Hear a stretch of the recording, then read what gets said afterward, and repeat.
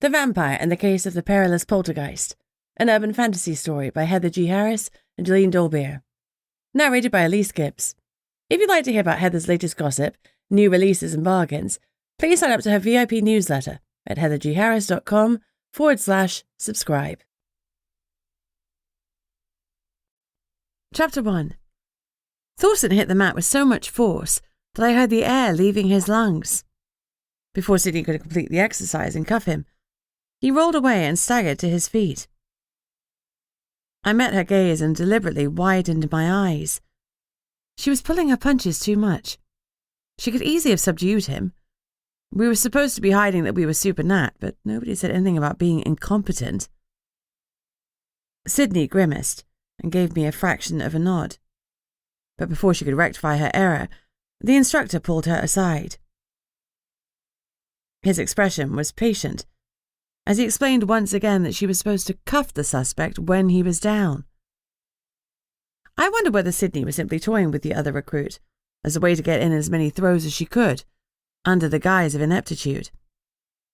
Theodore Thorson was an unmitigated arsehole. Young, blonde, and muscular, he wasn't bad-looking, if you didn't look too closely at his soul. But his ego was bigger than his, admittedly impressive biceps. Since day one at the academy, Thorson had seemed to have Sydney and me in his sights. I wasn't sure what his problem was, apart from the fact that we had the audacity to be women. But he didn't seem to have the same issue with any of the other females on the course. Early in the program, Thorson had made a massive effort to mix and mingle with everyone, but Sydney and me had been the obvious exceptions. He treated us like pariahs. Whilst the others had received well-meaning advice, a helping hand and friendly smiles from him, Sydney and I got hard glowers. In the beginning, he kept them off his face in front of the other recruits and the instructors, but as time passed, it was like he'd given up the mask of civility. We'd stopped trying to play nice too, and by this point in our training, the gloves were well and truly off on both sides. Thorson's face was flushed with anger, as his friends teased him for being thrown by a 5'2" dot of a woman. He was the human equivalent of a Russian doll, totally full of himself, and being beaten like this was eating him alive. Thanks to his overwhelming ignorance of what we were, he had no idea that we had more up our sleeves than sinew and muscle. When Sydney looked my way again, I gave her a wide grin and a thumbs up. Knock him dead. She nodded, then focused, as the instructor called for the two of them to engage again. They circled more cautiously this time, at least on Thorson's part. Previously he tried to blast right at her, thinking he could overpower her with his sheer size and his big dick energy. Now he knew better, and he didn't like it one bit. Men like him wrapped their ignorance around themselves like a cocooning glove. If someone ever told him that he wasn't God's gift, he'd probably faint. I watched closely. Had he learned his lesson? I doubted it. The irritating thing was if he actually used his brains rather than his brawn, he could probably take Sydney down because she was still second-guessing herself too much. Her uncertainty was clear in her eyes. She was battling imposter syndrome, big time. If Thorson was smart, which at times he did seem to be, he could use that hesitation against her. I watched his jaw clench and his fist bunch. God, he was actually going to go at her with a closed fist, which was totally against the rules. How the hot-headed fool was still on the course, I had no idea. The tension in the room rocketed. Clearly, I wasn't the only one who'd spotted the fist. I looked around to see if the instructor, Sergeant Blake, would intervene, but he was talking to one of the other recruits, and his back was turned to the bout he'd started. Real smart. My floppy heart gave a beat. Even with Sydney's supernat strength and healing, if Thorson hit her with a closed fist, he'd send her flying, and possibly knock her out for real. Physics could be a real bitch. I wanted to yell out a warning to her, but I didn't want to break her concentration and make the whole situation 10 times worse. My fist clenched. Should I intercede? Whilst it was my turn to hesitate, Sydney spotted the fist coming at her and jumped back at the last second, so that Thorson swung wide, and his hand whistled through the air instead. Sydney's eyes went black as rage swamped her. She was on the verge of shifting, and that was a major no-no. I looked around for a water source, and yep, every single recruit had a water bottle with them. Of course they did. There was more than enough water to call to Sydney's mere instincts. Instincts that were telling her to Hulk smash. "Take a deep breath," I yelled, and her black gaze flicked to me. I pantomimed deep breathing and gave a sigh of relief as she copied me. Her eyes leached from black to her usual warm brown. Thank goodness for that. Naturally, Thorson took advantage of her calming exercises to try and hit her again. But now she was focused on him. There wasn't a hint of her sunny nature on her face. She was on it. I relaxed and let a smile curve my lips as I watched the show. Sydney danced around Thorson for a minute or two. He was obviously mortified that she was still on her feet. His face was as red as a Brit's after a week abroad in Ibiza. His hair had flopped over his forehead, but clung to the sweat beading there. Sexy. By contrast, Sydney still looked fresh, with her long dark hair tied back in a low ponytail. She was as cool as a sea cucumber. Her jaw set as she feinted towards him, acting as if she was going to sweep his leg out from under him and take him down. He hastily countered by throwing out an arm to knock her back, but she dodged and jogged back before he could strike her.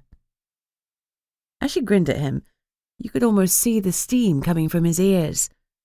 Instead of pausing and thinking, he charged her again, straight and fast like a raging bull, but without the huge swinging bollocks. Like last time, Sydney grabbed his extended arm. Using his momentum against him, she twisted her hips and sent him tumbling to the mat. This time she flipped him onto his washboard abs and cuffed him in seconds. To my trained eye, she'd used a little of her supernat strength, but only a smidge, so that it looked like a standard takedown. Smart. I clapped loudly, and most of the other recruits joined in. Only Thorson was silent as he all but ate the mat, and frothed at his own incompetence. Sergeant Blake came over, uncuffed him and helped him to his feet. Blake was tall and lithe, in his early 40s, and he always radiated an air of calm competence. I liked him a lot. He knew the value of positive reinforcement, unlike another of the instructors, Wilson, who would rather be pissed on than give a word of praise. "Great work, Fletcher," Blake said to Sydney. She preened a little under his approving gaze. She was such a teacher's pet. But I couldn't throw stones because I was the same. After years of being starved of positive reinforcement from my parents, praise from the teachers gave me nearly as much of a thrill as an orgasm. Yes, I had issues. Blake spent a few minutes running through what Thorson had done wrong, including highlighting the danger we get into if we bowed to our emotions in the field. Thorson's scowl deepened. Nice guy. Well-rounded. Clearly open to criticism. The sergeant ended the lecture with his personal motto, "Keep a level head." We all groaned a little. We'd heard the phrase roughly 60 billion times since we'd been at the academy. Apparently keeping your cool was important. Well, who knew? Obviously not Theodore Thorson. Blake's other tried and trusted phrase was, "Trust your gut." Now that, I already knew how to do. Once class was over, Thorson made a point of barging into my shoulder. He had the maturity of a tempestuous goat. He would headbutt you, then act like you were the problem. He glared at me. "You and your little friend better watch yourself, you rodent bitch," he sneered under his breath. That was a first. I've been called all kinds of bunny-adjacent names, but this was my first rodent. Maybe he did have 2 brain cells to rub together after all. I flashed him a grin and batted my eyelashes. "Why don't you say that louder? Are you afraid the little girl who handed you your ass might hear you?" He couldn't do anything to me, and he knew it. The academy would throw you out on your ear for lying, cheating, stealing, or abusing another recruit. Thorson had been pushing almost all those boundaries since we'd arrived 9 weeks earlier, though we hadn't crossed the line yet. He'd flirted pretty hard with Marjorie in the first week. She'd reported him when he hadn't seemed inclined to listen to her polite instructions to buzz off, and he'd been warned about curtailing his unwanted advances. He didn't need to add violence against another recruit to his already blemished record, and I didn't want to blemish mine, so I took the high road, ignored him, and walked out. We had 15 minutes before we had to be back in the classroom, and I wanted to text Connor. Thinking of my bow helped scrub the incident from my brain. Thorson had to be in my physical presence sometimes, but he didn't get any real estate in my mind. Since we had a break, Sydney and I hurried to the dorm room we shared with Margie. It was no coincidence that she was also a supernat. A witch. Margie was from the deep south, but she'd moved up from the lower 48 for a man. Once she was in Alaska, the man had dumped her. What an arsehat. Other than Sydney, Margie and me, there were only 3 other women in the academy, and no female instructors. The other 3 women were all paired, and slept in the next dorm over from us. The supernat men had also been segregated into one dorm on the other side of the break room. Separating the peds and supernats made it much easier for us to sneak out for our secret extra lessons that were focused on all things supernatural. Each dorm was set up for 4 people, but having only 3 of us in the small space was much nicer. The bathrooms were only designed for 2 sinks, 2 showers, 2 toilets, so someone always had to wait. Sometimes we only had 15 minutes each to shower. Homesickness was already wrecking me, and I dreamed of a 20-minute shower or maybe even a bath. Heaven. I didn't want to waste my break today in the bathroom. I needed contact with the outside world more than I needed to be clean. Instead, I threw myself on my bed and reached into my footlocker for my phone. There were 3 text messages waiting for me. Crap. What was wrong now? Chapter 2. My gut clenched because the first text was from Gunnar. Was something wrong with Fluffy or Shadow? Had someone died? Had the beast beyond the barrier gotten through? If it were the latter, Gunnar would have had his hands too full to send me messages, so I calmed my overactive imagination. I smiled as I opened it and saw pictures of a happy Fluffy, tail high in the air, and Shadow rolling around together. I drank in the sight of them. I missed them so much. Another wave of homesickness hit me. Something I never really battled with before. My home hadn't been all that good, but now I had a home to miss. Friends too, and a boyfriend only a fool would kick out of bed. Why on earth was I stuck in stupid Sitka when all I wanted was Port Log? Before I could second-guess myself, I hit dial and rang Gunnar. "What's up, Doc?" he answered, and his jocular warmth flooded me. "Hey," I said, as something in me settled. "How are you? How's Sig?" "Oh, we're both fine, Bunny, though we're missing our girls." "Our girls?" I grinned. "How are you doing?" Gunnar probed. "I'm okay. Thorson is wearing me down." He grunted. "I did some digging after you complained about him last time. For some reason I can't get his active file, but I can tell you why he has a chip on his shoulder. His dearest daddy is a senator, so Thorson has got delusions that he's somebody. That's probably why he didn't get bounced for hitting on Marjolaine." I sighed. "It's not what you know, it's who you know." "Oh, you're wrong, Bunny. And you're going to walk out of there with so much knowledge that you'll prove that to him. Chin up. You got this." I swallowed past a sudden rock in my throat. "Tell Bunny I send love," Sigrid hollered in the background. "And tell her we're taking great care of Fluffy and Shadow." "Did you hear that?" Gunnar asked. "Hard not to." I smiled wryly. "She sure has a holler on her." "Oh, don't I know it," he grumbled, but the affection in his voice was clear. "I've got to go. I just wanted to check in." "Oh, sure thing." "Send our love to Sydney, too," Sigrid called. "I will. Speak soon, boss." I rang off. Home. It wasn't even a place. I rolled my shoulders a few times, then tackled the next message. I grimaced. It was from my mum. I hesitated, as I had with the other 30-plus messages she'd sent me, and in the end decided against opening it, like the others. As far as I knew, Mum had kept my secrets from Dad. But there was so much in my headspace right now that I didn't have room for her. I was still processing all the hard truths about my life and the lies they told me, and I was still unsure about the amount of contact I wanted with her. But right now, the answer was a resounding 0. I was here at the academy to learn, to gain the skills for the life that I wanted, and Mum had no place here. Maybe I'd opened some of her messages when I was home. Home. There was that damned word again. I pulled up the last message before I got too emotional. Thank all that was holy that it was from Connor. It was like he knew I needed him even when we were miles apart. I smiled and opened it. "Oh, there's a Connor message. I know that dreamy face," Sydney teased. I threw her a flat look and she laughed. I read it quickly. "I miss you, Doe.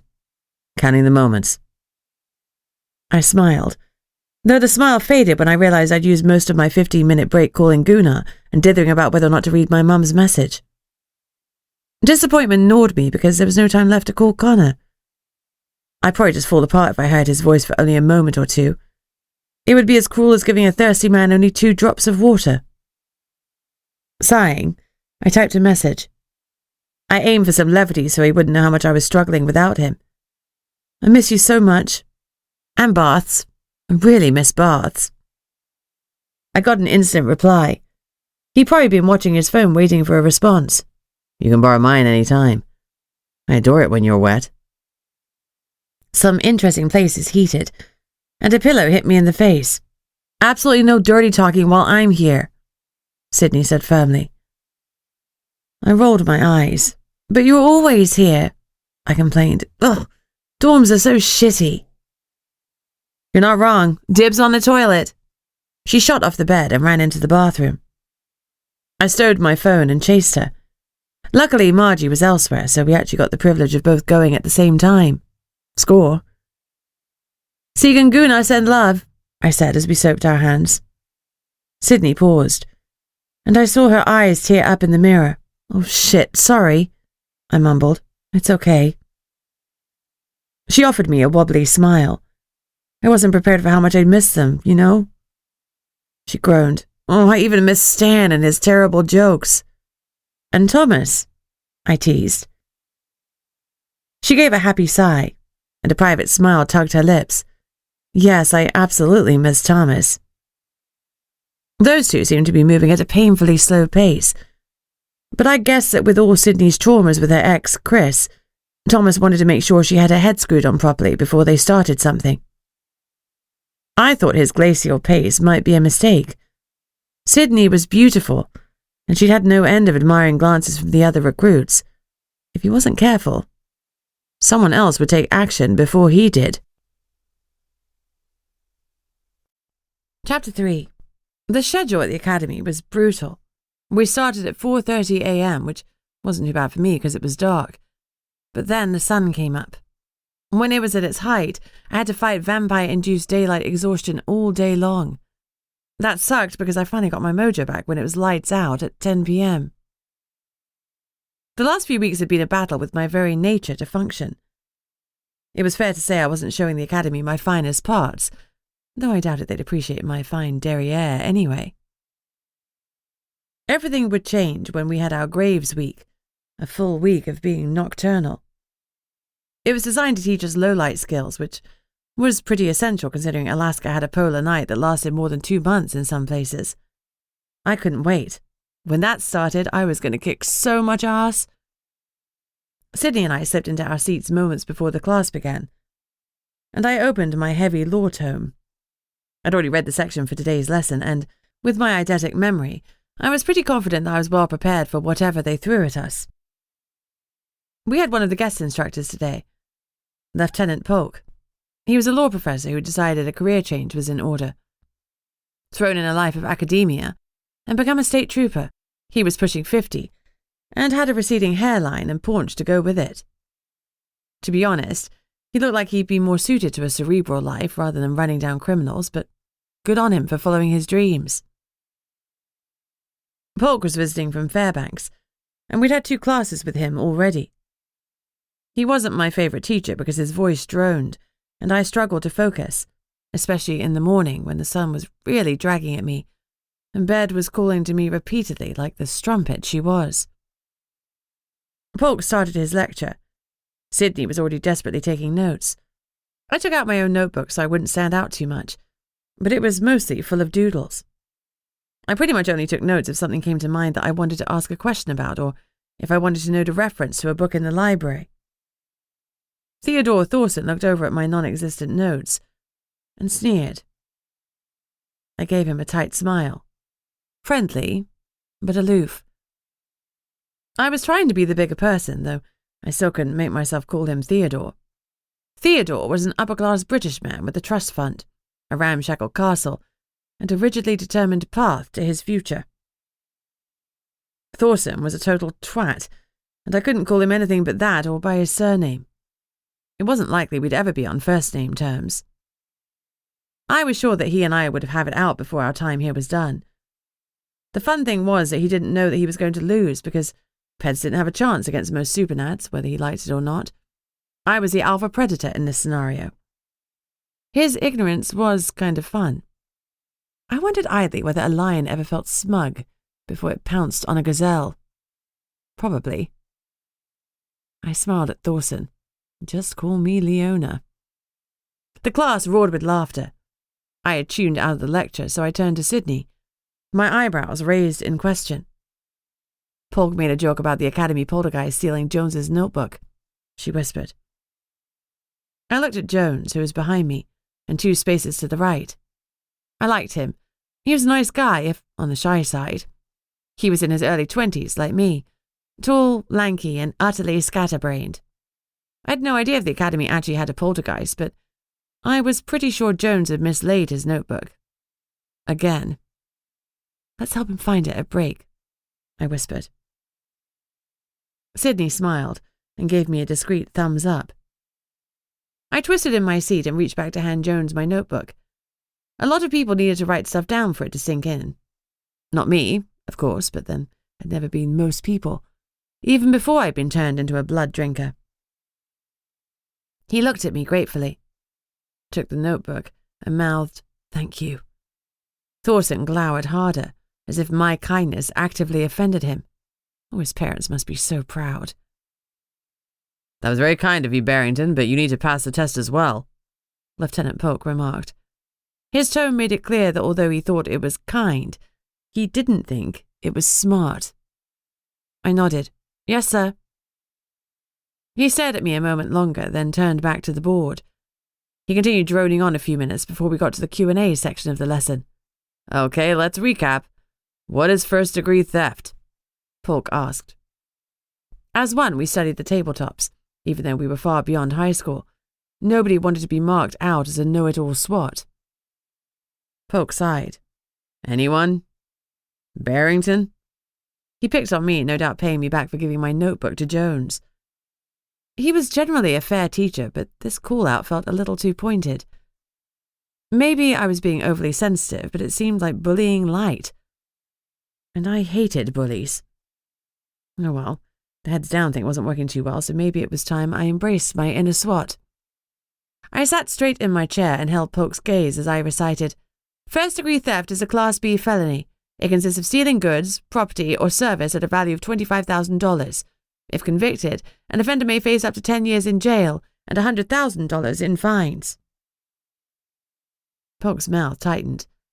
That wasn't what he wanted from me. He'd wanted me to fail. What a charmer. His eyes narrowed. "What if they have no prior convictions?" All eyes flicked to me again. It was like a swatty version of a Wimbledon tennis match, as their heads swiveled back and forth. The atmosphere was tense, and Jones was looking at me with wide eyes. This wasn't what Polk had been lecturing about, but had been in the reading that I dutifully devoured. "The offender will probably be given 1 to 3 years in jail." Polk grunted affirmation and turned away. Sydney nudged me with her elbow and whispered, "Good job." I gave her a quick smile. I could feel the anger rolling off Thorson and his cronies. His shoulders were tight, and he twisted in his seat to glare openly at me. This time I didn't bother to smile or make nice. What was the point? He was determined to despise me no matter what I did, so I might as well embrace showing him up. I was done pandering to his delicate ego. I'd be civil because, thanks to my mum, manners were as much ingrained in me as speaking English. But I wasn't taking his crap anymore. I was done playing nice. Chapter 4. Class continued until our midday lunch break. Polk tried to trip me up one more time, but lost interest when he realized I had the answers. Sydney got one question which she handled beautifully, and Thorson got one that, annoyingly, he answered correctly. Poor Jones fumbled through his question and got it mostly right, but he earned another verbal jab from the lieutenant that made me fume. I was grateful when it was time for lunch. Nobody needed me to be tired and hangry. Sydney and I hurried to our room to put away our books, and for me to drink a hasty cup of blood. Since we were supernads, I was allowed a small refrigerator next to my bed to store blood. The truth about us was need to know, and most of the students and instructors were not need to know personnel, so the rest of the staff had been told I had a medical issue and needed to keep my medicine cool. The fridge had a combination lock so no one could open it, and see rows of blood bags waiting for me inside. Only the head of the academy, Lieutenant Fisher, and one of the instructors, Sergeant Marks, were in the know. Polk, Blake, and Wilson knew nothing of the hidden supernat world, and Fisher had made it very clear to us on our first day that it must stay that way. Sydney, Margie, 4 male students, and I were supernat recruits. Marks had commented that 7 was an unusually high number for one intake because most academy cohorts only had 3 or 4 supernats, so I guess the stars had aligned and tipped the scales in our favor. The current group, PED and supernat combined, had comprised 40 students to start with, although 3 of the PEDs had already dropped out. I had a fridge, but no microwave, so I drank my blood cold. I tried not to gag on the thick, gloopy substance, and did my thing by plugging my nose and downing it in one. Margie and Sydney kept a lookout for me as I downed the coppery vintage. When I was done, I put the empty bag in a sealed bin marked for medical waste. "You hunky-dory, Bunny?" Margie asked in her perpetually upbeat tone. I gave her 2 thumbs up, then the 3 of us headed down to the cafeteria. The blood boost had given me a little extra energy to fight the daylight fatigue that was pulling at me. You'd have thought that the food would be institutional at a place like this, but it was actually really good because the local restaurant had tended for the catering, and we were treated to bang-up meals every day. It was, without a doubt, my favourite thing about the academy. Every day we had the choice of a sandwich, soup, and salad for lunch. Today I left the salad well alone. We'd already done physical training, takedown training, and had a lap around the obstacle course, so we were all starving. Our intake was split into 4 squads, with 10 members in each. At lunchtime, we were supposed to sit with our squad for team building or some such shit. Sydney, Margie, and my squads were all down a guy. The only full squad had some of Thorson's henchmen in it, and a couple of the male supernats. Harry was a caribou shifter, and Eben was a witch, though I didn't know which type. I grabbed a laden sandwich, some soup, and a cup of water from the buffet, then sat next to Danny, the other supernat in my squad. He was a raven shifter. The only other bird shifter I'd met was Edgy, but he didn't like to shift after he'd lost his arm in a horrible accident. Danny didn't have the same issue, and every chance he got he fluttered around in bird form. I didn't blame him. I'd do the same if I could fly. Flying was cool. "Hey Danny, how are you today?" I asked, before I bit into my turkey sandwich. "I'm all right. I saw what Thorson tried to do to Sydney on the mats. She handled that well," he said quietly. "Yeah, he must have been a slippery baby." Danny burst out laughing. "Remind me not to piss you off." "Don't piss me off," I said absently, then frowned. Still, it's a good thing she was paying attention because he could really have hurt her. We supernats healed fast, but that didn't mean that getting hurt was a walk in the park. Well, for one thing, it really hurt. When I'd been shot, I'd nearly died. Of course, that was back when we didn't know I was a hybrid with a heartbeat, and Connor and I still didn't know what that meant for my immortality. Living forever was the main perk of being a vampire, I'd be so pissed off if I guzzled blood and still aged and died after a normal lifespan. The thought of leaving Connor. Danny picked up his sandwich. I heard we have a new TAC officer coming in tomorrow to replace Polk. TAC stood for training, advising, and counselling. Polk may have been okay at the T part, but he sucked at the A and C. Hopefully the new guy would be better. Oh, good, I grunted. I don't like how Polk picks on Jones. It's not the first time he's done it. I talked to him about it, Danny admitted. My eyebrows shot up. The balls on this guy. Really? What did he say?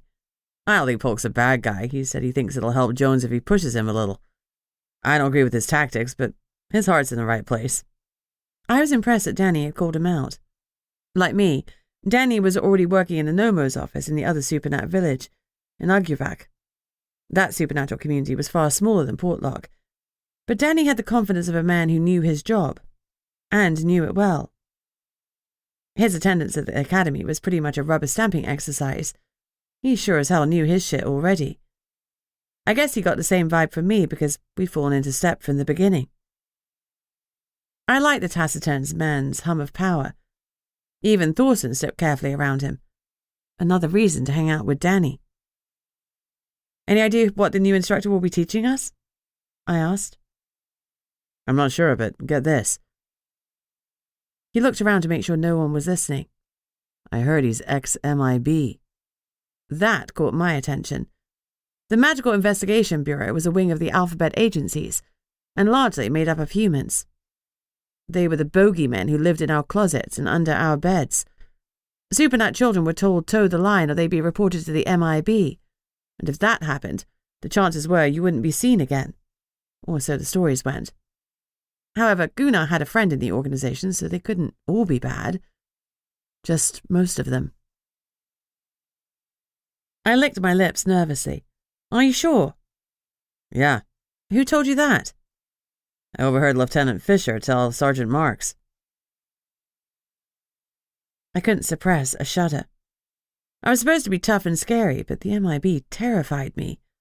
A dark government entity with the job of watching supernats, among other things. Felt creepy and stalkerish. I hoped the X part about the new instructor was accurate. Would he know what we were? Would he care? I changed the topic, though I resolved to be on my guard. Sydney and I are going to go look for Jones's missing notebook after we eat. Are you game? Sure, I'll join in. I like the guy. He's scattered, but he's smart. He'll make a good trooper. Like me, Danny didn't give a toss that Jones was human. He was a good guy, no matter that he wasn't supernat. I appreciate that. Thanks, Danny. I took another few bites of my sandwich. Since you're sneaking around and overhearing stuff, did you happen to hear any scuttle on what the next squad challenge will be? He laughed. I wish. Sorry, Bunny. I didn't hear anything useful. I finished my sandwich and started on my soup, glorying in not having to tip the spoon away and eat it daintily. In fact, I finished by slurping it directly from the bowl, much to Danny's amusement. Were you raised by wolves? He asked. I grinned. The opposite. My mum is the biggest control freak going. Well, got it. He paused. So slurping is a screw you to your mom? His grin widened. You know she can't see you, right? It's the rest of us who are suffering, one of the other squad members muttered. I sniffed. It doesn't matter. I know. I signaled Sydney, Jones and Danny, and the four of us set off to find the missing notebook. It was exciting to do something other than train. The repetitive nature of our activities was getting to me big time. I needed an adventure or I'd crack faster than a phoenix egg. There was 20 minutes of lunchtime left, and I intended to use it to solve the mystery of the missing journal. Okay, so maybe I was engineering a mystery because I was bored stiff, but I didn't care. I wanted to solve something. Now. My mystery muscles were in dire need of a flex. Chapter 5. We hastily searched the common areas and split up. Danny went to look in Jones's room. I took the classrooms, Sydney took the gym and the mat room, and Jones scoured the break room. Nothing. When we reconvened outside, Jones looked more downhearted than usual. It seemed increasingly likely that someone had deliberately taken the notebook to mess with him. We had a few minutes left on the clock, so we agreed to do a quick search outside. My money was on the obstacle course because we'd had a session out there during the morning's physical training session. Jones had sworn he'd had the notebook the previous night, although he had denied taking it to the obstacle course. "Sydney, if you'll take my books to the next class, I'll do a quick run around the obstacle course," I said. "Are you sure?" She looked doubtfully at the clock. "It'll be tight. You don't want to be late." "I'll be fast. Vamp speed, if no one's looking." I winked. She took my books. Good luck. Sydney and the guys had a quick look outside, whilst I raced off. I sprinted to the back of the academy and scanned around each obstacle, where the recruits had waited their turn. I was so engrossed that I wasn't paying attention to my surroundings. Triumph filled me as I spied a blue notebook, partially hidden under a bush. "Yahtzee!" As I leaned over to snag it, a foot hit me in the side and sent me flying to the ground. I landed on the hard, cold earth with a groan, but adrenaline was pumping through me, and my earlier blood boost was kicking in, and I surged to my feet with inhuman speed. Before my attacker could get in another kick, I brought up my fist to protect my face like the academy had taught me. When Thorson tried to kick me again, I blocked him, easily. Thorson wasn't alone. 3 of his cronies spread out around me, faces twisted with similar expressions of hatred. Charming. "Not so smug now, are you?" he sneered. "I'm still a little smug," I retorted. He threw another punch, and I blocked it again, using a little more of my vamp strength and speed. Thorson flinched. My speed had made it a very non-human move, and he picked up on it. At least on some level his lizard brain knew I was something to fear, and that riled him to no end. I sidestepped as he tried to grab the notebook out of my hand. Rather than engage, I spun around, ripped it from his grip, and took off in the opposite direction. It meant I'd have to take the long way around the building to get to class, but I didn't want to deal with the bully and his minions. His time was coming, and I'd make sure it came like a freight train when I was well supervised, so I'd have 0 black marks on my record. Thorson's anger was easy to play with, and angry people made mistakes. As Blake loved to say, you got to keep a level head. Well, mine was as straight as a spirit level, and Thorson's was as empty as the bubble inside it. I knew I'd get another shot at him, and soon. I slid into my seat a beat before the lecture started. The instructor was Sergeant Marks. He was average height, medium build, and rather unremarkable to look at, with nondescript short brown hair and brown eyes. He knew what I was. He slid me a curious expression as he took in the notebook in my hand and the mud on my clothes. But he said nothing, and got on with teaching us the ins and outs of Mirandizing. Happily, Thorson and the others rushed in a full 2 minutes late, huffing, puffing, and red-faced. I didn't even try to stifle my smug smile. Arseholes. The academy didn't dole out punishments as such, but you were expected to toe the line, so the men received a hard frown from the instructor and were given the first lessons. Since they'd missed the beginning of class, they got 2 of them wrong, and Thorson threw me a hate-filled look that was getting old. He needed a hobby. He'd be a much nicer person if he took up crocheting, and then he could get incandescent with rage every time someone mistook his work for knitting. When Sergeant Marks's back was turned to write on the board, I slipped Jones his notebook. He gave me a bright smile and looked at me like I was the second coming. "Thank you," he mouthed, and handed back my notebook. I'd have to photocopy the notes he'd made in it for him.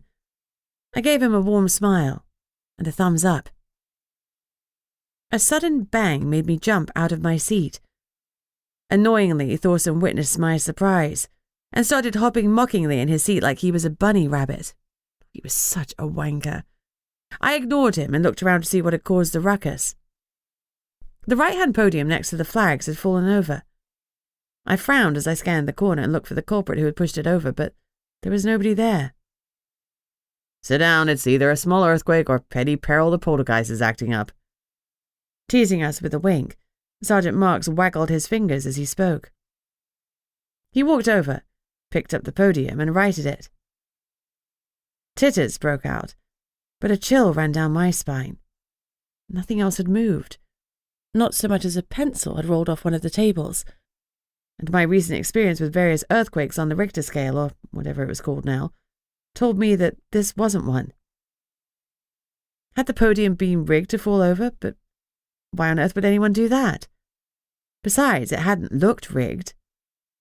Marx knew about all things supernat, so I could only assume that the poltergeist comment wasn't a joke. Many a true word spoken in jest, indeed. I caught Sydney's eye. She'd obviously reached the same conclusion because she also looked grim. Maybe Jones had dropped his notebook when we were doing the obstacle course, although he said he hadn't. Or maybe. An uneasy shiver ran down my spine. Maybe his notebook had been misplaced by a malevolent spirit. We'd had some experience with those at Portlock. Even when they were ensnared in ancient jewels, the trap Benchy spirits had wreaked havoc. The experience was all too fresh, and I shuddered at the thought of confronting more spirits. I didn't mind a foe I could face, whom I could reason with or punch in the face, but ghostly apparitions weren't really my jam. I looked around, watching for any other weird movements, but nothing else happened, and slowly, my focus shifted back to the lesson. We practiced Mirandizing and moved on to the next topic, but I couldn't stay focused. I kept wondering about that poltergeist.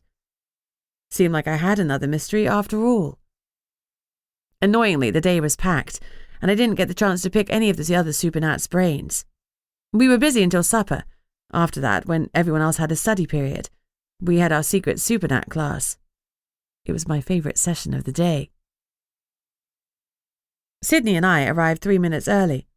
Luckily, the sergeant was already in the classroom, so we rushed in to ask some questions. "Sergeant, is the poltergeist real?" I demanded. "Or an ongoing joke?" Sydney interjected, a shade desperately. She looked more than a little nervous, and alarm bells started ringing as I studied her. What experience did she have with poltergeists? Marx looked at me first. "Poltergeists do exist, but before today I put the occasional rumors about Petty down to some good-natured teasing." Sydney and I looked at each other. "So it wasn't a prank?" I pressed. "The podium definitely wasn't rigged?" He frowned and shook his head. "No, I checked it after class. There weren't any wires or anything underneath it that could have made it fall. In fact, it's very heavy and sturdy, and I struggled to push it over in the same way." Since he was a bear shifter, that was saying something. "Have you heard of any other strange incidents lately?" I asked. The sergeant looked at me, amused. "Are you missing having cases to solve?" he teased. He pressed on without waiting for a response. "Don't worry about it, ladies. From the stories I've heard, the poltergeist is playful, but not dangerous. He's nothing to worry about. Go on now, sit down. The others will be here in a moment." We sat down reluctantly. Clearly, Marx considered the matter closed. I slid Sydney a look, and her eyes said the same as mine. He might consider it closed, but we both knew it was still as open as a frame, without a door. Chapter 6. Our supernat classmates filed in. Danny sat to my right, Sydney to my left with Margie next to her, and Harry, Eben and George behind us in the back row. Eben always sat at the back, and his posture and expression suggested he'd rather poke out his eyes with needles than waste his time in Marx's lessons. I guess you'd find the lessons dull if you were raised supernatural, but for me, they were fascinating and the highlight of the course. I loved learning more about magic and the community I'd found myself in. We'd been learning about the various supernats in the known population. Marx had admitted in our first lecture that a lot of the information he had was educated guesswork, because each group was so secretive. He taught us to take nothing as gospel, not even what he taught us. He said that our most important weapon was our gut instinct, and I believed him. My gut certainly spoke to me, and some of the time it said stuff other than feed me. In the past 9 weeks, I had learned about vampires, magic users and shifters, but I was still amazed by the many different supernats in the world. Today we were examining witches. They got a good amount of billing time because there were so many different types of them. I already knew about elemental and hearth witches from my short time in the Nomo's office, but they were just the tip of the iceberg. I could undoubtedly learn more if I spoke to my mother, but hey, there's a reason they say that ignorance is bliss. What I'd learned so far was that there was a witch for everything. Weather? Sure. Plants? Yep. Moon? Absolutely. Then there were forest witches, and witches who had an affinity for oils and other minerals. The list went on and on. No wonder Liv strutted around Portlock like Billy Big Balls. A lot more people answered to her than I'd realized. As the sergeant finished writing on the board, I turned to my fellow students. Word to the wise, make sure you don't go anywhere alone. Thorson found me outside and tried to beat me up. He got in a good kick before I saw him. Marks paused for a moment, before continuing to write. Danny looked ready to spit nails, so I cut him off before he could start. Don't worry about it, I'm already healed, and I'm on the alert. There's no way he can catch me if I have room to run. You need to tell Fisher. Thorson should be able to pick on female students. Danny growled. For a raven shifter, he sure had predator vibes. Any student, I corrected, not just female ones. I smiled to take away any sting he might have felt from my correction. Danny blinked. Well, you're right, of course. We shouldn't be able to pick on anyone. I agree, but I also need to complete this course, and I don't want to get into trouble for something that no other witness can corroborate. Thorson's goons aren't going to say anything. They didn't dirty their hands by touching me, but they stood by and did absolutely nothing. I frowned. To be honest, all four of them seem to have had issues with me since day one. I swear I haven't done anything wrong, but for whatever reason, they've all been against me. Thorson's the most vocal of the bunch, and the others seem to defer to him. Anyway, don't worry. The second we have an audience, I'll make sure he's seen putting the boot in. Danny nodded reluctantly, but the other students looked somber. Sergeant Marks turned around and asked pointedly, Any questions about yesterday's lesson before we start? To my surprise, Eben raised his hand. What's the difference between an elemental witch and an elemental? I perked up. I'd never heard of elementals, and neither had any of the others by the look of them. I had the ability to call fire, so could I be an elemental rather than an elemental witch? It seemed unlikely, but I was happy to grasp at straws if they pushed me further from my mother's clutches. Besides, my secret hybrid status threw everything into question. Marks perched on one of the desks and smiled. That's a very good question, Eben. He clearly wanted to engage him more in the class. Elementals, as opposed to elemental witches, have a different source of power. Elementals draw on the actual power from the earth. Water, air, fire, and earth, whereas a witch's power is innate and is drawn from their own essence. Some elemental witches can link to the power of the earth through charms and spells, but it's difficult except for the very strongest of them. Elementals are more powerful than elemental witches, but they were nearly wiped from existence during the Dark Ages, together with other supernats. Although they're almost immortal, they don't reproduce quickly. Consequently, they keep to themselves and rarely mix with peds or others from the supernat society. I raised my hand and waited until Marks gave me a nod. Sarge, where would you find an elemental? I'd never even heard of them. Why would you have, Barrington? Your records show you haven't been a supernat for very long. Elementals aren't well known, even amongst supernats. They prefer a hidden existence. But have you heard of a hag or a nymph? Those are the elementals most supernats have heard about. I hadn't heard of hags in a supernat sense, though I'd heard old women called hags as an insult. My classmates were giving knowing nods, however. Hags generally live underground and are an earth-based elemental. Marks continued. They have a largely humanoid appearance, with the exception of their metal teeth and nails. Some have twig-like hair, but not all of them. I shivered. Metal teeth and nails sounded threatening. I wouldn't want to bump into a hag on a dark night. Or any night, for that matter. Nymph is a general term for water elementals. Quite a lot of love has sprung up around them. If you know any Greek myths, then you'll have heard of various nymphs. Some were even considered gods or godlike. They aren't quite as humanoid in appearance, and most can't leave water, so they don't interact as often with humans as hags have in the past. I had heard of nymphs, nereids, and naiads, so I guess they'd had a better press than other elementals. Any other questions? Marks asked. I had thousands, but I'd asked so many in each class that I let them slide for now. I didn't want my classmates to get annoyed. No one liked that person. As Marks was about to continue with our lesson, Lieutenant Fisher burst in. "Follow me," he said urgently. "We have a problem." Chapter 7. Lieutenant Fisher was a tall, striking man with a tight military haircut, brushed through with silver. He was probably in his late 50s, but he was still very fit. It was unnerving to see him so rattled.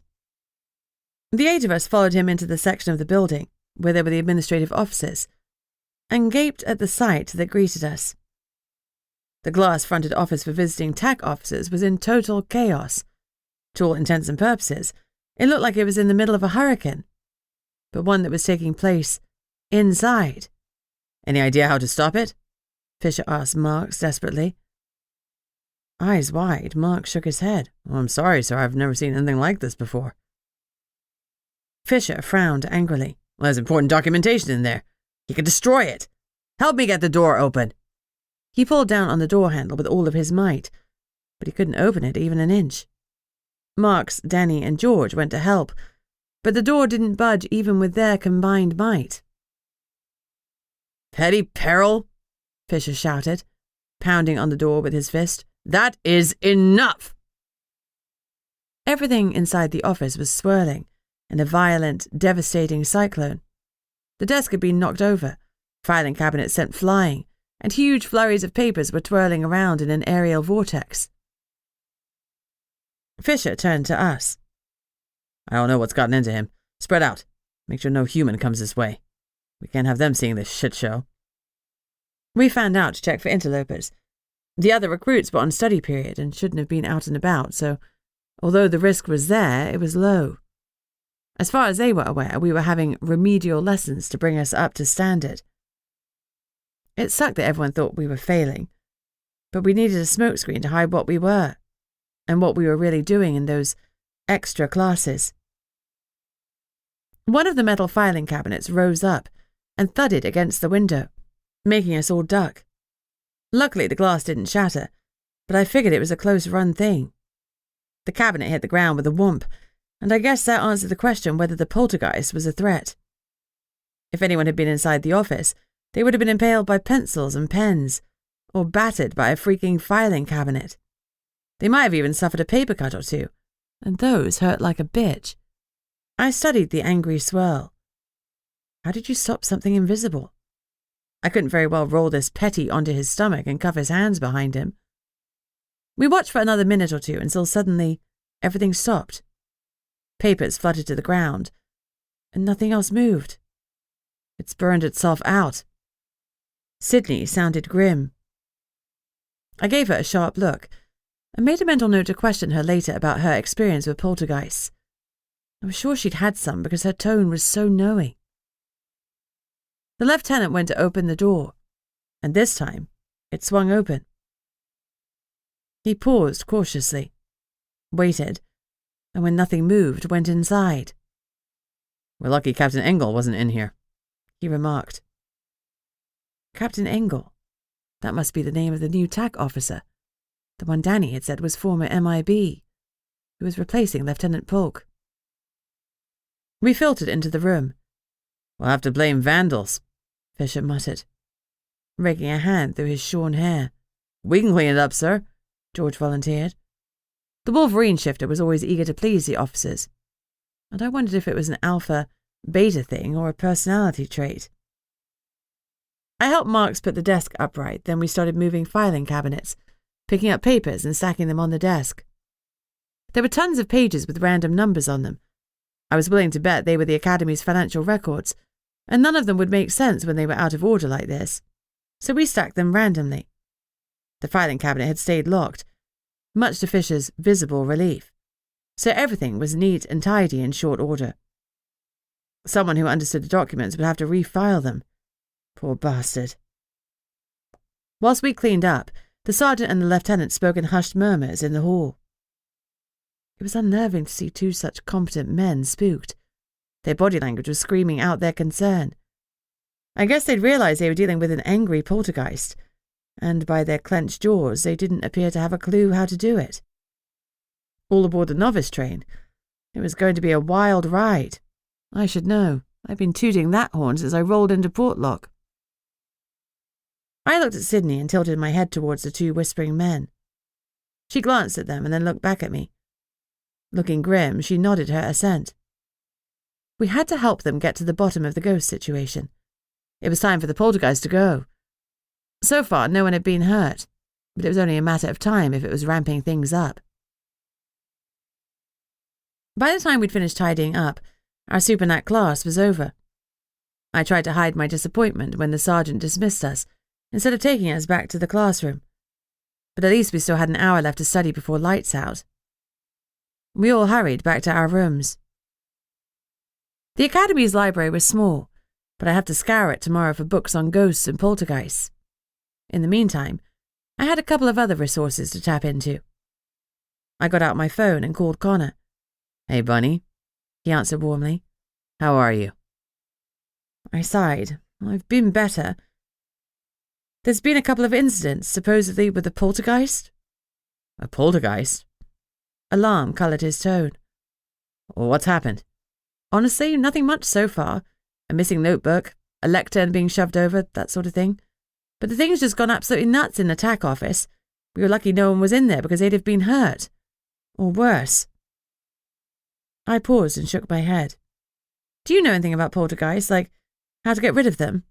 I asked hopefully.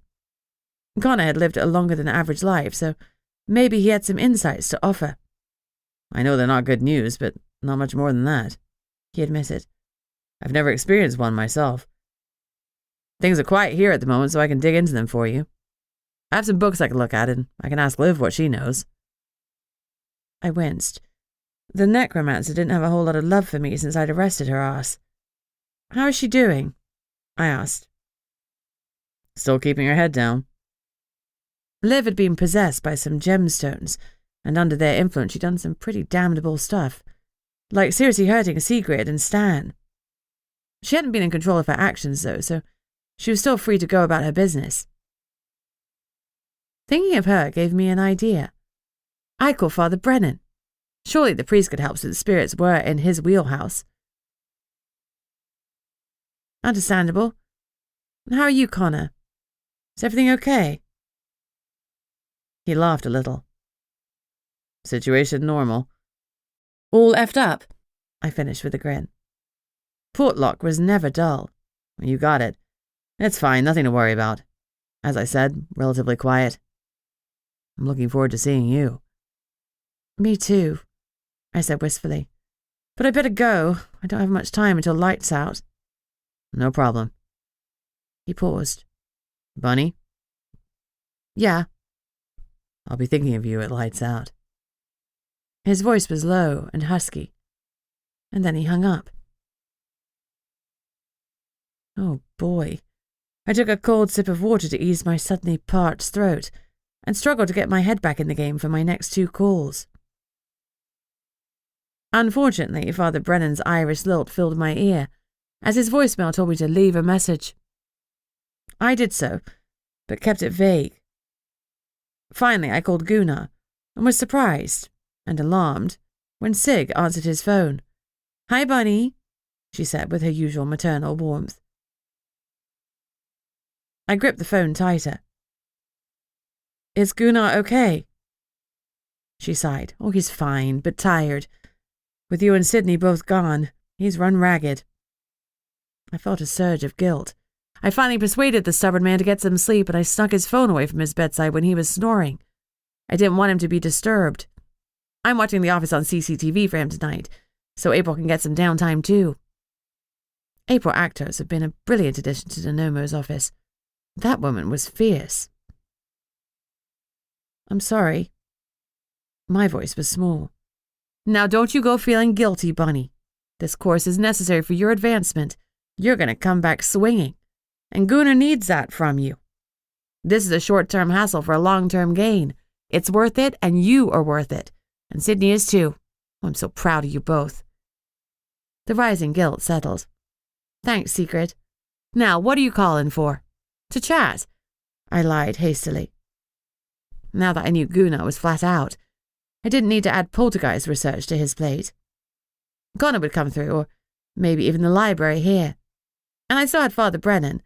I had plenty of lines to tug, so I could call Gunnar another time if I got desperate. I won't call again, I promised Sig. Don't you dare stop calling, she scolded. Well, that man loves you with all of his big heart. He'd be crushed if you stopped checking in. You hear me? Sig was a hearth witch, and she was often all cuddles and gentle curves. But today her tone brooked no argument.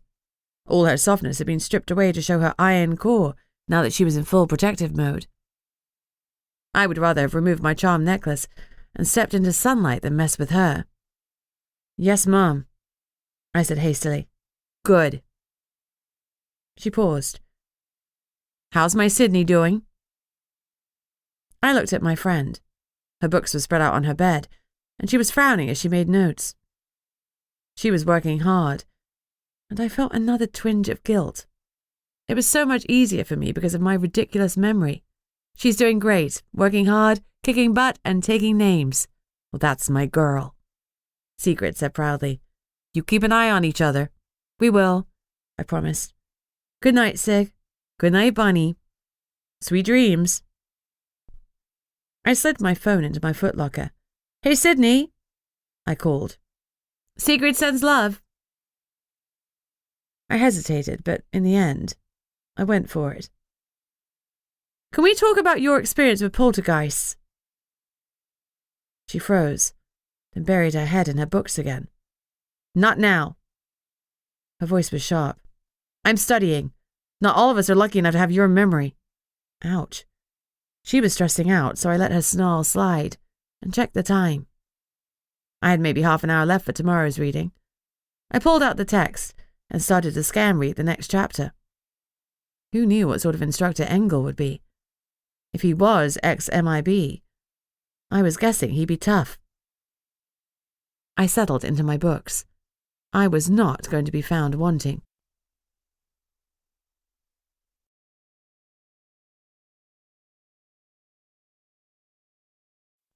Chapter 8.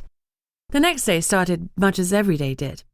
The monotony of the academy was one of the things that I struggled with. My Portlock life was wild and varied, and no 2 days were the same. Being away had made me realize how much I relished the chaos. Physical training that morning was particularly tough, and I had to work at keeping my fitness within the realms of a normal human. I was dying to outperform Thorson, but I held myself back. After a sweaty session with grumpy Sergeant Wilson, we practiced takedowns. We were being tested on them soon, and I wanted to be perfect without relying on my supernatural strength and speed.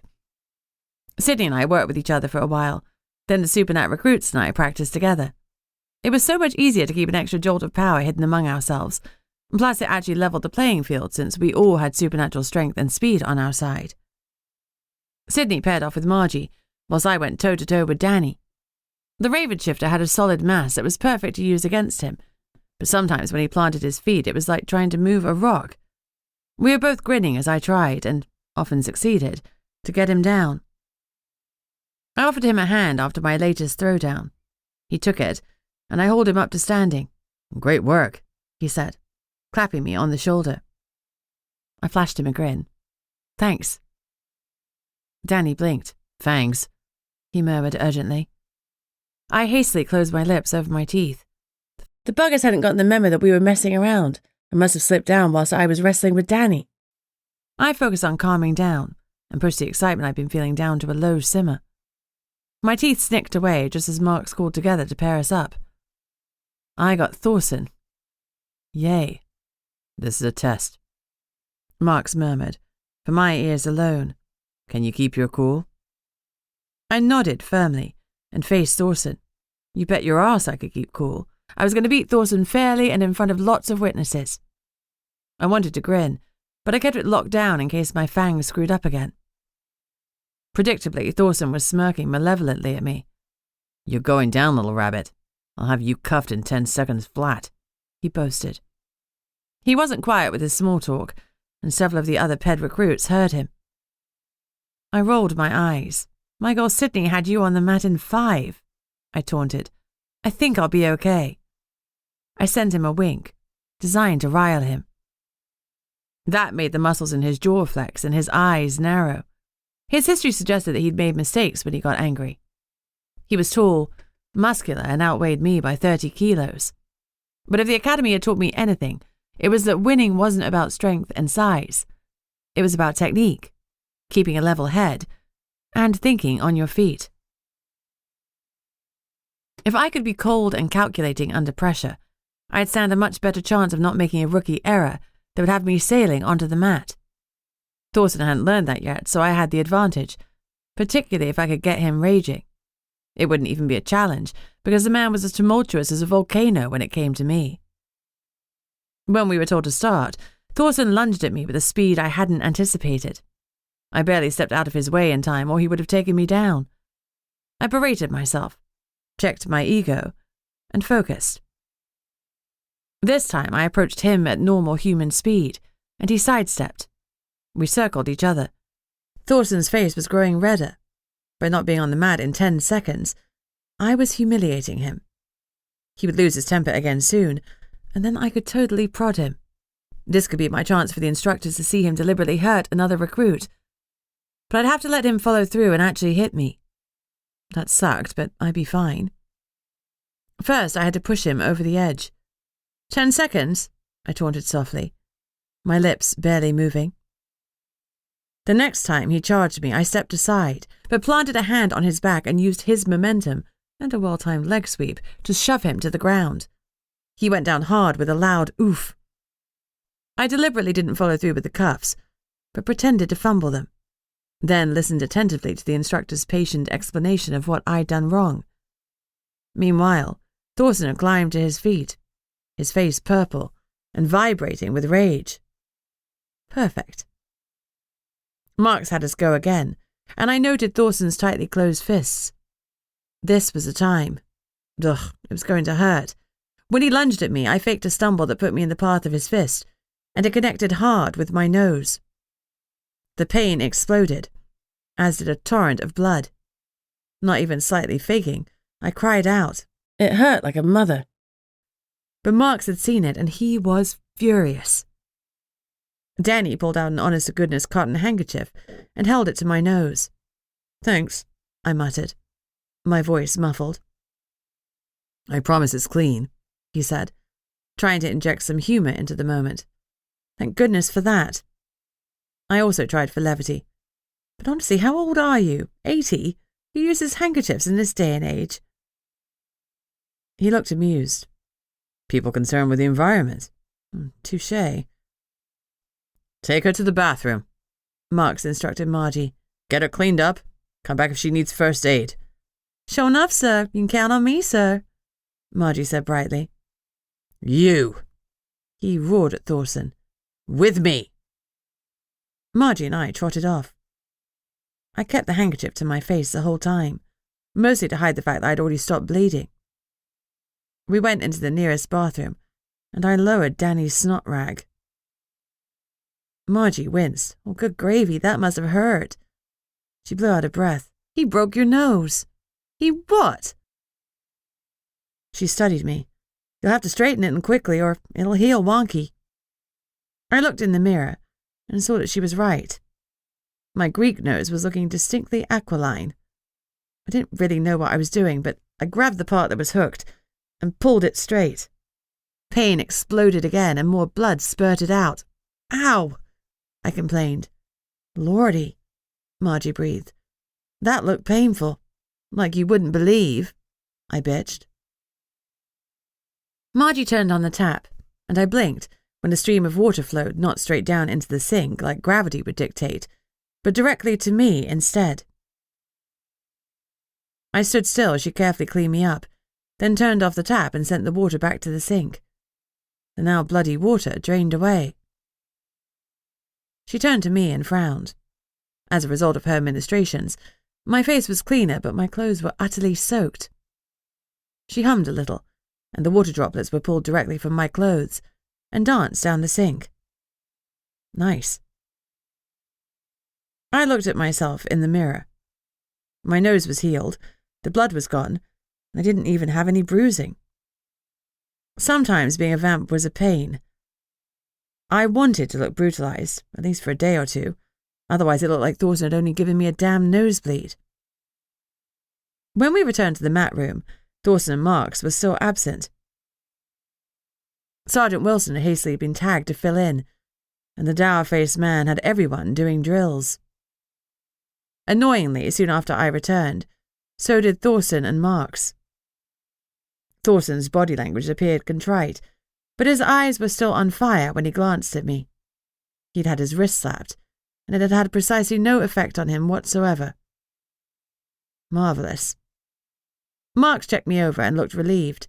I showed no signs of the blow other than the remaining blood on my gym clothes. He called us over and gave a crisp lecture about maintaining our professionalism and not allowing perps or our fellow recruits to push our buttons. I couldn't believe it. It looked like that bastard Thorson was going to continue his classes with no more than a telling off. Like he was a toddler that couldn't control a tantrum. Ugh, I'd have to devise a better plan. One that showed him going out of his way to hurt someone. Preferably one of the supernats, since we could take it. "You okay, Bunny?" Jones asked quietly. "That looked like a real hefty punch." "You didn't pull it, that's for sure," I agreed darkly. "But I'm okay." "You're a tough cookie." His gaze was admiring, maybe a little adoring, and he was looking at me like I'd look at a puppy. I gave him an awkward pat on the back. Whoops. Looked like my kindness to Jones had landed me with a bit of an infatuation. I'd have to make sure to let him down gently because I was all fixed for a boyfriend. Thinking of Connor made my heart twinge. God, I missed him more than scones and jam. I couldn't finish the course quickly enough. Chapter 9. Captain Engel dealt with the financials for the school and taught a few classes when he wasn't in Anchorage doing his regular trooper job. Lucky him. He was our instructor for the morning session. The atmosphere was tense. We were obviously divided between those who thought Thorson was a hero and those who thought he was a pillock. I was pleasantly surprised to find myself surrounded with plenty of people, peds and supernats, who were willing to offer me their support and send a clear message to Thorson that his behaviour would not be accepted. I watched Engel as attentively as I could, given the depth of boredom his material inspired in me. He was probably in his early 40s, dark-haired and muscular. If he'd retired from the MIB, he didn't look like any retiree I'd ever seen before. His eyes were dark and brooding, and, despite the unholy level of tedium in his glass, there was something that felt inherently dangerous about him.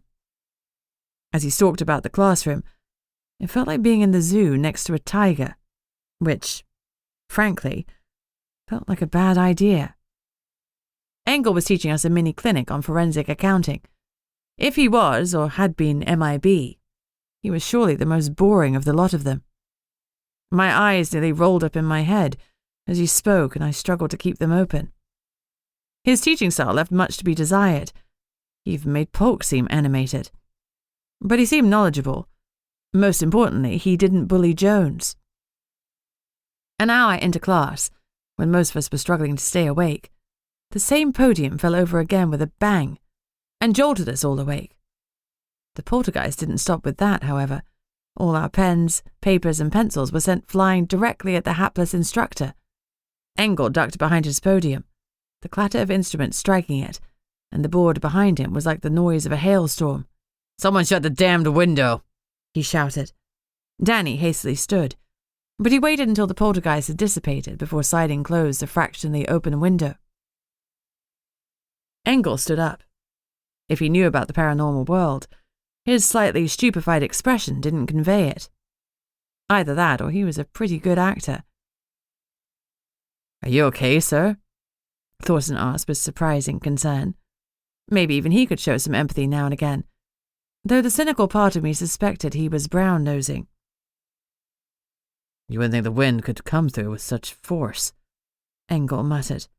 "I only opened it a little for some fresh air." Nobody pointed out that the trees outside were wholly still. He was bleeding from various superficial cuts, so we took a quick break whilst he cleaned himself up. Then he continued his lousy lecture like nothing had even happened. When the lecture finished, we were divided up and taken to either the gun range or the obstacle course. My squad and Sydney's were at the range. Unlike the revolver that Gunnar had started me with, the Academy used Glock 17s. It was a commonly used police gun, though I hadn't shot one before. It was a different experience because the safety mechanism was built into the trigger. The advantage was that it was far faster in an emergency since all you had to do was point and depress the trigger fully to get it to work. Since I'd been practicing regularly with Gunnar, I was a decent shot and sailed through my turn. I'd started to really enjoy shooting because it was the one exercise where your skill wasn't dependent on your physical strength. With a gun in my hand, I didn't have to hide anything. Sydney wasn't keen on shooting, but she'd been around Gunnar since she was 17, so she knew how to do it. She aced her turn too. We rotated through our shotgun and rifle time. The Academy used Remington 870s and Colt AR-15s, which were fun to shoot. We had the same models back at the Nomo's office, so I'd yet to see them out of the gun safe since the werewolf incident.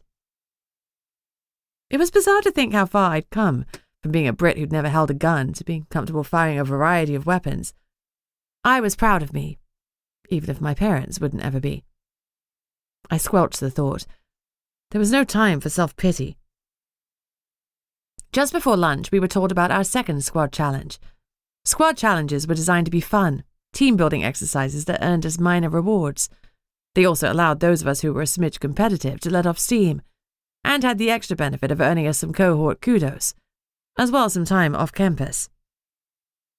The challenge was scheduled for after lunch. We had to go into Sitka, locate 5 different totem poles, have a squad photo taken with each of them, then return to the Academy. Whoever returned first with the photos won an extra hour's sleep in the morning, and could skip physical training. An hour extra in bed was a small thing to look forward to, but I mostly wanted to make sure Thorson didn't win it.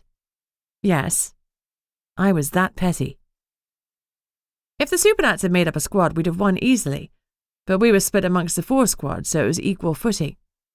The squads were divided as much as possible between men and women. My squad put together a plan during lunch. It looked like today I was having grilled chicken pasta salad, with a side of sneaky strategy. As we finished eating, we agreed to go and get our phones.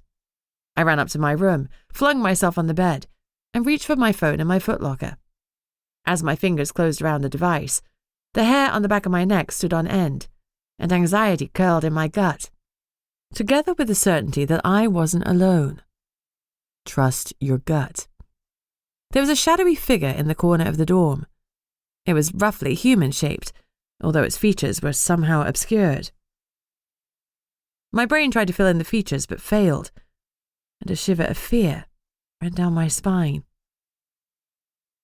I pushed myself up to a sitting position, feet on the floor, ready to fight or to run. As my nerves stretched taut, a series of low moans came from the apparition. My sharp hearing could almost pick up words, but I couldn't quite make them out. It was like there was some weird disconnect between my ears and my brain. As I continued to sit there, staring stupidly and not responding, the spirit grew agitated. It spoke again more forcefully, but I still couldn't understand it. All traces of fear left my body as I concentrated on its desperate attempt to communicate. Regretfully, I shook my head. "I'm sorry, I can't hear you." Frustrated, it swirled around the room and under a bed at the far end. The bed lifted 3 feet off the ground and slammed back down, and a foul scent like rotting eggs and meat filled the air. The ghost rushed towards me and then vanished. My lethargic heart gave a solid thump as I tried to analyze what had just happened. For some reason, my lizard brain hadn't been afraid. Trust your gut. Right. Well, the weird thing was that my gut was saying that maybe the poltergeist wasn't as malevolent as we thought. Chapter 10. I wiped my hands down my uniform pants and hurriedly grabbed my phone, shifting my eyes around the room in case the poltergeist came back. I wished I had time to talk with Sydney, but she was meeting with her team. I pulled myself together, hurried down to join my squad, and together we hit the ground running. We were now equipped with sat-nav should we need it. There were no express rules against it, so at least we'd know where we were going if we were somehow separated. Jones, who was in our squad, was local, and he knew where to find 5 of the closest totem poles. Over lunch, he'd sketched out a route for us to take. Another of Blake's golden nuggets was that having a local was a real advantage. One of our earliest lessons was about using local intel. There was a reason law enforcement often used confidential informants. We set off under Jones's direction. It was over a mile jog, but we were relatively fresh. Even so, I constantly had to remind myself to stay in the middle of the pack to avoid suspicion. My ego wouldn't let me run at the back, but I happily kept pace with Danny. Jones, whose lanky build hid a competitive long-distance runner, took the lead easily. He was almost visibly increasing in confidence as we moved. We had one of Thorsen's besties in our squad, Frederick Miller, and I watched him doing his level best to keep up with Jones. Presumably he'd intended to be the front runner, but Jones's long stride stopped him. I kept a cynical eye on Miller. I wouldn't have been at all surprised if Thorsen hadn't given him instructions to sabotage our group. Hopefully Miller's self-interest would win out, though I wouldn't have bet on it. As we trotted to our first totem pole, my phone vibrated with a text from Connor. I suppressed a girlish squeal of delight and checked it. I emailed you what I could find about Poltergeist. Most of the lore is vague, so not a lot of good info. I'm still digging into it. Love you. Love you, I tapped back, keeping my response short, since texting while jogging was surprisingly hard. I was salivating to check my emails and dive into the information. But this was one of the times where I needed to live in the moment. I was in the middle of a competition and pride wouldn't allow me to give it less than 100%. I slipped my phone back into my pocket and pushed a little harder to catch up with Danny. He gave me an inquisitive look. Boyfriend, I said. Ah. Danny was a chatty soul. It started to rain. It could rain here even in late autumn, but that was better than ice or snow. I should have been better prepared. Oh well, I wouldn't melt. We ran faster and soon saw the first totem pole. Jones arranged us, and I asked a tourist to take our squad photo with my phone. Then we were off to totem number 2. Jones had taken us into the Sitka National Historic Park, where there were a lot of totem poles, so luckily it was close by. We rushed through the park, successfully hitting pole after pole. With all 5 photos secured, we started back towards the academy at top speed, or top human speed. As we were leaving the park, we passed another squad that had evidently had the same idea. But the other 2 teams were nowhere to be seen. Fingers crossed they hadn't gone back before us. I could really use that extra hour to investigate what the fuck was going on with that damned poltergeist. Happily, we beat Thorsen's squad to win the contest by 3 whole minutes. I couldn't restrain my victory dance. I was more than willing to shove our success in his face, one wild hip gyration at a time. Yes, I was provoking him, but he did stupid things when provoked, and getting him kicked out of the academy was almost as much a target of mine as finding out about Poltergeist and successfully completing the program. We'd won the extra hour in the morning, and I intended to make the most of it in the academy library.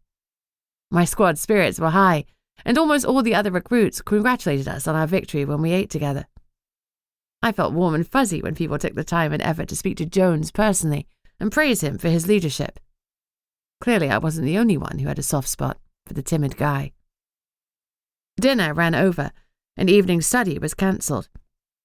I should have been cheering, but losing another Supernat lesson stung. I did my best to paste on a happy face and mingle. When we were finally released back to the dorm, I pulled out my phone.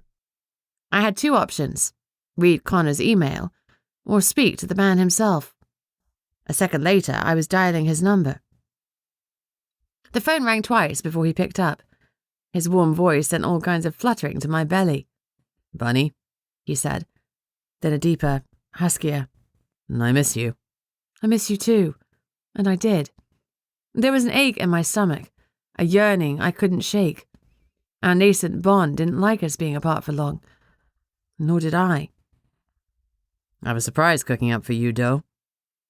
My eyebrows shot up. What kind of surprise could he get to me while I was here? I considered the possibility that he might be sending me a care package, since we were allowed those. But then it occurred to me that the commander's weekend was fast approaching. A whole 3 days off. We had to stay on the island, but there was no PT. No classes. A buzz of excitement hit me. If I was wrong with my deduction and all Connor was sending me was some more tea bags, I'd be gutted. "Are you coming to see me?" I squealed. Oops. I took a breath and tried to chill. Squealing was unbecoming in a detective. Connor's chuckle rumbled through the tinny phone speaker. I pictured leaning against his chest as it vibrated against me. Yum. "I can't fool a detective," he teased. "But there's more to it than that, and there's no way you'll deduce this one, so you'll have to wait." Waiting was not my strong suit, though I got better at it during the last few weeks. Hurry up and wait was not only a mantra in the British military, but also in the Alaska State Troopers. Every morning after PT, it felt like the next class was always deliberately held up to keep us waiting. Stand by to stand by. Indeed. Still, if Connor wanted to surprise me, I would let him. I did my best to relax and tried to ignore any changes in the timbre of his voice. "How are Fluffy and Shadow?" I asked. "They're fine." He reassured me. After a pause, he addressed the question I really wanted to ask. "Reggie's still struggling with holding his human form, so he rarely shifts. He seems happier as Fluffy. Only Gunnar seems to make him comfortable enough to take on his human skin." He sounded mildly amused and a little exasperated. "And Shadow is Shadow. He does whatever he wants and gets mad if you don't think he's cute while he's doing it." I laughed. No matter what kind of supernatural being he truly was, Shadow was most definitely a cat.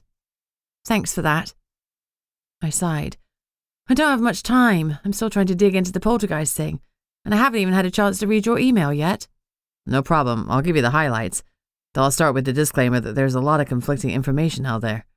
Some sources say you can get rid of a poltergeist, or at least calm one down, by cleansing the area it haunts.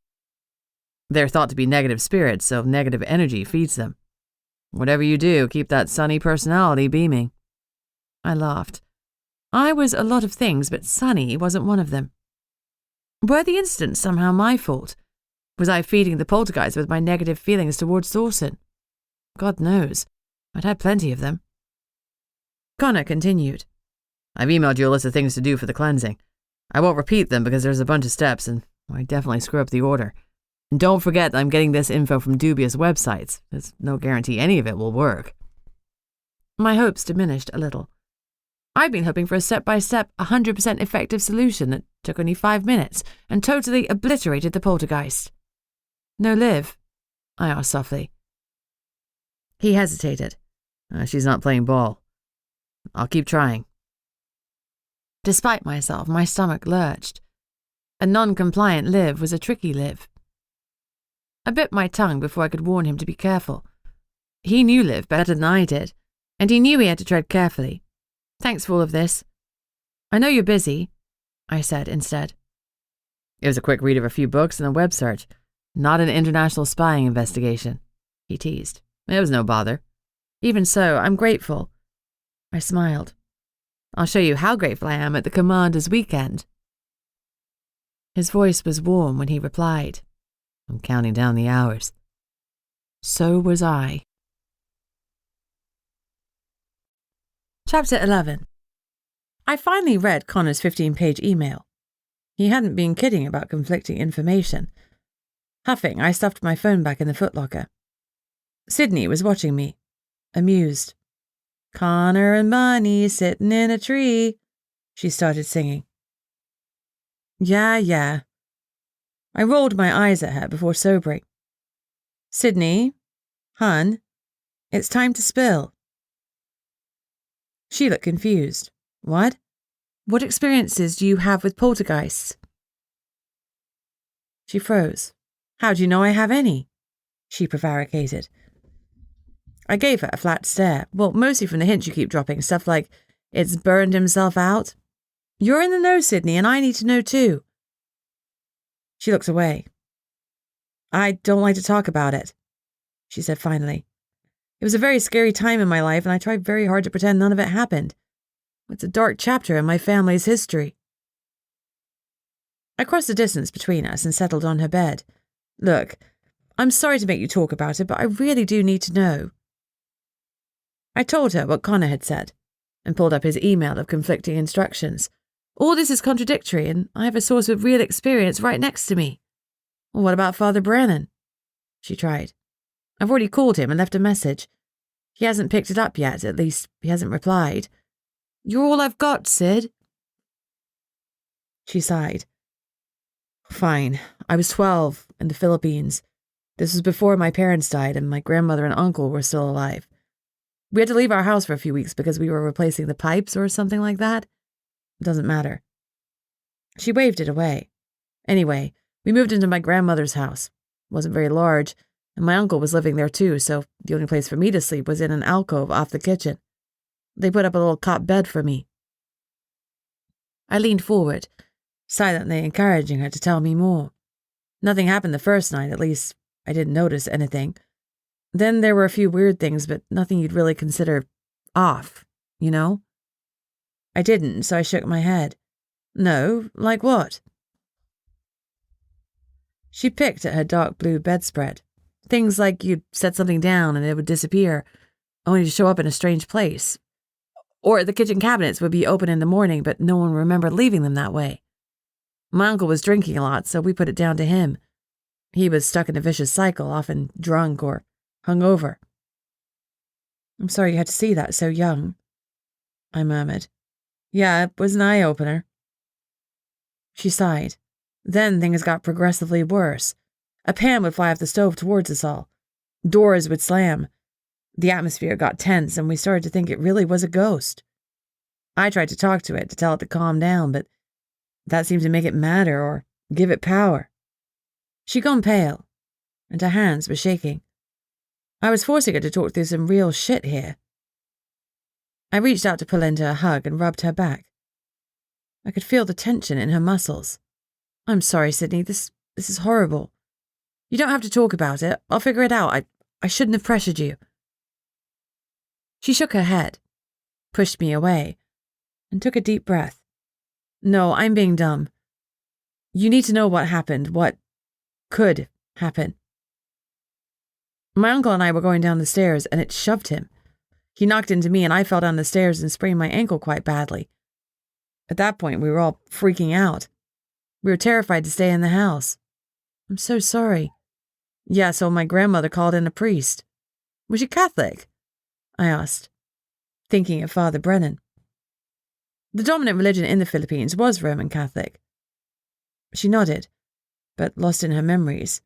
She didn't speak for a moment. I prompted, Did the priest get rid of it? If so, I was going to start hounding Father Brennan. She shrugged. He seemed to because all the activity stopped for a time. But then it came back even worse, like we'd made it even madder. By then we moved back to our own house, but my grandmother refused to be driven out of her home, and she and my uncle stayed there. She licked her lips, until one day it pushed my uncle down the stairs again, and this time, it snapped his neck. After that, Grandma came to live with us, but I'm sure the stress and the death of one of her sons led to her early death. I squeezed her hand gently. God, that's awful. Oh, I'm so sorry, Sydney. She gave a sad smile. It was a long time ago. After my uncle died, the police found his partial fingerprints in the system. Turned out he was a serial rapist. His death led to a lot of cold cases being solved. I gasped, feeling at a total loss. I wanted to say something comforting, but I had absolutely nothing. That was horrible. Sydney gave a bitter smile. I told you it was a dark time. The police guessed that one of his attacks had gone further than usual and the poor girl had died. He'd buried her in the garden, and she'd taken up residence in my grandmother's house as a poltergeist. She'd grown in power until she killed my uncle. And after that, she left. but the truth of my uncle's darkness killed Grandma as much as his death. Poltergeist scare me, Bunny. With damn good reason. She looked me straight in the eye. We have to get rid of this one, before it kills someone. No shit. Her tale made my radar hum. She might not have noticed it, but her story painted the poltergeist not only as the killer, but also as a victim. And something about the apparition's desperation when it had appeared to me had suggested the same. If that were true, who did it want to wreak vengeance on? Because my money was currently on Engel. Chapter 12. Connor's email had a bunch of actionable tips, one of the most obvious of which was the practice of saging. The problem was that I couldn't leave the building so close to lights out to find some white sage or any of the other things he'd mentioned, so that was out for now. However, Sydney was friendly with one of the dinner ladies, and she said she'd try and scrounge some from the kitchen when she could. Apart from the sage, one of the other things was the prayer to St. Michael.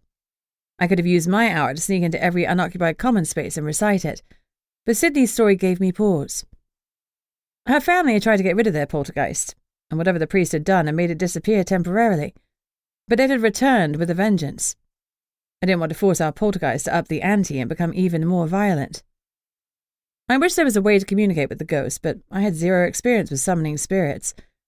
I froze at that thought. I didn't have zero experience because I'd summoned Aoife on several occasions. Could she come to me this far away from Port Lock? She managed to communicate with the spirits in the gemstones, though admittedly they were banshees like her. Even so, it was definitely worth a shot. If Aoife could communicate with other spirits, maybe she could ask our poltergeist to stop.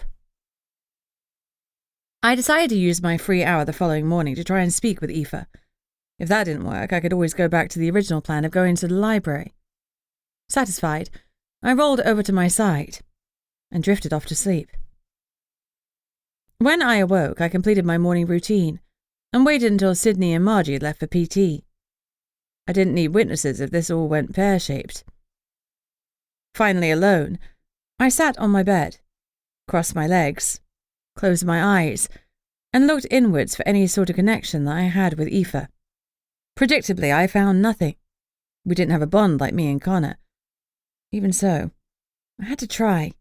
"Aoife," I said loudly, "I need your help. Please come to me." I opened one eye. Nothing. I sighed, closed my eyes, and tried again, injecting a little more force into my voice. "Aoife Sullivan," I called sharply. Then I entreated, "If you can travel this far, please come, Aoife." The wheedling tone clearly worked, because I felt a wave of freezing cold air. I opened both eyes, and Aoife was standing before me, her colourless hair floating about her in an invisible wind. Like a typical teenager, she'd assumed a pouting position, arms folded across her chest, hip cocked, flat look.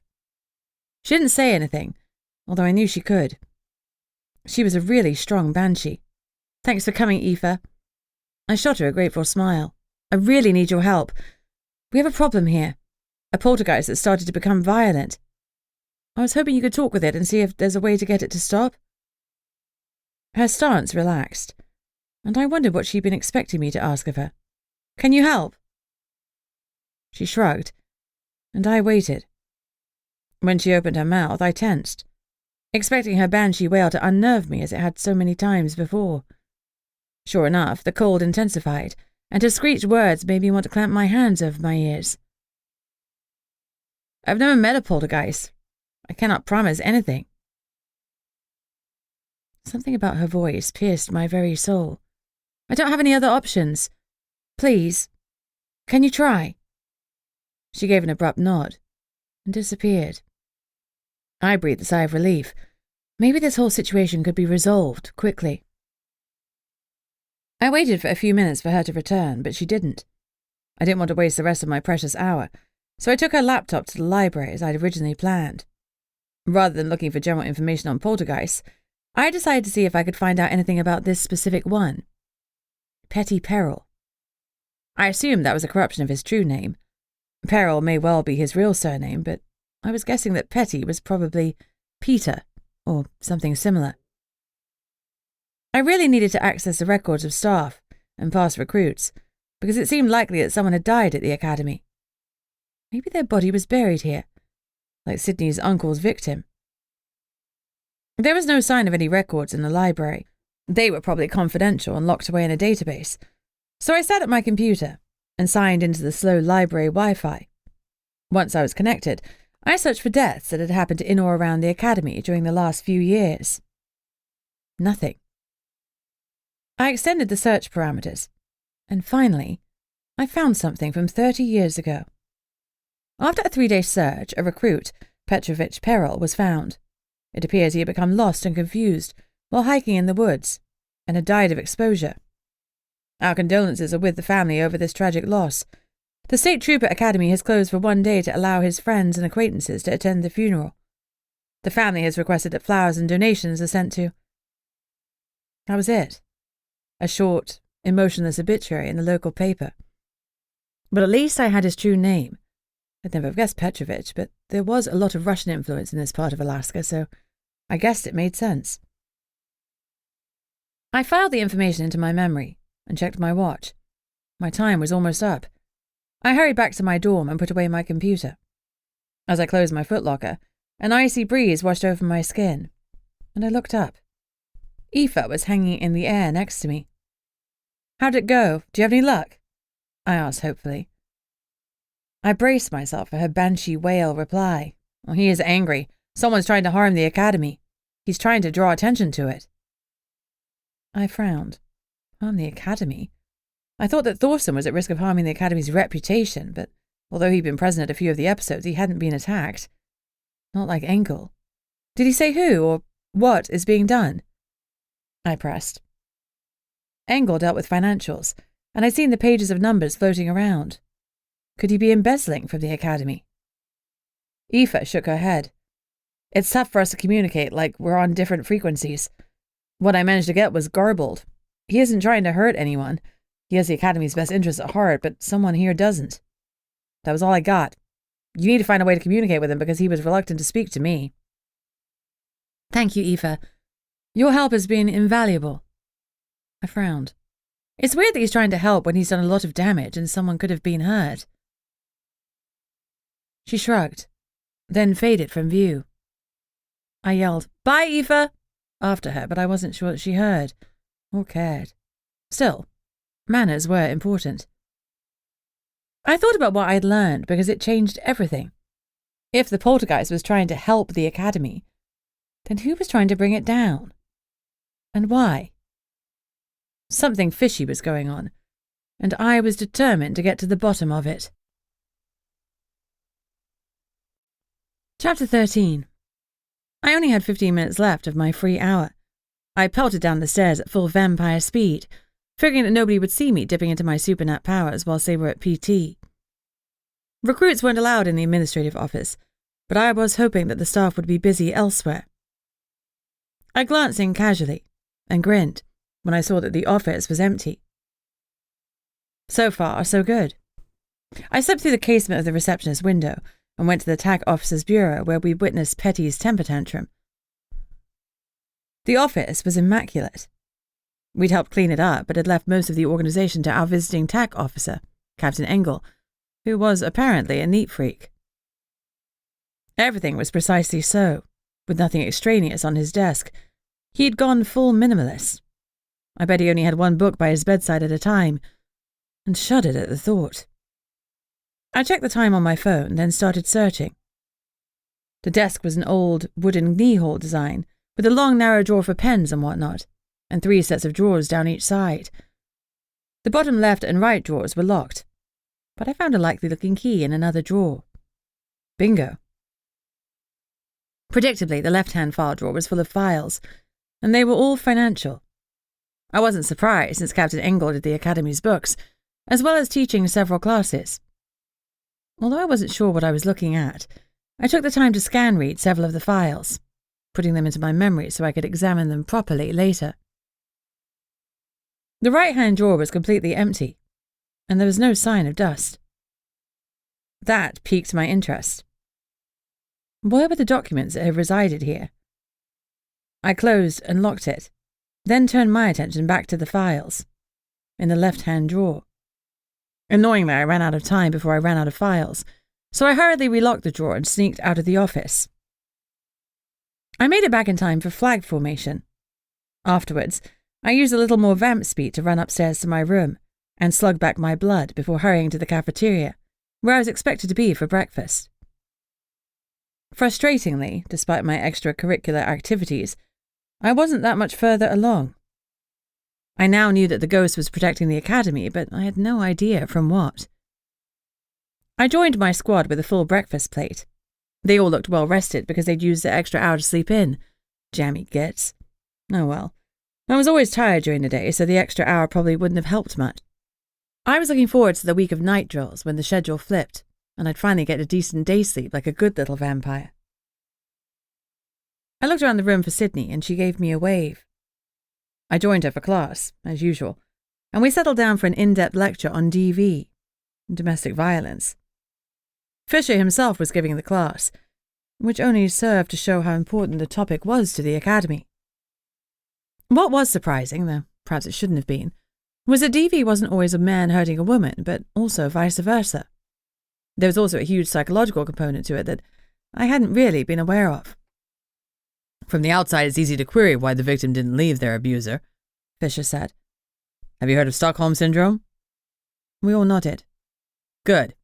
Jones, what is it? Jones cleared his throat and looked mildly anxious at being called on by the head of the academy.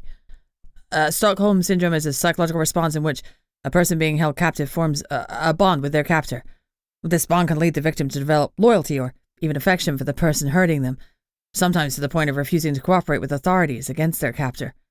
It develops as a coping mechanism because the victim's mind seeks to find some level of safety or stability in an otherwise terrifying situation. Looking pleased, Fisher nodded. You absolutely nailed that, Jones. You're right. Same thing applies to victims of domestic abuse who often want to protect their abuser, which makes arresting that abuser a heck of a lot harder.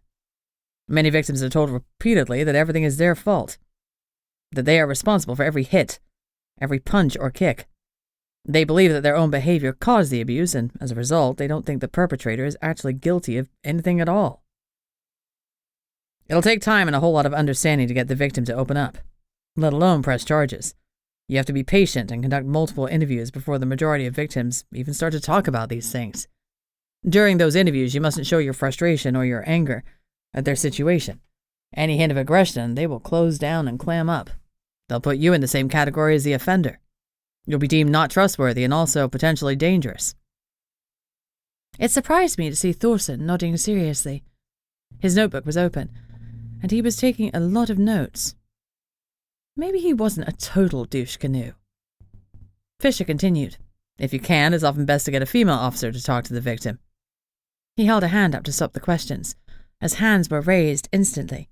I'm not saying that because the victim is more likely to be female, but because, whether you like it or not, women come across as being less aggressive and more empathetic.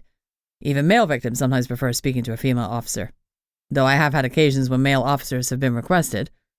Regardless, whoever interviews must be calm, quiet, and attentive. You must listen. You should never interrupt. He paused. If you take nothing else from the course, remember this. There are occasions when you should shut up and listen. Am I clear on that? We nodded. What should you do?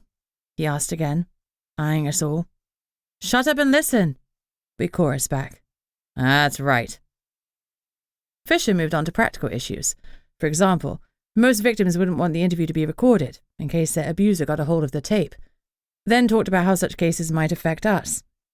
He flagged up the need to assess our own mental health, particularly after dealing with particularly difficult or triggering cases. Some of the case studies he ran through were enough to make me feel physically sick. The whole class had been a real eye-opener. Finally, we did some role play, and it was good to see everyone taking it really seriously. By the end of the morning session, I felt a lot more prepared to deal with DV, though I hoped I wouldn't have to, because it made me think darkly of my sire, Franklin, and how different life might have been if I'd bowed to his demands and joined the conclave. Knowing about Stockholm Syndrome had me considering that episode in a new light.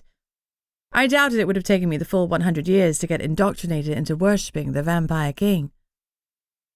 I shuddered. Running away to Portlock was the best thing I'd ever done. Chapter 14. At lunchtime, the scuttle amongst us supernats was that no further poltergeist activity had been seen. Maybe speaking to Aoife had exhausted it, I thought hopefully. Maybe her words had made it rethink its actions. Unfortunately, it struck again, halfway through the DV class after lunch. This time, instead of attacking our instructor or knocking over a podium, it marched the 2 flags that were sitting up front around the room like little skinny soldiers, then flung them on the floor. "The windows are closed," Jones said into the tight silence. "It wasn't a breeze that made them do that." Fisher laughed and picked up the flags to put them back in their stands. "Okay, recruits, our resident ghost, Petty Peril, is blowing off some steam. Nothing to worry over. Let's get back to work." We looked nervously at each other and started whispering. No one minded ghosts in theory, but for the humans in the room, this was an unwelcome suggestion that something beyond their understanding truly did exist. Fisher had complete control of the room. When he held up a hand, we fell silent for him to continue his lecture, as if nothing had happened. I tuned into his words and forced myself to think of something other than the damned poltergeist. As the lecture ended, my attention wandered, and I started thinking of other things I could do to further my investigation. I wanted to go back to the TAC officer's room and do some more sleuthing to see if I could find a file on Petrovic. My ears pricked up when Fisher said something about Commander's weekend, and my floppy heart fluttered a moment in my chest. Connor was coming to see me, and soon. This coming weekend. Hearing it announced made it more real, and I could hardly wait. After class, Sydney and I walked to supper with the other supernats, and I brought them up to speed about Aoife's conversation with Petty. I figured they could help look for anything that was putting the academy in danger. "What kind of danger?" Danny asked. "I don't know. The answers were vague. Apparently, poltergeists aren't that chatty. My banshee said they spoke on a different frequency, so communication was a bit shambolic." "Did Petty say who's to blame, who we should be watching?" Eben pried. I sighed. "I don't know," I said again. "But it makes sense that we should check out the new TAC officer since his office is targeted and he was attacked. But I also think we should look at any shifty recruits like Thorson. This violent behavior is new, which suggests that whoever is causing it is a new arrival. Hey, Margie, you and Eben are witches. Do you know any way to speak to or diminish the poltergeist?" I wanted to give myself a facepalm that I hadn't thought to ask earlier. "No, sorry, I'm an elemental water witch," Margie said. "Maybe an air witch could do something, but I've never been taught anything about ghosts. All I know about them is from the movies." "I'm a shaman, not a witch," Eben said sourly. "Ghosts aren't my thing." "Sorry, my mistake," I said faintly. I could have sworn that he'd introduced himself as a witch. And when I searched my memory, sure enough, that was definitely how he'd introduced himself. Why would he lie? A shaman was totally different to a witch. Had he felt pressured or awkward because there were no other shamans on the course? Maybe he blurted out witch to fit in with Margie, but now felt comfortable enough to tell the truth? Either way, it was weird. Eben was from a small village up by Nome, and, like me and Sydney, he already had a job. He was a VPSO, a village public safety officer. There were village police officers from all over Alaska here at the academy for training, so they could all go back home, all polished and up to date. He went on, "We have some rituals for hauntings, but I'll have to consult with my elders at home. It might take a while to get the stuff we need, but I'll do my best." "Thanks," I said brightly. "Let us know when you get a hold of someone." He mumbled indistinctly. As soon as the other supernat recruits joined in, and we were talking about our training experience and how hungry we were, I sidled up to Sydney. "Eben totally introduced himself to me as a witch," I said in a low voice. She looked surprised. "Are you sure? He definitely said he was a shaman to me." I rolled my eyes. "Of course I'm sure. All right, freaky memory." She frowned. "Well, maybe it's because vamps and shamans don't always get on." Merson shamans don't have any issues, so maybe that's why he told me the truth, but not you? Maybe, I conceded, as I checked my memory again. Sure enough, I'd introduced myself as a vampire before Eben had said anything about himself. Vamps don't get on with shamans? I queried. Anissa in Portlock had never shown me anything other than kindness. Sydney grinned. Oh, it's not a specific feud or anything, and it's not as bad as werewolves and vamps. I think maybe vamps don't really like anyone except other vamps, and it shows. I like plenty of other supernats, I protested. She laughed. You're an anomaly. Oh, yay. Lucky me. The funny thing was, she was even more right than she knew. Chapter 15. Things were quiet leading up to Commander's weekend. Even the Poltergeist and Thorson were creepily quiet, and I couldn't help but feel it was the calm before the storm. Even so, I was grateful because I really wanted the weekend to go off without a hitch. I would spit nails if something interfered with me seeing Connor. The need to be in his arms was almost like a physical ache. The week seemed to drag interminably, and I was also feeling rather down on myself for not having solved the mystery of whatever the fuck was going on. Luckily, we'd had a strenuous set of classes to keep me busy, including taser and expandable baton training on top of our theory lessons. What they didn't tell us beforehand was that we had to experience all the modes of control before we got to use them. Believe me, being tasered hurt like a bitch. I definitely wouldn't be doing it to anyone else willy-nilly. By Thursday, we were all bruised and tired. Blood took care of my injuries, but I felt bad for my shifter and magic user friends. The shifters rarely found the time and space to shift, except for Danny, who couldn't resist flying around his dorm room at night. And the magic users couldn't find the time and ingredients to brew up a potion to fix themselves. Like the humans, they kept on going with a regimen of paracetamol and ibuprofen. Thursday night was the worst. It dragged to 20 times its usual length because I was anticipating seeing Connor so much. Sydney was also antsy. She'd invited Thomas to come and see her, but he hadn't managed to confirm. I hoped for her sake that he'd come. She checked her phone and flopped onto her bed. He's not coming. Her voice wobbled. What? I'd been too busy daydreaming about getting horizontal with Connor to pay attention. Thomas, he isn't coming. Sydney sighed. He's been hired to track down a feral werebear that attacked some kids. Oh, I know that's a valid reason not to come, but I was really hoping for a visitor. I went over to lay beside her on the narrow bed. I'm so sorry, Sid. She sniffed, then squared her shoulders. Oh, it's okay. I guess I'll stay around here and see if I can get some more dirt on Petrovich Peril. At that moment, my own excitement seemed petty. I promise Con and I will come back here and help. She gave me a wan smile. Don't you dare. One of us should be having a good time. Anyway, it's for the best, because I'm still not sure if this thing with Thomas will work.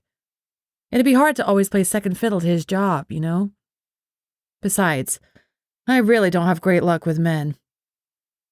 She gave a small, helpless shrug. Thomas is a good one, Sydney. I think he is, but at this point I'm not sure what my judgment is worth. I cuddled her. Hey, you have great judgment. I've seen it time and time again. Chris was the outlier, but you can trust Thomas. I've seen how he looks at you and how careful he was when he saved you from the Ottoman.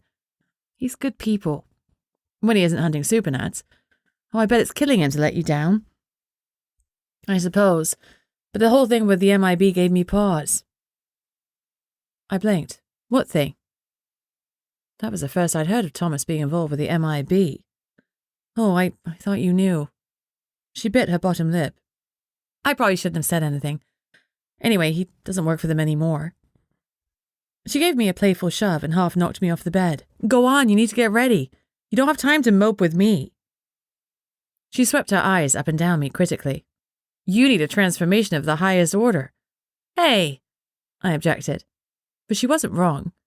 I was covered in mud from the obstacle course, and I definitely needed a shower. Sydney's news had dampened my mood a little, but I was still nearly dancing with anticipation. Connor had already messaged that he was here in Sitka, and he'd gotten us a place for the weekend. He was picking me up in an hour. When Sydney wasn't looking, I pulled out my phone and texted him. Thomas can't come for Sydney. Gunnar and Sigrid are run ragged, but could you maybe see if Stan can come? And then make it happen. Helicopters, private jets, whatever you need to do. Please, Connor. I grabbed my stuff for the shower and went to clean up. By the time I was back, I had a response. I hope helping you with that blowhard bear gets me major boyfriend points. He'll be a little late, but he's on his way. I suppressed a squeal of joy. It would be better for Stan to surprise Sydney, so, with an effort, I kept a lid on my happiness. You are literally the best boyfriend in the whole world. I can't wait to see you. XX. 60 minutes and counting, came the reply. They couldn't pass fast enough. I impressed myself by showering, shaving my legs, and doing my makeup in only 40 minutes. I really was a miracle worker.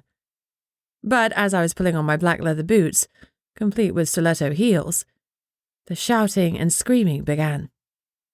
And, like all heroines in horror movies, I bolted towards the sound. Chapter 16. The common room consisted of a couple of couches, tables, other seating, and a large TV and a whiteboard. Most of the recruits had already left for Commander's weekend when I pelted in, so wasn't too busy. But I guess it was busy enough for Petty.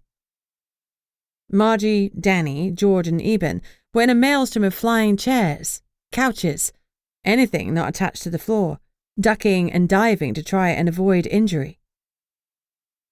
Petrovich Peril, I command you to stop, I said loudly. Hey, if it worked with Aoife, maybe it would work with Petty. I was proud of myself for the authoritative tone that snapped out. There wasn't even a tiny little stutter to betray the grip of fear around my heart. These guys were my friends, and they could be injured if I didn't get the poltergeist to stop. Even though they were supernat, that could still hurt like a bitch. We were lucky that none of the human recruits were there. Petty ignored my command and threw a chair in my direction. Sydney grabbed my elbow and yanked me back. Don't step into the room, she said urgently. It'll trap you too. She was clutching a bundle of what I assumed was sage. I stole some sage from the kitchens earlier. I knew it was only a matter of time before we'd need it, she said grimly. Do you remember the prayer of St. Michael the Archangel? I gave her a flat look. Of course I did. Right, you recite it while I cleanse the room. She pulled out a lighter and held it to the bundle of silvered greenery in her hand, then blew on it until the sage was putting out white smoke. Now, Bunny, she snapped. I nodded and pulled up the prayer from my memory. I hadn't been raised religious, but my mother, being who she was, had kept on good terms with the local Church of England diocese. Connor had written it down for me in his 15-page email, but I already knew the prayer by heart. I took a deep breath and chanted loudly. St. Michael the Archangel, defend us in battle. Be our protection against the wickedness and snares of the devil. May God rebuke him, we humbly pray.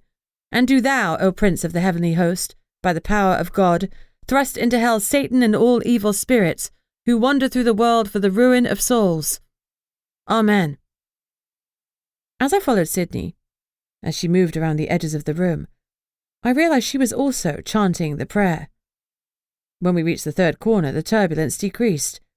Sydney was able to approach the recruits and bathe them in smoke as we recited the prayer one more time. The poltergeist gave up and fled, and the furniture fell to the ground with a resounding crash. We all stared at each other. Hey, I said, into the stunned silence. You guys okay? Holy smokes, Margie uttered.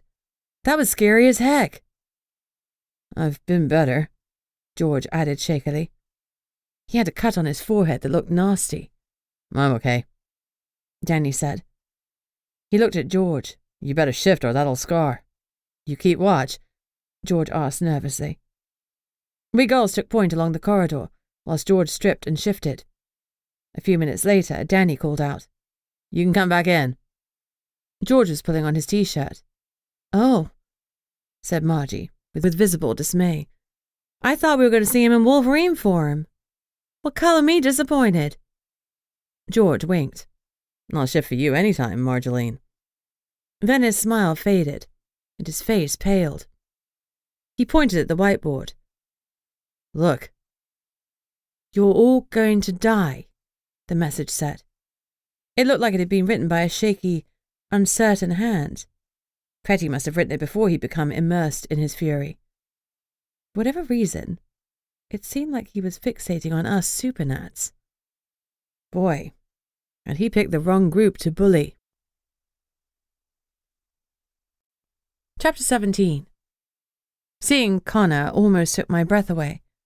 He was leaning on a small white truck. It was a little beat up, but I had no idea where it had come from. His hair was in its usual tousled state, and I knew he'd been running his hands through it. Maybe he was a little nervous to see me after so long apart. Connor had more money than anyone I knew, including my parents, yet he was dressed in his simple brown work boots, jeans, and a flannel shirt. And because he knew it melted me, his flannel shirt was rolled up to display his powerful forearms. I moved without conscious thought, and far too fast, as I zipped with accidental vampire speed right into his arms. I dropped my bag and flung myself at him like he was the oxygen I needed. I wrapped my legs tightly around his waist, lowered my lips to his, and lost myself in the taste and smell of Connor. My home. The bond between us gave an almighty zing, and the clawing anxiety that had been growling in my stomach eased for the first time in weeks. Home. Such a yummy home. The scent of sandalwood, bergamot, and vanilla filled my nostrils. He smelled divine. When Jones yelled cheekily at us to get a room, I reddened, and my hand stilled on the buttons of Connor's shirt. I'd undone all but one of them, displaying his chest for me, and everyone else, to admire. I hadn't been thinking of anything but getting that man inside me now, and I'd completely forgotten where we were. His heaving chest and dark eyes said the same. I reluctantly let him go and slid down to place my feet back on the ground. We both took several gulping breaths. If Jones hadn't said anything, we would totally have fucked on the hood of his truck. Eek. Without a hint of self-consciousness, Connor undid the last button of his shirt because it was easier than doing them all back up again. He put his hand in the small of my back, led me to the passenger side of the truck, and opened the door. As I slid in, he slung my bag into the boot. We still hadn't spoken a single word, but sometimes words weren't necessary. Connor climbed into the driver's side and looked at me with a gaze that was still scorching. "Hey," I said. A smile curved his lips. "Hey, Bunny. Damn good to see you." I grinned. "You too. Never been happier to see anyone in my whole life." He reached out, laced his fingers through mine, and closed his eyes. "What you do to me," he murmured. He took another deep breath and opened his eyes, then turned the key in the ignition, and we motored off. I didn't know where we were going, and truthfully, I didn't care. All I wanted was a couple of days away from the academy and that damned Poltergeist. Seeing Connor was a dream come true, but it also gave me a wave of longing for Portlock. I miss Fluffy and Shadow, and I miss Gunnar and Sigrid. I even miss Stan. I brightened at the thought that hopefully I'd get to see him before he left. He wasn't Fluffy or Shadow, but he would definitely be better than nothing. The truck hit a rut in the road, and we bounced around in the cab for about 5 minutes afterwards. "I like the vehicle," I said, a little sarcastically. "Great suspension." Connor laughed. "I hear you. Turns out it's hard to find a rental on the island. I was told this was the last one, and it was, quote, a beater with a heater." It was certainly that. It was a basic model with a manual and no extras. You had to roll down the windows with the little arm thingy. Not that you needed to, because it was cold outside. I was glad it wasn't raining, since my bag was in the back and it had no cover. We were wedged into the cab together, with barely room for Connor to change gear. The tight confines totally nixed my idea of having truck sex. I'd have to wait for an actual bed. Oh, heck, a sofa would do. Connor turned left on the highway out of town, drove less than a mile, and pulled into a petrol station. We didn't fill up. Instead, he drove through to the back, where there was a brewery. "Are we going to dinner?" I asked, and my stomach growled a little. I could always eat. "We sure are, but I thought you'd like to see your surprise first." I beamed and bounced on the small seat. I loved surprises. You know me, can't wait. He smiled indulgently and squeezed my hand. "I do know you. You're going to love it." I hope so. My expectations were high, and I expected good things of Connor Mackenzie. At the back of the brewery, there was a small apartment building where he parked up. "This is where we're staying. All of these apartments are Airbnbs," he explained. He came around to open my door and help me out, then picked up my bag and ushered me towards a ground floor apartment. And, hopefully, my surprise. Chapter 18. Connor knocked on our apartment door, which made me frown. Why was he knocking? Then he immediately punched in the door code and opened the door without waiting for a response. Okay. He tossed my bag on a chair whilst I looked around. It was a fair-sized studio apartment with a small bathroom in the back. It reminded me of my old flat in London, though it was bigger, cleaner, and had nicer furnishing. I couldn't see any packages or anything. Where was my surprise? Then the door to the bathroom, which hadn't been fully closed, flew open, and Fluffy and Shadow came bounding towards me. Oh! My eyes filled with tears as I squatted down to greet the most wonderful surprise ever. My complicated four-legged friends engulfed me with their exuberant greetings and love, plus an extra side of spit from Fluffy, who must have just had a drink. Lovely. Let's hope it hadn't been a drink from the toilet. I miss both of you so much. I tried to stroke them both at the same time. Shadow jumped on my shoulder and buried his purring face under my hair and into my neck. I grabbed the heavy kitten and snuggled him until he squirmed. Fluffy waited patiently for his turn, sitting on his haunches with his head cocked. His tail hadn't stopped wagging since he'd seen me. Once Shadow jumped down, he walked over calmly and put his head in my hands. I gave him several full body cuddles, as I murmured how happy I was to see him. I can't believe you brought them to me, I said to Connor, after the love fest was over. How did you pull that off? Well, I chartered a plane, for Shadow mainly, so that was easy. It was a little harder with the Airbnb, but I convinced him it'd be fine. There was something in his tone that told me there was more to that story. How? I pressed. I continued to scratch Fluffy's ears and caress Shadow as he rubbed against me. In the end, I rented all the apartments so no other guests would mind about the animals, Connor said matter-of-factly. Prime season is over and they had all of these vacancies. He trailed off as I leapt up and threw my arms around his neck. I started to kiss him again as we fell back on the bed. A whine from Fluffy slowed us down, and Connor chuckled. Fluffy has his own room with Shadow, but first we're going to dinner, like I promised. He sat up and looked at Fluffy. You promised you'd come too, so you better change, he said to my dog. Fluffy whined and dropped his head. I'd love to see you, Reggie, I said softly.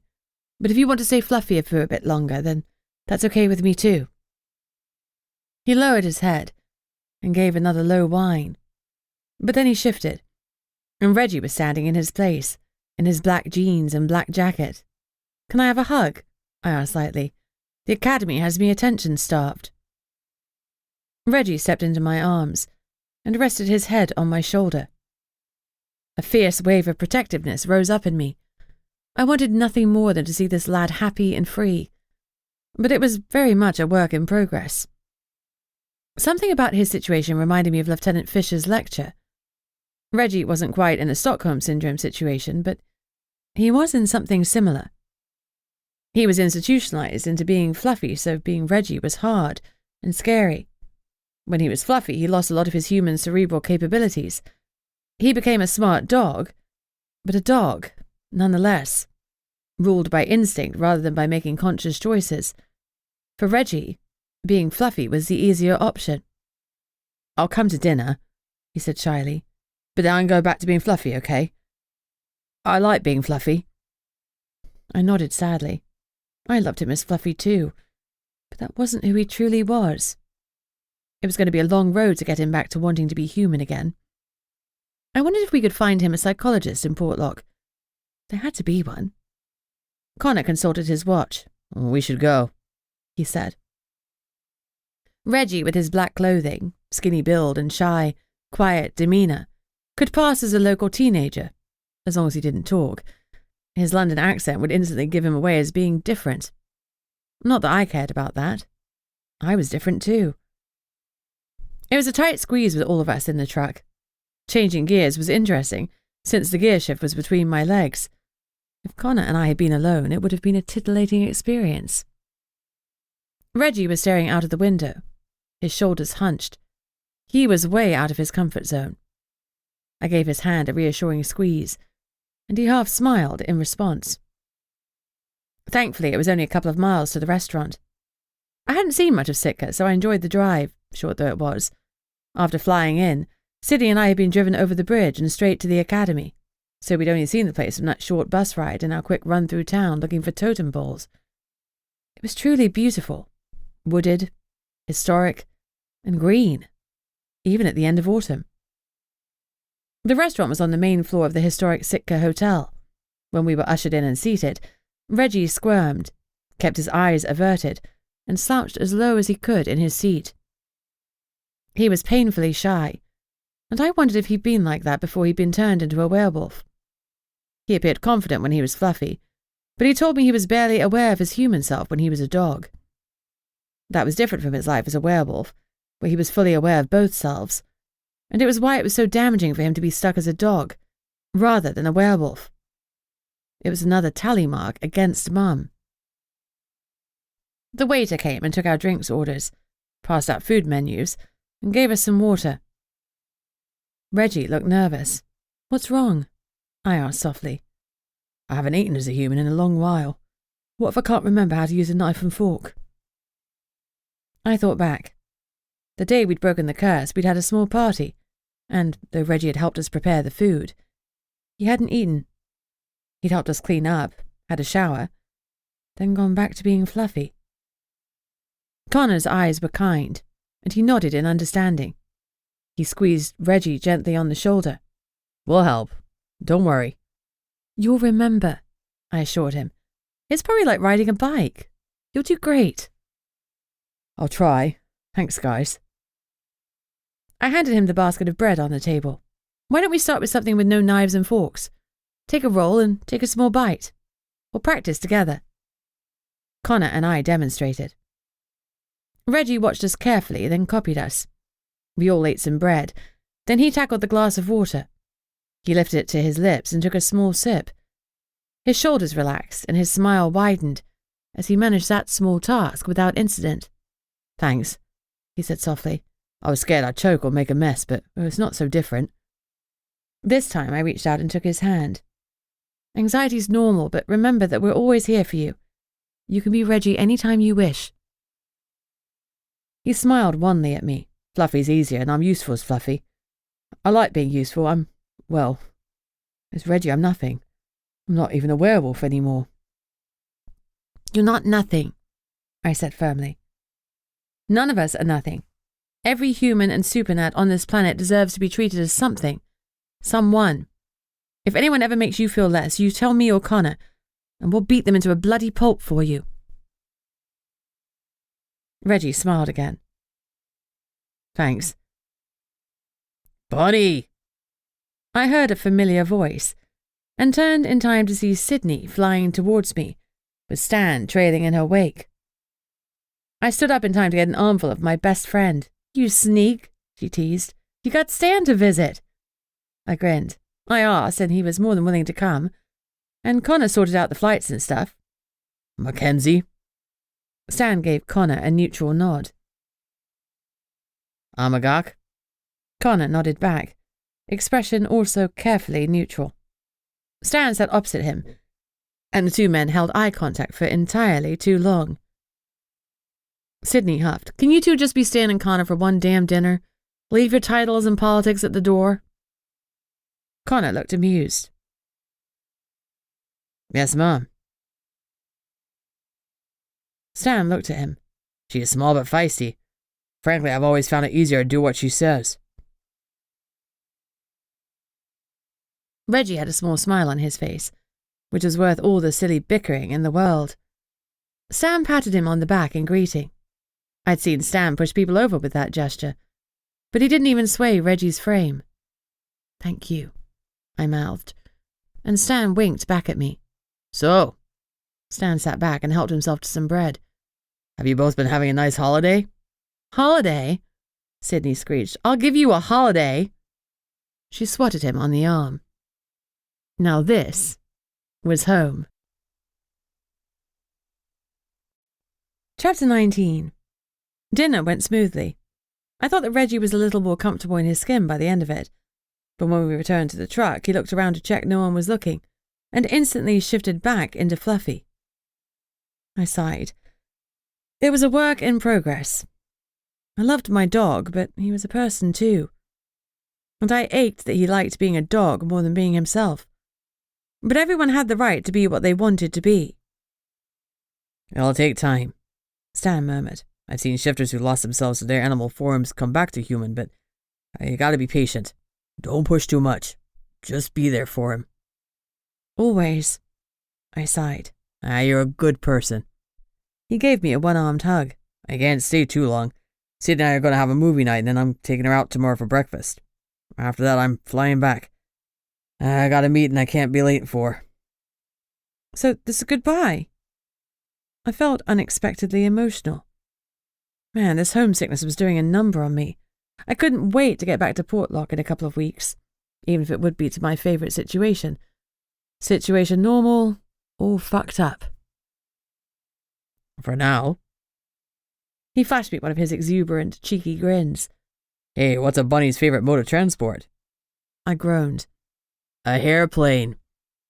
I groaned even louder, making Stan laugh. "I'll be seeing you, Bunny." "See you, Stan. Thanks for coming. Means the world to Sydney and to me." A hint of wistfulness filled his gaze as he looked at me. Anytime." I broke the awkward moment by giving Sydney a big hug goodbye. "You're the best," she whispered. "Back at you, lady. Have a fun night." They motored off in a truck that looked a darn sight better than the monstrosity Connor and I were riding in. "How did you do it?" "Do what?" "Get him here in..." I checked my phone for the time. 4 hours. He gave a casual shrug and unlocked my door. "I know a guy." "Does he have a portal?" Connor laughed. "No, he has a very nice helicopter." I slid into the cab next to Fluffy and scratched his ears. He leaned into me and I put my arm around him, as Connor drove us back to the Airbnb. When we arrived, Connor looked at Fluffy. "You still haven't told her," he said softly. A beat later, Fluffy became Reggie. "Told me what?" I asked, putting my arm back around my young friend. He let out a breath. "Connor, well, I agreed, but the Academy reached out to the Nomo's office to have you and me do a canine presentation. It's a 3-day thing, but only for an hour each class." Reggie squirmed and looked at me hopefully. "If you want to, that is." I beamed at him. "Absolutely, it'll be so much fun. We'll blow them away." Reggie smiled. "I'll be the best canine they've ever seen." It was positive that he would be. As Fluffy, he was formidable, and he knew it. I was determined that one day he would know his worth as a human, too. As Connor and I went into our room, I wondered what I would do with the 3 hours of canine class. I had no training and no teaching experience. Usually we winged it when we were working and used Fluffy's intelligence to get us through by the seat of our pants. I knew from the movies that a lot of highly trained dogs were taught commands in German, but neither Fluffy nor I spoke a lick of German. I'd studied French and Latin. French had been useful when I vacationed in southern France in my youth, but no one spoke Latin. Well, this canine and handler spoke English, so that'd have to do. "Penny for your thoughts?" Connor asked me. "I'm thinking about the canine classes," I admitted.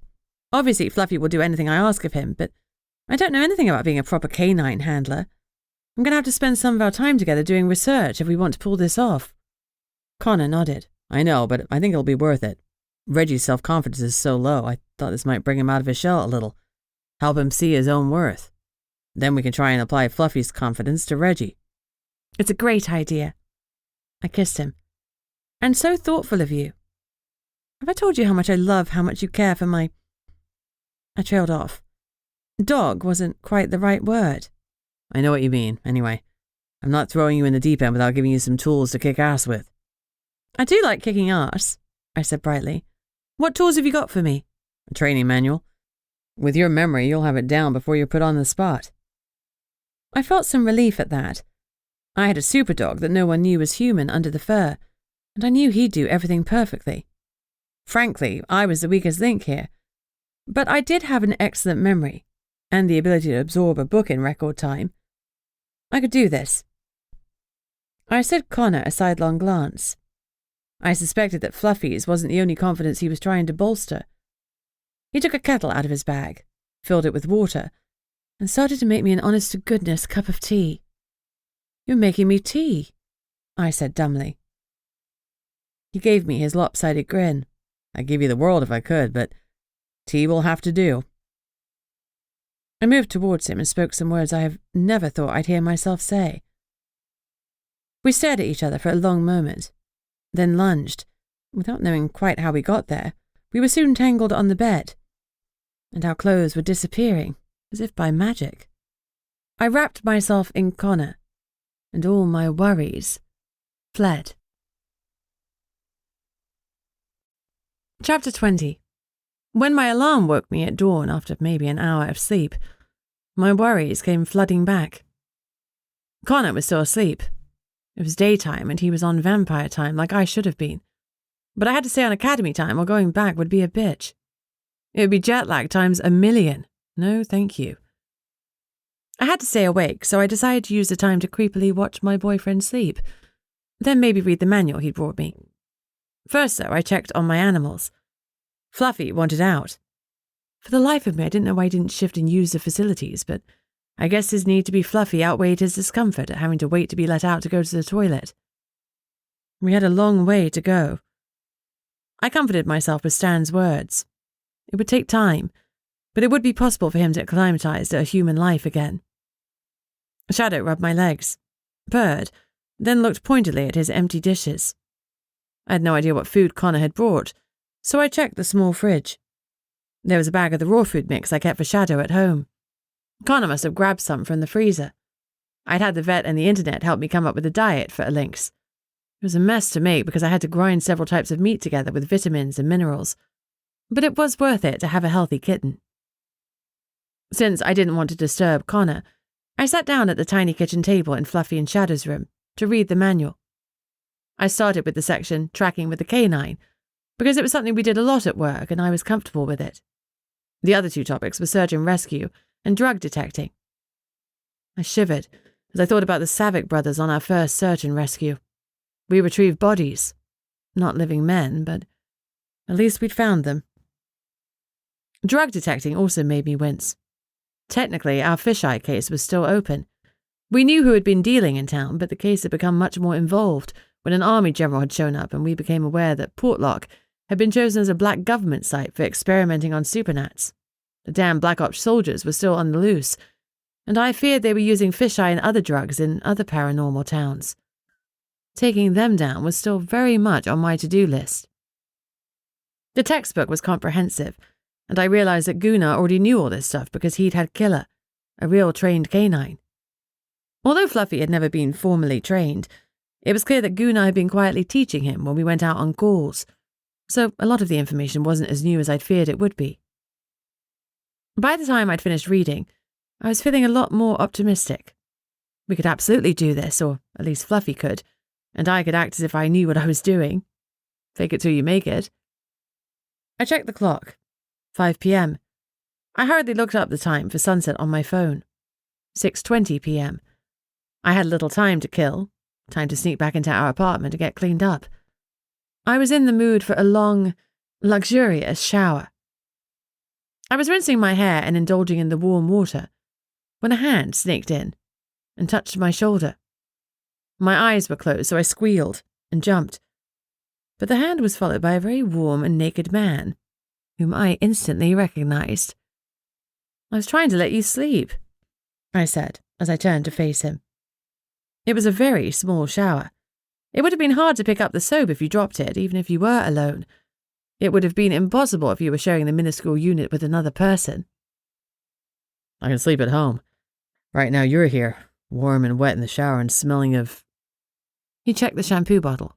"Lavender and vanilla. How could I resist?" If you want more than your hair washed, we'll have to get out of this tiny shower. There is zero room to maneuver, I said, with a flirty lilt to my voice. You think so, do you? Connor gave a confident smirk. I kissed him quickly. I know so. Then I put my hands out and touched all 3 walls of the shower. And the curtain. See? No room for shenanigans. Connor's eyes twinkled. In a single move, he lifted me up against the shower wall. Hey, that's cold, I objected. He grinned. I got a few ideas on how to warm you up. I shivered, and not because of the cold plastic tiles against my wet skin. Oh, it's like that, is it? I wrapped my legs around him and leaned down to kiss him again. It turned out that the small shower was big enough to get really dirty in. When Connor dropped me off at the end of the commander's weekend, I was exhausted. Between enjoying him and practicing with Fluffy for our demonstrations, I'd had very little sleep, though I wasn't complaining in the slightest. It was exactly the pick-me-up I'd needed, even if I couldn't stop yawning. I'd pushed the Poltergeist ominous message to the back of my mind. I hadn't mentioned the threat to Connor because he had a tendency to overreact to death threats to my person. Also, it was hard to get worked up about Petty's message. Something about the whole thing felt off, but for the life of me I couldn't put my finger on what. However, when we drove up the academy, it all came rushing back. It was time for me to roll up my sleeves and get stuck in. I kissed Connor, ruffled Fluffy's ears, and collected my bag. See you, Connor said simply. I smiled. See you. He would be on the island a little longer to look after Fluffy until it was time for his Academy K9 debut, so this wasn't goodbye. I'd get to see him again soon, even if it was for only a handful of precious seconds as he dropped off and picked up Fluffy. I'd do my damnedest to make sure we had some time for fraternization. I waved them goodbye and turned back to the academy with a bounce in my step. I was going to solve Petty's mystery, if it was the last thing I did. Chapter 21. Sydney was excited to see me. How was it? She asked, bouncing on the bed. I smirked. She threw a pillow at my head. That's not what I meant. She grinned. Though I'm sure that part was good because you look exhausted. I meant finding out about you and Fluffy teaching the classes. You knew. Of course I knew. Connor needed me to get in touch with Sergeant Marks and arrange it. She cackled, a shade maliciously. I cannot wait to see Thorson's face when he realizes he has to take a class from you. I hadn't thought of that. I was almost hopeful that he would try to disrupt my lessons. Would I get away with ordering him to run laps if he disrespected me? Did anything happen while I was gone? I asked. Any, I fluttered my fingers. Activity. I looked around as though I could see the poltergeist. No, nothing as far as I know. It's been quiet since we did the prayer and the cleansing. Were many people still around? She shook her head. No, only a handful of us recruits with nothing else to do. I sat cross-legged on her bed and faced her. So, what did you do? After Stan dropped you back, I mean. The bouncing resumed. Do you know what? It was great. I slept in, caught up on the reading for next week, and watched a lot of stupid cat videos on my phone. She giggled.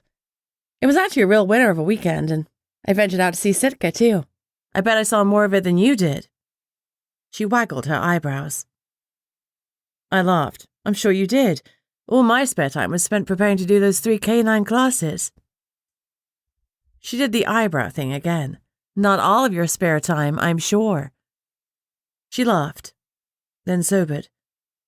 I'm not worried about the class. Fluffy knows what he's doing, and you two have worked together for months. You've got this. I nodded. I feel better about it now, but that doesn't change the fact that I don't have any formal training. I don't even know the terms real K9 handlers use. And neither Fluffy nor I speak German. German? She shot me a perplexed glance. Yeah, apparently it's a thing. But it doesn't matter. We'll be doing this in English. English is good. I doubt a single person here speaks German. I know, but it's supposed to be a command language for a lot of K9s. She shoved my shoulder. Don't fret. You'll be fine. Thanks. I shot her a grateful smile. It was almost time for lights out, and I was really excited about having some actual honest-to-goodness sleep. I put my things away and got ready for bed. I thought I'd fall asleep instantly, but my first canine demonstration was the next day, and it was playing on my mind. I spent a lot of time rehearsing what I would say, and by the time I finally fell asleep, it was already into the witching hours.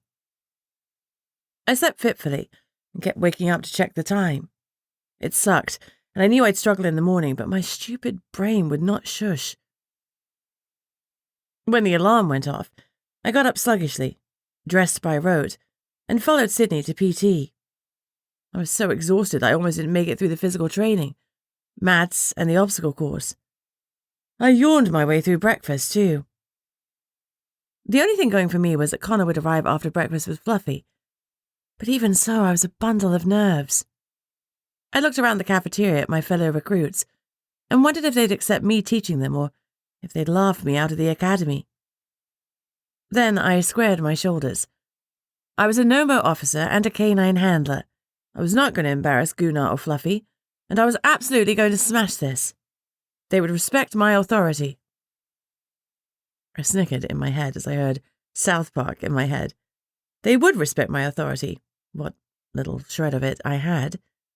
Besides, I could absolutely depend on Thorson to be a twat, and that would give me the opportunity to put him down. Hard. I was really looking forward to that. There had been a time in my life when I towed the line and kept my head down, trying my darndest to please my parents and so many other people. But I kissed that attitude goodbye the day I'd kissed Franklin, my sire. Port Locke had been the making of me. Maybe Sitka could be the making of Thorson, if he pulled his head out of his arse long enough to actually learn. As I got up to leave, Sydney grabbed my arm and whispered an encouraging, "You got this." As always, I had at least one person on my side.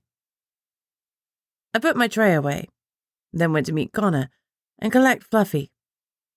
Connor was leaning against his beat-up truck in front of the main doors, looking like my own personal wet dream. Next to him, Fluffy was ready to rock and roll in his Nomo vest. He looked freshly brushed and sharp. Nice. "Thank you for doing this," I said to Connor, for the 100th time. "I know it's keeping you from home and work." Exactly. He grinned. Any excuse. He shot me a wink before pulling me in for a slow kiss that got every cell in my body dancing the cha-cha. It's worth it for that, he breathed huskily, then released me and gave me a light swat on the bottom. Now, go get him, Tiger. I blew him another kiss, grabbed Fluffy's lead, and sauntered inside as if I actually knew what I was doing. I walked to the doors with my head held high. I was ready to educate, to show these guys and gals what a difference a good police dog could make. I made my way to the front of the class, with Fluffy trotting to heel, then gave him the hand signal to sit. He sat immediately and watched me intently, ready for his next instruction. I turned to take in the class, which had fallen totally silent. All eyes were on me, most of them surprised, though Thorson and his gang were looking at me with total disbelief. I could almost hear "You gotta be kidding me" rolling around inside their heads. Fluffy remained sitting, his eyes fixed on me, a perfect canine specimen. Marks came to the front of the class and everyone switched their attention to him. We're pleased to have a canine handler here today to demonstrate some of their skills and abilities. This is one of your fellow recruits, Elizabeth Bunny Barrington, from Namwalek. I blinked a bit at hearing Namwalek and not Portlock, but we'd agreed beforehand that, if anyone asked, Sydney and I couldn't say we were from a place that the Pets knew was a notorious ghost town. Namwalek was a native village of around 300 people, and it was unlikely anyone here would know it. Sydney was claiming to be from Seldovia, another village on the Kenai Peninsula. Marks had checked beforehand to make sure none of the other recruits were from our fake villages. This clearly wasn't his first rodeo. I turned back to him as he gestured at my German shepherd. And this is her canine, Fluffy, he said. There were a few titters in the crowd at Fluffy's name, and a full-on snort of derision from Thorson. Marks fixed him with a hard look, and he settled down. I ignored them all. Once they'd seen what Fluffy could do, they wouldn't give a fuck about his name. I plastered on my best smile. Marks continued. Barrington's going to do demos over the next 3 days. I'll have her introduce what those will be. He turned expectantly to me. Thank you, sir. I swallowed. My throat felt tight. A coughing fit was not what I needed right now. I breathed deeply. Right, so the 3 classes we'll perform will be tracking, search and rescue, and drug identification. We'll start with tracking. I've asked Sergeant Marks to bury 3 items for this demonstration, and I don't have any idea where they are. We'll start out back by the obstacle course, so if everyone will follow me. I hated that it came out as a question, rather than an order. But everyone rose dutifully to their feet and followed me, even Thorson and his crew. Maybe I could do this, after all. Chapter 22. Once we were outside, I had my fellow recruits gather in a spot where it was clear that none of the items had been buried. I raised my voice. Fluffy has tracked several things for us in real-life cases. We've worked together to locate some missing hikers, found evidence, and tracked down suspected perpetrators. Tracking with a canine unit can be a huge advantage, especially in time-sensitive cases. I leaned down, unhooked Fluffy's lead, and gave him a quick ruffle for confidence. Then turned back to the assembled recruits. I've had Sergeant Marks bury 3 items, a piece of clothing, a raw chicken leg, and a small bag containing marijuana. One of Thorson's group, Frederick Miller, raised his hand, his expression pugnacious. I braced myself, but chose to face his heckling head-on. Yes, I called on him. Marijuana's perfectly legal in Alaska, he sneered. Or, being a foreigner, didn't you know that? Sergeant Marks turned around and looked like he was going to say something, but I put up a hand. I didn't need him to intercede on my behalf. I needed to show everyone, including myself, that I could handle this. I gave Frederick a flat look. It's only for demonstration purposes. Besides, I didn't think you'd appreciate me borrowing your cocaine. I gave him a saucy wink, and the class burst into laughter. Miller turned a pleasing shade of red. Visibly dismissing him, I turned back to the class. Which item should we find first? I asked the others. Jones raised his hand. The chicken leg? He asked timidly. Absolutely. The chicken will be easy for a dog to find since they have incredible noses. Plus, food is necessary for us all.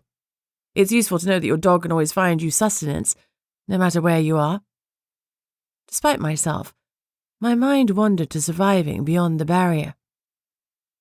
I cleared my throat again and forced my brain to focus, then pulled out 3 plastic bags from my backpack. Scent tracking is different from other kinds. We want to start with showing the dog what scent he's looking for, I explained. I held the bag with a piece of raw chicken in it out to Fluffy and gave him the verbal command, smell. He obeyed, although, truth be told, if I had said headless chicken, he'd still have found it. But this was a class, and I wanted to do it properly. Seek, I ordered. Fluffy turned and, nose down, began searching for the chicken leg.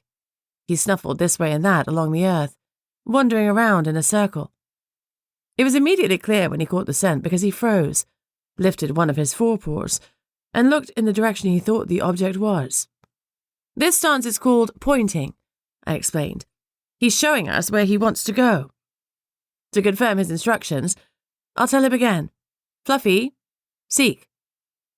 Obediently, Fluffy's nose shot down to the ground again, and he snuffled forward to an area where it had been disturbed. He stood over it, turned to me, and whined. Fluffy, retrieve, I commanded. He began digging. The chicken hadn't been buried too deeply, and in a moment he'd uncovered it. He turned, barked at me, then sat next to his prize, looking chuffed. I confirmed that he had indeed found the chicken, and patted him on the head. Good boy. I turned to the class. Dinner, anyone? I joked. there was a gratifying array of chuckles. "You'll note," I said, "that Fluffy has found the chicken, but he hasn't picked it up, mouthed it, or eaten it." There were a few appreciative nods, no doubt from the recruits who knew how much willpower and training it took for a dog not to devour food on the spot. "Anyone else want to choose what comes next?" "Yeah, the marijuana," one of Thorsten's sidekicks said, eyes still flashing with challenge. I sighed inwardly, but forced my face into a pleasant expression, picked up the scent bag for Fluffy, and repeated the process. Marijuana had a strong scent, so it was easy for a dog to locate. Fluffy had his nose to the ground in a moment, and his stance set to pointing only a few sniffs later. I repeated the command to seek, and he hastened forward. It wasn't a large area to search, and, in moments, he'd uncovered the bag. This time the recruit seemed a little more impressed. Everyone could appreciate how handy it was for your dog to be able to locate contraband, especially with such lightning-fast precision. "Good boy." I praised Fluffy again, and passed Marks the baggie of weed. He pocketed it, and I resisted the urge to joke about him making me some special brownies. The last item to be found was an old shirt that I'd worn for a day during Commander's weekend. My scent on it was strong, and I let Fluffy sniff a scrap of it. It had been hidden well away from the immediate area, around the side of the building, yet Fluffy shot to it with no effort. I praised him calmly, but inwardly I was jumping up and down and cheering.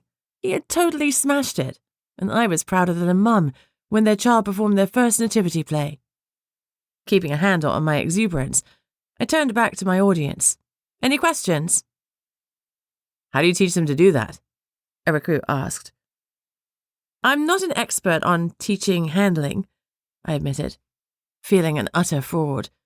But I'd seen Gunnar train Fluffy back in the days when he thought Fluffy was a dog, so I did have some knowledge. But it's basically the same way the academy trains us, with a shit ton of time, effort, treats, and repetition. There were some appreciative titters. "How old is Fluffy?" someone else asked. Since I couldn't say he was a 19-year-old former werewolf, I made up a number on the fly. "He's 5. "Has he brought down any perps?" I nodded proudly. "Oh yes, he's stopped several crimes." I was nervous that someone would ask something I couldn't answer, and I stifled the urge to end question time. Another hand was raised. "You use hand signals and vocal commands. Why is that?" "Well, sometimes your dog will be working in a noisy environment, and he'll still need to correctly interpret your commands. Similarly, there'll be occasions when stealth is required. Silent signals are a lot better when you're tracking a perp." "Has he ever located a dead body?" I thought of the Savick brothers. Both had been dead, and Fluffy had helped find them. Yes. Yes, he has. That took the happy atmosphere down a notch or two. But it also felt right to end the session on a somber note. We weren't out there to play with a dog. We were there to talk about a canine unit and its benefits. It was starting to rain, but luckily, my hour was up. I dismissed the students, and they jogged back inside. Marks turned to me. "Great job," he said, giving me a nod. "You'll hand the dog off now to Mackenzie?" "Yes, sir." "Good." He nodded stiffly and marched off. Fluffy and I went to the car park. By now, the rain was falling even harder. But suddenly, I didn't care, because Connor was standing waiting for me. His dark hair was dripping, but that didn't stop a slow, sensual smile curving those delicious lips. "How'd it go?" he asked. I wanted to lick those raindrops right off him. All of them. It would be a long job, like painting the 4th bridge, but I was totally up for it. "We nailed it," I managed to say, but it came out the wrong side of breathless. His smile widened. "Of course you did." He moved closer. "I didn't doubt you for a second. Either of you." The space between us closed further, until our bodies were pressed together. His left hand slid around my back, as he pulled me into him. I looked up at him as water poured down us both. "Thank you," I said, though my mind was blank and I had no idea what I was thanking him for. He cupped my face gently. "You're welcome." he murmured. And then we were kissing. The warmth of him was a sharp contrast to the cold around me. The rain was buffeting us, but I couldn't have given fewer fucks. All I felt was him. The press of his tongue against mine, the slide of his hand that was grasping my arse, pulling me to him as if he could make us one, here and now. I wasn't bored with that plan. The scent of him swirled around me, and the jolt between us was so strong that I gasped into his mouth. Fluffy barked loudly and repeatedly. Connor pulled back and rested his forehead against mine. Good thing the dog still got his head, he groaned. I've all but lost mine. I rubbed against his denim trousers. I don't know. I think I found one of them. He groaned more loudly. Which? He accused teasingly. Apparently so, I said wryly. I sighed and looked at him with real longing. I've got to go. I've got class. Education is important, Connor agreed gravely. You should definitely go. He leaned forward and gave me a final, chaste swipe of his lips.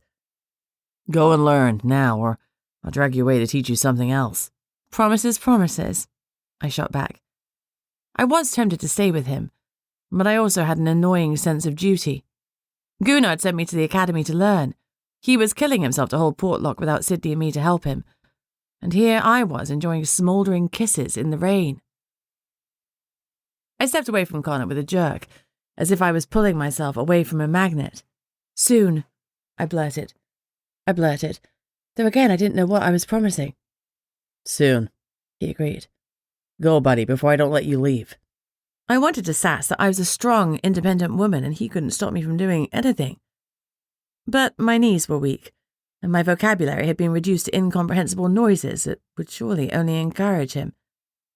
I staggered back a few more spaces, and the tension left his shoulders. He opened the door to the truck, and Fluffy jumped up. Connor slid in after him. Then they both watched me until I'd made it back inside the building. I sent them a finger wave, and turned away. I crept into the back of the classroom and settled on a chair at the back. The wind rattled the windows as I took my seat. I guess it was a good thing I'd come in out of the storm. Sydney shot me a wide-eyed look. What happened to you? She mouthed. Rain, I muttered. She sniggered. Uh-huh. Try as I might, couldn't focus on anything but replaying that kiss over and over again. The thing between Connor and I was truly fire. Every now and again I tried to drag my attention back to Fisher's lecture, but my thoughts kept bouncing between the kiss, my demonstration the next day, and the Poltergeist problem. It sucked not having a ton of free time to investigate Petty's situation. Part of me toyed with involving Sergeant Marks because he'd have access to old records and the like. But if Petty's issue was an internal one, then the staff were the main suspects. Recruits came and went. If Petty was trying to shine a light on a problem here, surely it related to someone who worked here. Oh, this was all so frustrating. Sydney poked me in the ribs. What? I demanded. Lieutenant Fisher cleared his throat. Oh, crap on a stick. I looked up at him. Can you answer the question, Barrington? Bugger. I could feel a blush trying to rise, but my floppy heart wasn't pushing enough blood for that. Can you repeat it? With narrowed eyes, and a hint of impatience, he said, What is the leading cause of death in cold water immersion? I knew this. I leaned into my memory for the recall. Cold shock response. Correct. What is that exactly? He pressed. It's a physiological response that includes gasping for air, uncontrollable rapid breathing that can lead to drowning, increased heart rate, peripheral vasoconstriction, and hypertension, which can all decrease circulation and increase the risk of death even in calm water. Correct. He went back to his lecture. I turned to Sydney. Oops, I said. She sent me an amused smirk. I knew you had it. I focused on the lecture, and this time I kept my willful mind on the game. I didn't like being called out. I felt a total twat, like Thorson. I did keep checking the clock, though, as the lecture dragged on. Although the cold water survival stuff was interesting, I'd rather have been out doing some snooping or snogging. I reflected on my own cold water experience when we'd been chased by the terrifying Kushtaka. Good times. After 9 interminable weeks at the academy, I was so ready for a real case. The lecture moved on to facts and figures about rates of survival. I wondered what a vampire's life expectancy would be in the deep cold, or if it would affect a full vamp like Connor. I knew I'd been cold when I jumped in the bay and had to be saved by our friendly water dragon, and I'd been almost unbearably cold when we jumped in the water to avoid the Ottoman. But Connor had been an exceptionally strong swimmer. Didn't the cold affect him as much as me? I was a hybrid, and there wasn't a lot of information about creatures like me, so I had to learn by doing. So far, I'd learned that I didn't like cold water a whole lot, but I didn't know if it would kill me, and I wasn't keen on experimenting. I checked the clock for the millionth time. 5 minutes to lunch. I wiggled in my seat a bit. My bum was numb, and I was getting super snoozy, even with my soaking wet clothes. I needed blood and food. I'd have to run upstairs to get changed and drink some blood, but then I'd have time for a much-needed break. I was so exhausted. The adrenaline of teaching had fired me up, but now I'd crashed, and my energy levels were in the toilet. So of bloody course, that was when Petty the Poltergeist came roaring back into the academy with a vengeance. Chapter 23. The classroom door slammed open, and an arctic wind rushed through the room, scattering books, paper, and writing utensils. Students rolled around on their wheelie chairs, then jumped up to seek shelter. Tables flipped, and recruits were being pummeled by their own belongings. "Everyone, get out!" Fisher yelled. Trying to protect our heads, we rushed for the door. Several students had minor cuts, and I was sure others had some nasty bruises. The lieutenant was the last out, and he looked the worst. He'd taken a beating. He shut the door behind him and shuddered. Looking pale, Jones demanded, "Sir, what the hell?" "Someone left a hallway window open," Fisher said firmly. "It left it in the bad weather. Now, those of you who need first aid, follow me. The rest of you can go to lunch." He stalked away. Jones watched him go with a frown. "This shit doesn't happen because of inclement weather," he said slowly. Danny shrugged. "Well, it's that or a ghost. Personally, I'm rolling with the weather thing." Jones shook his head. "Something weird is going on." "Come on," Danny said, changing the subject. "Let's go eat." "We'll follow you in a minute," I told him. "I need to change out of my wet clothes." "Yep, that's 2 for 2. The weather got you," Danny teased. "See you in the food hall." Sydney and I ran up to our room. Once we were alone, she looked at me wide-eyed, and I noticed that her hands were trembling. She noticed me noticing and shoved them into her pockets. "That's not good," she said grimly. "Petty hasn't been gone 7 days, and he seems more powerful than before. Bunny, I don't think we can force him out by ourselves." I shook my head. "I don't either. We need to solve whatever he's upset about, then maybe he'll settle down. Or move on." "Yeah," she said slowly. "I think so too. But we have to tread carefully." "I hear you." I squeezed her arm so she'd know I wasn't being flippant about her warnings. A poltergeist had taken family from her. I filled a mug from a bag of O, plugged my nose and guzzled it. Yuck. It was cold and gloopy. I was actually looking forward to warm blood. Sydney went into the shower to shift, and I stripped out of my soaking clothes to pull on some dry ones. I unfastened my hair, brushed and replaited it, then washed my face. Finally, I looked presentable again. By the time I was done, Sydney was getting out of the shower, healed, clean, and happier. "Sometimes I love being a supernat," she said. "Well, okay, always." I agreed. It hadn't been my choice to become a supernat. At the time, I'd been happy as a human, although my job choices were definitely better now. I had hated being a waitress and constantly fighting off obnoxious, handsy customers. Maybe if I'd had my vamp fangs back then, they wouldn't have tried to take liberties. Whatever. I was much happier being a Nomo officer, kicking ass and taking names. Except for Poltergeist, who continued to kick our asses. I hoped Petty had burned itself out, but we checked to make certain on our way to lunch.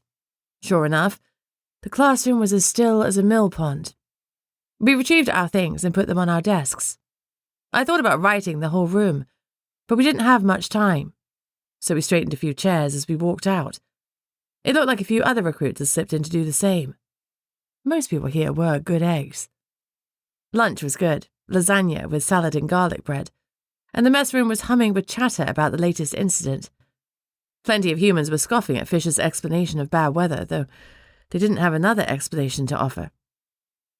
I knew what was attacking us, but I didn't know why, and without knowing that, I couldn't stop Petty's temper tantrums. I needed to get back into the office and access his records. I'd have to break curfew and do it in the middle of the night. I didn't think that would be difficult, but I really didn't want to get kicked out of the academy for rule-breaking if I got caught. How would I explain that to Gunnar? I was sure he'd back my choices, but if I got caught, I could kiss goodbye to being a detective. The thought of that made my determination falter, until I told myself to woman the heck up. When I'd finished eating, I sidled close to Sydney. "Hey," I said quietly, "I'm going back into the offices tonight. I've got to find whatever is setting off Petty." "I'm in," she murmured back. I blinked. I should have thought that through. Of course she'd want to come with me, but I couldn't risk it. If we get caught, we'll both be expelled. "You better stay in bed." "Oh, fuck off, Bunny," she said conversationally. "You're not doing this without me. So what if we get caught? Gunnar will understand. We won't lose our jobs, so how bad could it be?" "Bad? I want to be a detective, and I know you do too. If we get kicked out, I doubt we'll be able to take any other classes. We'll be expelled with a big old red cross against our names. So we'd better not get caught." I smiled ruefully. I loved the faith she had in us, but that didn't change the fact that we'd be screwed if someone came by or was working late. Luckily, there were no security cameras, but there was a host of other things that could go wrong. Sydney was right, though. We stood a better chance if we worked together. One of us could act as a lookout. If we dressed in pajamas, could we pretend to be sleepwalking? It might look suspicious, but they wouldn't boot us out of the program for sleepwalking, right? "How well can you fake sleepwalking?" I whispered. "What?" Sydney frowned at me like I was mad. Maybe I was. I waved it off. Okay, no to the pajama plan. Well, never mind, we'll talk more about it in our room later. Fisher entered the lunch hall covered in bandages. He was escorted by Wilson, who was glaring at us like we had personally harmed his commander. My resolve to break into the office hardened. We couldn't let this continue, because nobody was safe. Chapter 24. I slept to the bathroom and then back to class. We were continuing our lessons on cold water training, but the food and blood had perked me up, so I hoped my attention wouldn't wander quite as much. Sergeant Marks was already there, replacing the head of the academy after the attack. I suppressed a pang of regret. I liked Marks, but Fisher was much more experienced, and his lectures had been my favourites. "How's the lieutenant?" I asked quietly. "A bit battered," Marks said baldly. "Can he shift?" Marks shook his head. "He's human." I didn't know why that surprised me. Maybe I'd assumed because Fisher knew about supernats, he was a supernat too. That was bad. Petty's getting worse, I started. "Yeah, we're gonna have to do something. I guess I need to call in an expert." "Who you gonna call?" I asked lightly. "I don't think the Ghostbusters are answering," Mark said dryly. "Well, maybe we don't need them." I bit my lip, wondering how much to tell Marks. "Listen, I know something about the Poltergeist. His name was Petrovich Peril, and he was at the academy more than 30 years ago. He died of exposure after getting lost on a hiking trip. He communicated with me, told me that he thinks someone is undermining the academy somehow. He wants us to find out who and to stop them. He says his loyalty is to the academy. I honestly think if we can find out what he's talking about, the whole drama will stop. Though, to be honest, the death threat was weighing on my mind. What if I was wrong? Sergeant Marks stopped tidying up and looked at me. I see you've been doing some investigating on your own.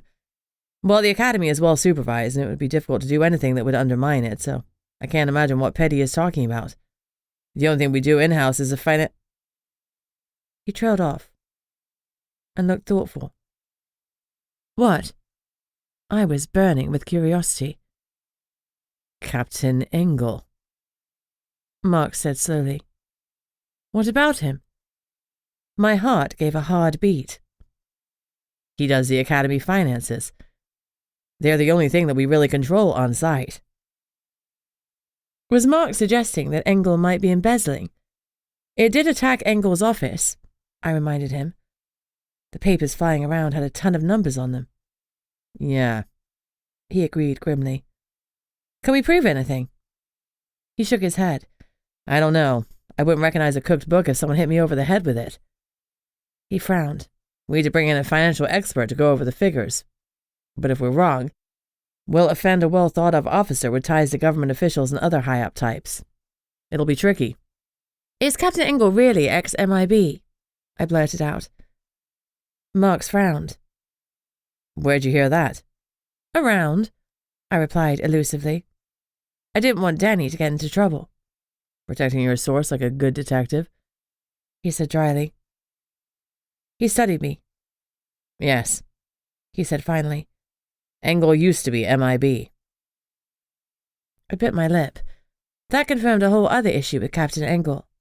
The financial angle was interesting, but the MIB had a whole lot of distrust towards supernaturals because they only dealt with supernats that had gone off script. We weren't inherently bad, but the MIB hunted those of us that were. So the organization, no doubt, had a skewed perception of all of us. Was Engel here with an agenda? I bit my lip. Thomas was ex-MIB, and he was a good person. Maybe the captain was innocent. It looked like I was off the hook for late-night B&E because I didn't have the background to know what I was looking at if this whole thing was financial. I'd seen a bunch of papers, but nothing about them had seemed suspicious. Luckily, it should be easy to find a forensic accountant who could interpret the numbers correctly. Marks and I didn't get a chance to talk more because the other recruits were coming in. We quickly put the rest of the room straight, and although we were missing a few recruits who needed more medical assistance, Sergeant Marks started his lecture on time.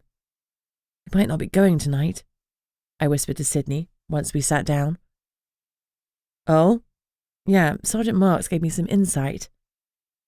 I looked around to make sure no one else was close enough to hear, and whispered into her ear, "They do the finances on site.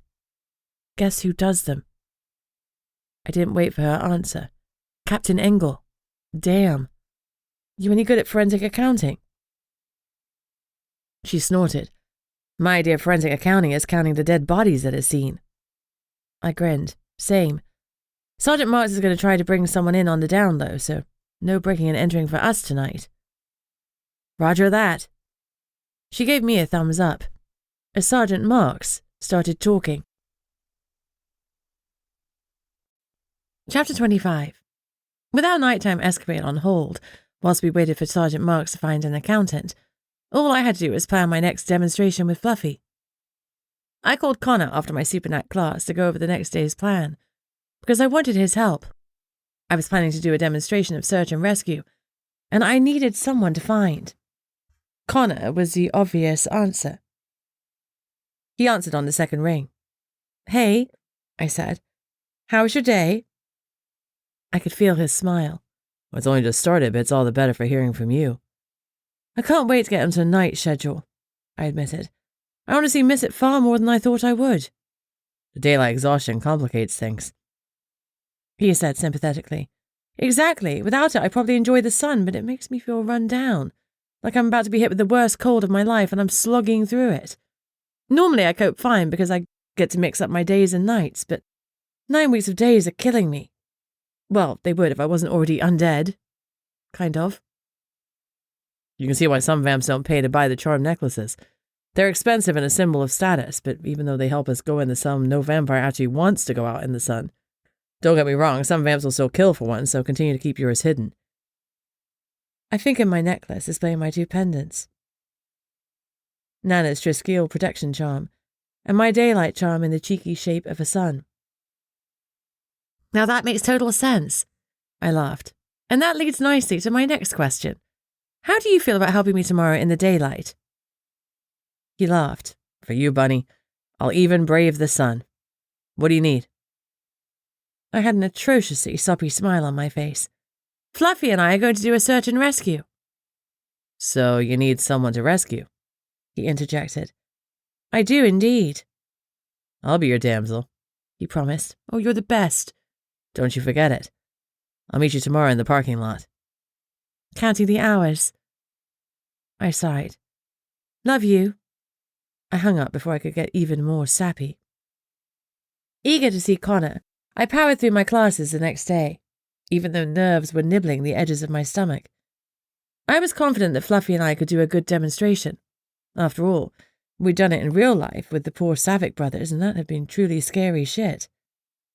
We'd done search and rescue beyond the barrier with a scary monster stalking us. This exercise would be a piece of cake in comparison. I met Connor and shook off my nerves.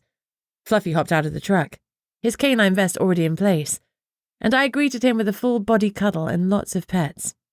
He licked my face enthusiastically, making me laugh. Lucky guy, Connor muttered under his breath. I turned.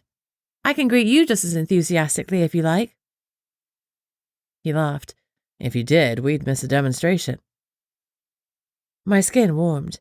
Right. Well then. I cleared my throat and tried to sound businesslike. You have the undershirt? He reached into the truck and handed it to me, sealed in a plastic zip bag. I wore it for 12 hours, as requested. Thanks. I covered Fluffy's ears, told Connor where I needed him to go, and he obligingly set off. I released Fluffy's ears. I didn't want you to cheat and know where he was going, I explained. We don't need to cheat to excel. Hard work will get us there every time. Fluffy gave a firm bark, and we set off to show all the recruits how it was done. I felt more confident today when I was standing in front of my peers. Fluffy sat proudly next to me, eyes locked on mine, vibrating with tension. He was ready. So was I. I turned to the recruits. Search and rescue dogs could be any breed. It depends on their strength and mental fitness to concentrate for periods of time.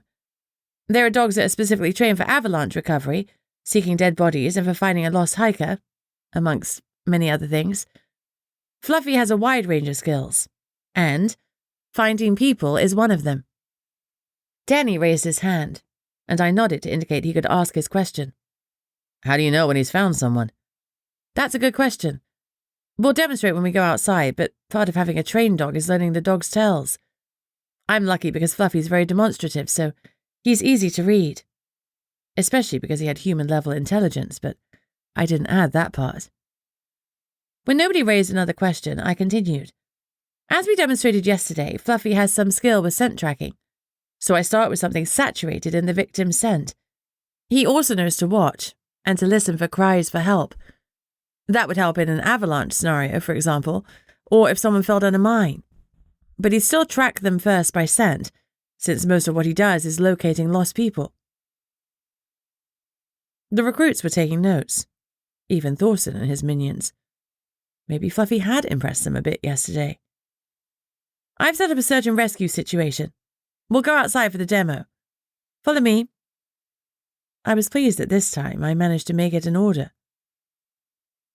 I'd asked Connor to hide in the woods behind the academy. He wasn't familiar with Sitka, but I figured a lumberjack would know his way around trees. And Fluffy would find him anyway. Besides, this was only an hour-long demonstration, so Connor wasn't going to run at vamp speed and end up miles away. We needed to find him pronto, and he knew it. Not that he would make it too easy for us. I had everyone gather at the obstacle course, then pulled Connor's undershirt from the bag. Smell, I told Fluffy. He sniffed it obediently and whined as he looked up at me. I winked at him. I doubted he truly needed the scent because he'd find Connor anywhere. Seek, I ordered. Fluffy put his nose to the ground and started in half circles from our position. Since I'd made Connor walk through this area, He picked up the trail after 3 passes.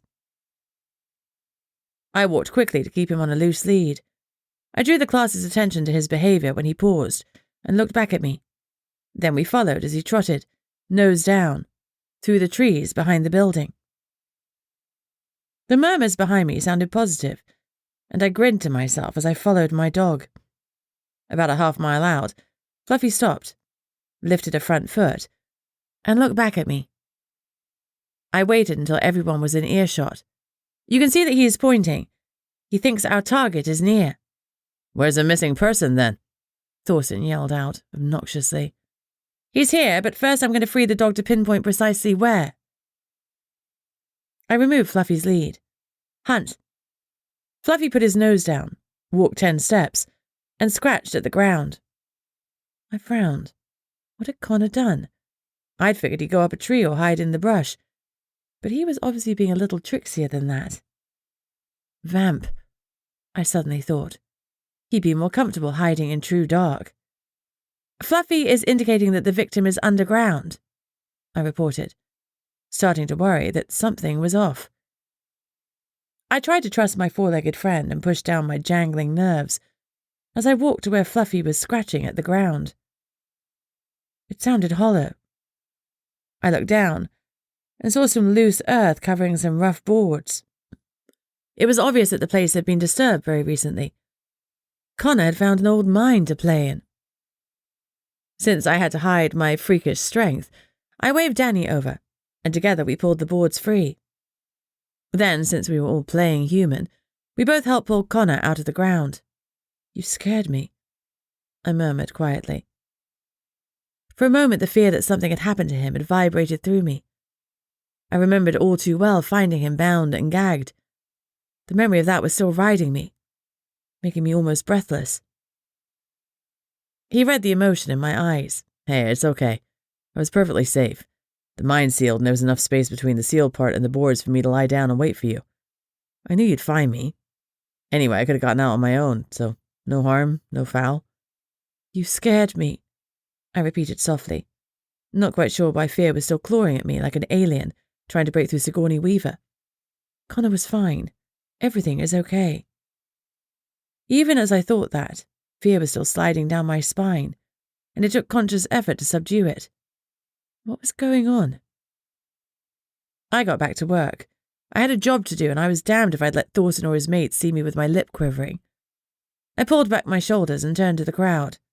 "Any questions?" Several hands went up, and I answered easily. From their questions, it was clear they were impressed, and all of them wanted a canine companion. Who could resist a furry best friend? We were done. Most people started back with Sergeant Marks, but Sydney, Danny, Connor, Fluffy and I stayed behind to cover up the mine, so no one would accidentally fall in. Before we could start, Danny hopped in. "Hey!" I shouted. "What gives?" I moved closer to the hole to help him back out, but the irrational fear washed over me again, and I stepped away from the edge. Danny was an adult, and he was fine. I had no idea where this secondhand claustrophobia, mine phobia, was coming from. I took some calming breaths, and the fear slowly receded. "I'm looking," Danny said casually. "Oh, I love mines." Men were so weird. Sydney rolled her eyes at me in agreement. Danny turned on his phone torch to have a good rummage around. I was still keeping my distance, but I was watching him impatiently. So I saw when he stilled unnaturally before swiping something from the ground and pocketing it. "What did you find?" I asked nosily. "Just a fossil," he replied casually. I didn't believe him. "You collect those too?" I pressed. "Doesn't everyone?" He flashed me a smile, but his eyes were tight, and the tension in his jaw told me he was upset. I left it alone, for now. He probably wouldn't be open about any strong emotions in front of Connor, since he barely knew him. Danny climbed out of the hole and gave Fluffy some good boy pats, while Connor and Sydney laid down the last of the boards. Danny was eyeing me curiously, noting the rigidity of my body, and the distance I was keeping from the creepy hole. Connor pulled me into his arms to give me a hug, one I found I sorely needed, I didn't even mind if it was caused in part by his own need to be a tad territorial in front of Danny. I trusted Danny, and every single thing I'd seen from him had told me he was good people. But Connor didn't have that same experience.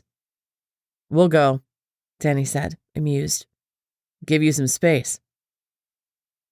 "All the space," Sydney agreed. They walked away, leaving me alone with Connor and Fluffy. Connor kissed me, sweeping me off my feet. Metaphorically, of course, unlike Petrovich. As if I'd summoned him with my thoughts, a chill wind ran down my neck, and I jumped away from Connor and whirled around. An amorphous blob was standing, barely a foot away from me. "Petrovich!" I exclaimed, and scrambled back a little. The ghost's sense of personal space was way off. Connor swore as he turned to face the poltergeist. "Save our souls!" An eerie, wailing voice howled from the wind. Then the apparition faded as quickly as it had appeared. I shivered and wrapped my arms around myself. Fluffy had crouched down too. Only Connor was standing alert, ready to fight off something he couldn't touch. I appreciated his protection, but as far as I knew, there was nothing he could do against the spirit. "At least he didn't try to kick our asses," he said dryly. "Yeah, I appreciate it a lot more when he uses his words." I said that last bit loudly, hoping the poltergeist would hear and obey. "That was creepy. I can see why you're worried." I shuddered. He said, "Save our souls." Does he mean SOS, that he needs help? Or does he mean we actually need to save his soul? Connor frowned. "I couldn't actually hear his words, but you were closer. Still, I've never heard of a ghost being that coherent before." "Do you have a lot of experience with ghosts?" I asked curiously. "No, but I've been reading a lot since I became your personal researcher." He paused. "Has anyone said anything to you about Liam Smith?" I blinked. "Who?" "Recruit Smith. He was a part of the last cohort." His expression was grave. "Apparently, he left the academy halfway through the course." I shrugged. There are a lot of dropouts. "Well, sure, but this one never found his way home." Chapter 26. Connor told me what he knew about the missing recruit. Liam Smith had been a supernat from Ugyavac, the other supernat town. I blinked at that. Danny worked for the Nomos office there, so he must have heard about Liam going missing. Occasionally Danny had seemed so incredibly competent and knowledgeable that I thought that he really didn't need the academy, except for some rubber stamping. Was he here to dig into Liam's disappearance? His weird reaction in the mind suddenly had a whole new meaning, and questioning Danny moved high up my to-do list. My mind was whirling when I said goodbye to Connor and hustled off to join Marx's next class. He'd forgive me being late because he knew I'd had to deal with my dog. I sat in at the back of the room and forced myself to focus. The class was interesting, but I was still relieved when it ended because questions were burning a hole in my brain. The room emptied quickly as everyone rushed to lunch. I signaled for Sydney to stay behind so I could tell her and Marx about Petty. When I recounted the episode with Petty, Marx looked grim. "I found a forensic accountant, someone discreet. They'll fly in tonight," he said softly. He looked around to double-check that everyone else had gone. "Captain Engel is teaching after lunch, so I'll try and sneak into his office then and look around." "Shouldn't we wait for the accountant?" I asked. "I probably won't recognize anything, but it might be my only chance to dig into Petrovich's file. At the very least, I can take some photos of the financial files for the accountant in case we can't sneak him into the office. That'll be difficult because Captain Engel has been staying up late to catch up on the books." "When does he leave his office?" Sydney asked. Sergeant Mark shrugged. "Well, he says around 10. I'm usually gone by then, so I don't know precisely." I knew that because we wrapped up our supernat classes with Sergeant Marks at 9. Regardless of his plans, I was rapidly forming my own. Marks hadn't mentioned Liam Smith going missing. Maybe he didn't know. Either way, it was time for a vampire and her mermaid sidekick to snoop around after lights out. Okay, at first blush, the mermaid thing didn't seem ideal, but Sydney could turn her eyes black so she could see in the dark depths of the sea. Her night vision was excellent, which made her the perfect lookout. Marks continued. I guess we'll worry about it if I can't find anything. He sighed. I had one last question. Did you know someone called Liam Smith? I asked casually. Sure, he was one of the SuperNet recruits last year. He looked disappointed. I thought the lad had potential, but he dropped out. Well, not everyone can handle the pressure. Still, it's better that they find out here than after they're sworn in. I smiled. You're right, I'm sure. Well, let us know how you get on with the accountant, I said firmly. We're leaving it in your hands. Like heck we were. As we left, Sydney slid me a sidelong glance. We're not leaving it in his hands? I grinned. Nope. Who's Liam Smith? I filled her in on what Connor had told me as we hustled up to our room, so I could grab some gazpacho blood to guzzle before lunch. You don't trust Marks? Sydney asked, as I glugged down my coppery meal. I wiped my mouth. It's not that I don't trust him. It's more that I don't trust anyone right now. All we know is that someone is trying to destroy the academy. Petty died here, and Liam disappeared. Sergeant Marks brought up the financial angle. He might be right, it could be embezzlement, and maybe Engel is cooking the books. We need to check if he was a temporary TAC officer when Liam Smith was here. I don't know what's going on yet, but I think the answers are in that office. The one the Poltergeist hit first. I'm going in tonight. Are you game? She nodded firmly. Absolutely, I'm your ride or die. Something is fishy, and not in a tasty way. I'm with you on this. I'm not sure who to trust apart from you. I'm doubly not sure about an outside accountant because that could be another way to throw us off the scent. The accountant might tell us everything is hunky-dory when it isn't. I hear you. Tonight, then. Tonight, she agreed. Her tummy let out a long rumble, making me giggle. Hungry, Sid? Oh, shut up. She nudged me. Not all of us get tasty snacks in a fancy fridge, teacher's pet. I snickered.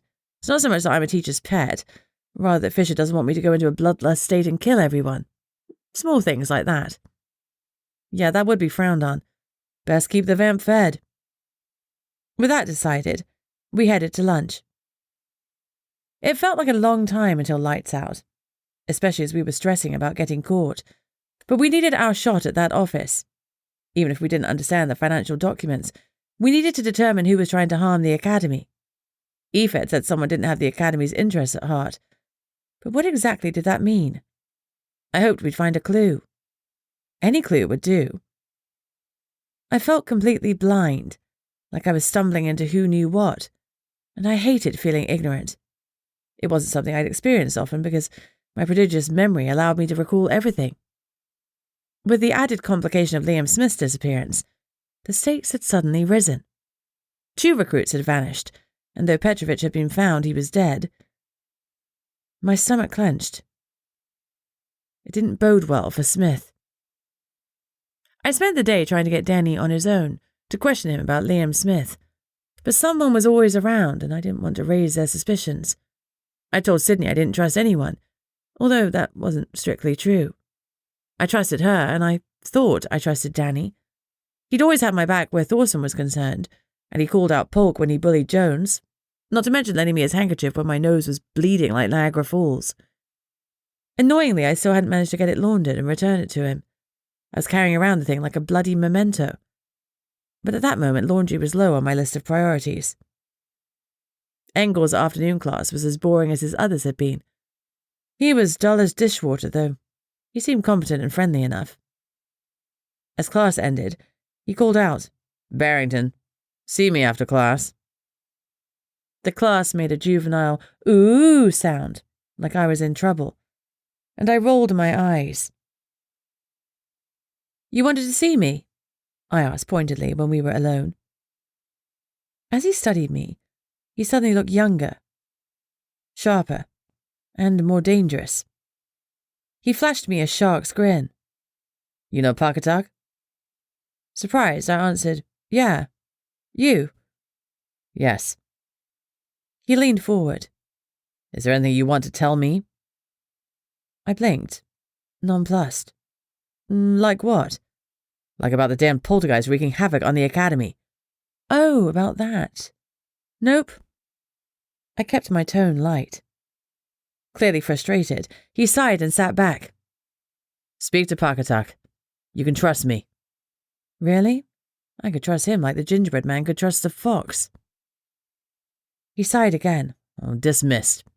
He barked, when it was clear I wouldn't engage further. I stalked out, eager to get to my supernat class. On the way, I spotted Thorsen's broad frame crowding someone. I moved closer to see who he was bullying this time. Eben. Hey, I said loudly. What do we have here, budding bromance? Thorsen shot me a hateful glare and stalked off without a word. I considered myself lucky. I turned to Eben. You okay? He glared and pushed past me without a word of thanks. Charming. You're welcome, I hollered at his back, but he ignored me. I grimaced. Maybe he was upset at having a woman rescue him from a bully, or maybe he was upset that I joked about a bromance between him and Thorsen. Maybe next time I rescued someone, I shouldn't insult them at the same time. But it had been Thorsen's fault, or something in him brought out the worst in me. Everyone else seemed to think the sun shone out of his arse, but all I could see was the darkness in him. When I filtered into our remedial class, Eben was already sitting down, and Margie was perched at the front. I looked at Marks and mouthed, "Later." He gave me a slight nod. As always, I was excited about my supernat class. This one was about dwarves, and I could have listened for hours. You'll know all about dwarves, Harry teased Danny. You're a proper gnome, aren't you? Danny's expression went flat. Good thing we're friends, he muttered, or I'd kick your ass. I'm missing something, I said. Danny was a huge beast of a man, which frequently amused me since he became extremely small when he shifted into a raven. But I didn't think there was anything gnome-like about him, although I had no idea what magical gnomes were like. I'd only met the garden variety that Mum thought were terribly gauche. You're always missing something, Eben jibed, his tone still distinctly unfriendly. Okay, so maybe I'd accidentally threatened his masculinity by rescuing him as if he were a damsel in distress. Should I apologize? I've been trying to help. Marks's voice cracked out like a whip. Enough. We're getting off course. Barrington, a gnome is a derogatory term for a person from Nome. Danny looked exasperated. It's a lame joke about our height. I thought you were from Yugiovac. I was confused. Danny definitely said he was from Yugiovac. I live there now, he assured me, but I was born and raised in Nome. Okay, but you're really tall, and gnomes are short, right? I pointed out. He'd said it was a height joke. Most of us are, Danny said. It's like calling a giant tiny. It's hilarious. It never gets old. His voice was laden with sarcasm. I grinned, enjoying learning some in-jokes. Marks rapped his knuckles on the board. We're here to talk about dwarves, not gnomes. Eyes front and center, mouths closed. Walk me to my dorm later, I whispered to Danny as the class was wrapping up. Looking intrigued, he nodded. Apparently he hadn't been oblivious to my glances during the day. I need to speak to Marks, I went on. Wait for me outside with Sydney. I won't be a minute. I waited until the classroom was empty before approaching Marks. Anything? I asked, without preamble. Something, he said grumpily. All the files for Petrovich's year are missing. The files for the years before and after are still there. And the financials. I took a ton of photographs for the accountant, so I hope he can spot something. There was an empty drawer, though, and it looked like it had been cleared out recently. Engel is a neat freak, I pointed out. Undoubtedly. I'll get the files to the accountant and let you know if anything leaps out at him. Great. I paused. Why are you letting me help you? He gave a wry smile. Well, firstly, it's clear you're going to look into it with or without me. Secondly, if we identify Engel as the culprit, you can take our evidence to Fisher for me, and that way my job isn't on the line if we're wrong. He looked serious. I like my job at the academy because I get to help promising young supernats make a positive impact on the world. That's more important than Engel stealing a few $1,000s. What I do matters. I nodded. It does. Thanks for being frank with me. You find the evidence and I'll be your fall guy. I paused. Engel pulled me in at the end of the class. He said we had a mutual acquaintance. And? Sydney knows the acquaintance too, but he didn't call her in. You think he was trying to pump you for information? Maybe. I haven't been terribly subtle about my investigation. Anyone can check my library history and see what I've been looking into. Marks grimaced. Well, keep your eyes open and keep walking around in pairs. You got it. I gave a mock salute and went to join Danny and Sydney. Danny nodded in greeting, then jerked his head towards Sydney. You trust her? Fully, I confirmed. By silent agreement, we ducked into the other dark classroom. As Sydney took up a position at the edge of the door to watch for interlopers, Danny switched his focus back to me. You've been trying to get my attention today. What's up? Liam Smith. Danny tensed. What about him? He was from your village. He was? You knew him? I pressed. His expression was grim. He was a friend. I studied him. Apparently he dropped out from here but never made it home. Danny's jaw tightened. He didn't drop out, I swear it. The record said he had, but we spoke the night before he went missing and he was real enthusiastic. Overflowing with praise for Sergeant Marks. Marks in particular? I asked. Yeah, I got the vibe that Marks had taken him under his wing. Marks is a bear shifter, same as Liam. Liam really looked up to him. Danny's voice choked up. I patted him on the shoulder. So that's why you're here? You're already a detective, aren't you? Damn right, he confirmed. My Noma made out like there was a disciplinary issue and he wanted me sent back to school to relearn all the basics. But really, you're undercover. You bet. And something fucking stinks. Liam never mentioned an active poltergeist. And he paused. I found this in the old mine. He pulled out a ring. It was Liam's. Whatever happened to him, he was down there. A squad challenge? Maybe, he conceded. But I can't help but feel that he was Hansel and Greteling. Leaving clues for you, I mused. Something happened to Liam, and that something happened here at the academy. And I'm going to find out what. I licked my lips. When I'd found Connor in the mine, I'd felt a fear that was off the charts. Connor had said hybrids could feel off auras, so what if I could sense emotions too? The fear had been so overwhelming. What if it hadn't been my fear, but the fear that someone held there had experienced? Someone like Liam Smith. I kept my suspicions to myself, because I couldn't even begin to express them without revealing my hybrid status. And if that came out, it would be a death warrant. Instead, I told Danny everything I'd learned about Engel and Marks, and what I knew about Petrovich. Then I told him that Aoife had said someone was working against the Academy's interests, and reminded him of Petrovich's threat, or warning, that we were all going to die. Finally, I told him about Petty's comment about saving our souls, and that I didn't know whether it was a warning or an entreaty. All I knew was that something dark was going on, and we were going to get to the bottom of it. Chapter 27. The three of us were now officially working together, and it felt good to have another experienced person on the team. We sneaked down to the TAC office, but even though it was 10:30 p.m., we could see the light was on from the big reception desk window. Looked like Captain Engel was still in there. We retreated back to the break room between our dormitories. When should we try again? Sydney asked quietly. Let's give it until midnight, I suggested. I agree, Danny said. That way most everyone will be asleep, including the captain. We'll go back to our room for now, I said. That minimizes the chance of us being discovered out of bed. We'll meet here again in another hour and a half. We separated from Danny to go into our dorms. Sydney gave me a silent nod as she lay down on her bed, and I guess we'd brush our teeth and fangs later. I climbed into bed and turned so that we were facing each other. Listen, Engel tells me he knows Thomas.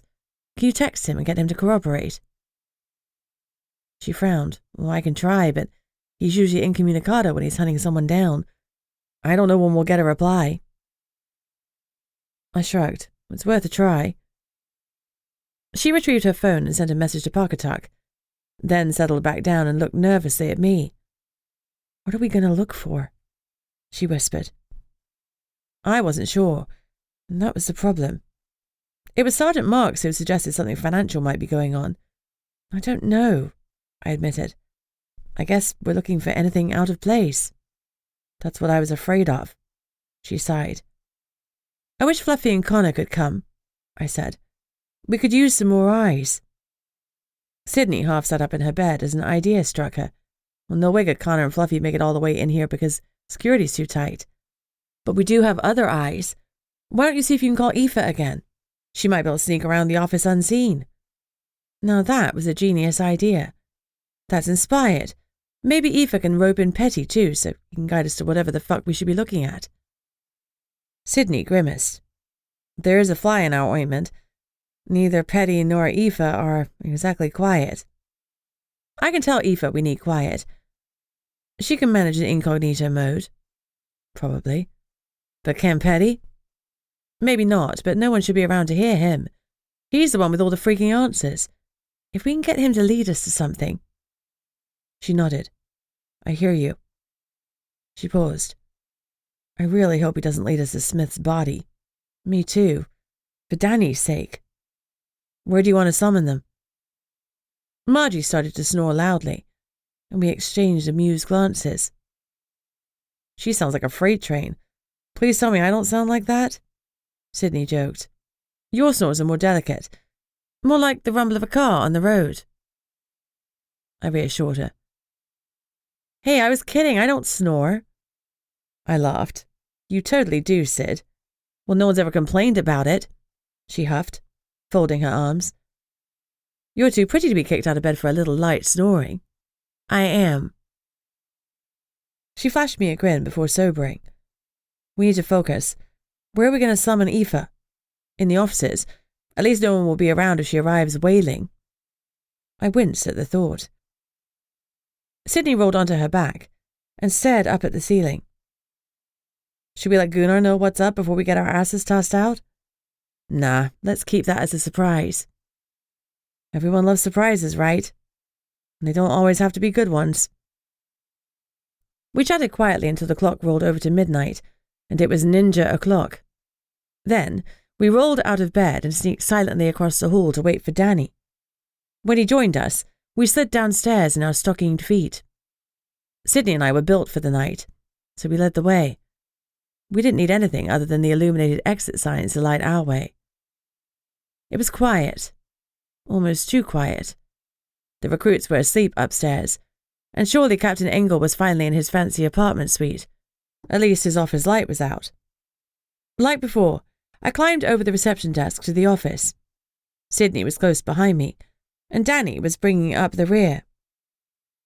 We took the key from the receptionist's desk and let it ourselves into Captain Engel's office. Even with the door closed, it wasn't totally dark, because the light over the front door was streaming through the reception window and giving plenty of light for a mer and a vampire. Ravens were diurnal, but when I turned to Danny, his eyes were glowing slightly. Looked like the shifter had his own skills. I quickly explained about summoning Aoife and Petty. All right with me, he said, as long as neither of them scream and get us caught. And wasn't that the kicker? I looked at Sydney. You ready for me to call Aoife? She looked around nervously. Yeah, do it. I whispered, Aoife, I need your help. We waited. Nothing happened. Bugger. Aoife Sullivan, please come. It's important, I said a little more loudly, although I wasn't sure that it was my voice that called her because I always felt a tug in my chest when I summoned her. Maybe it was my witchy power. Someday I'd know all my own secrets, damn it.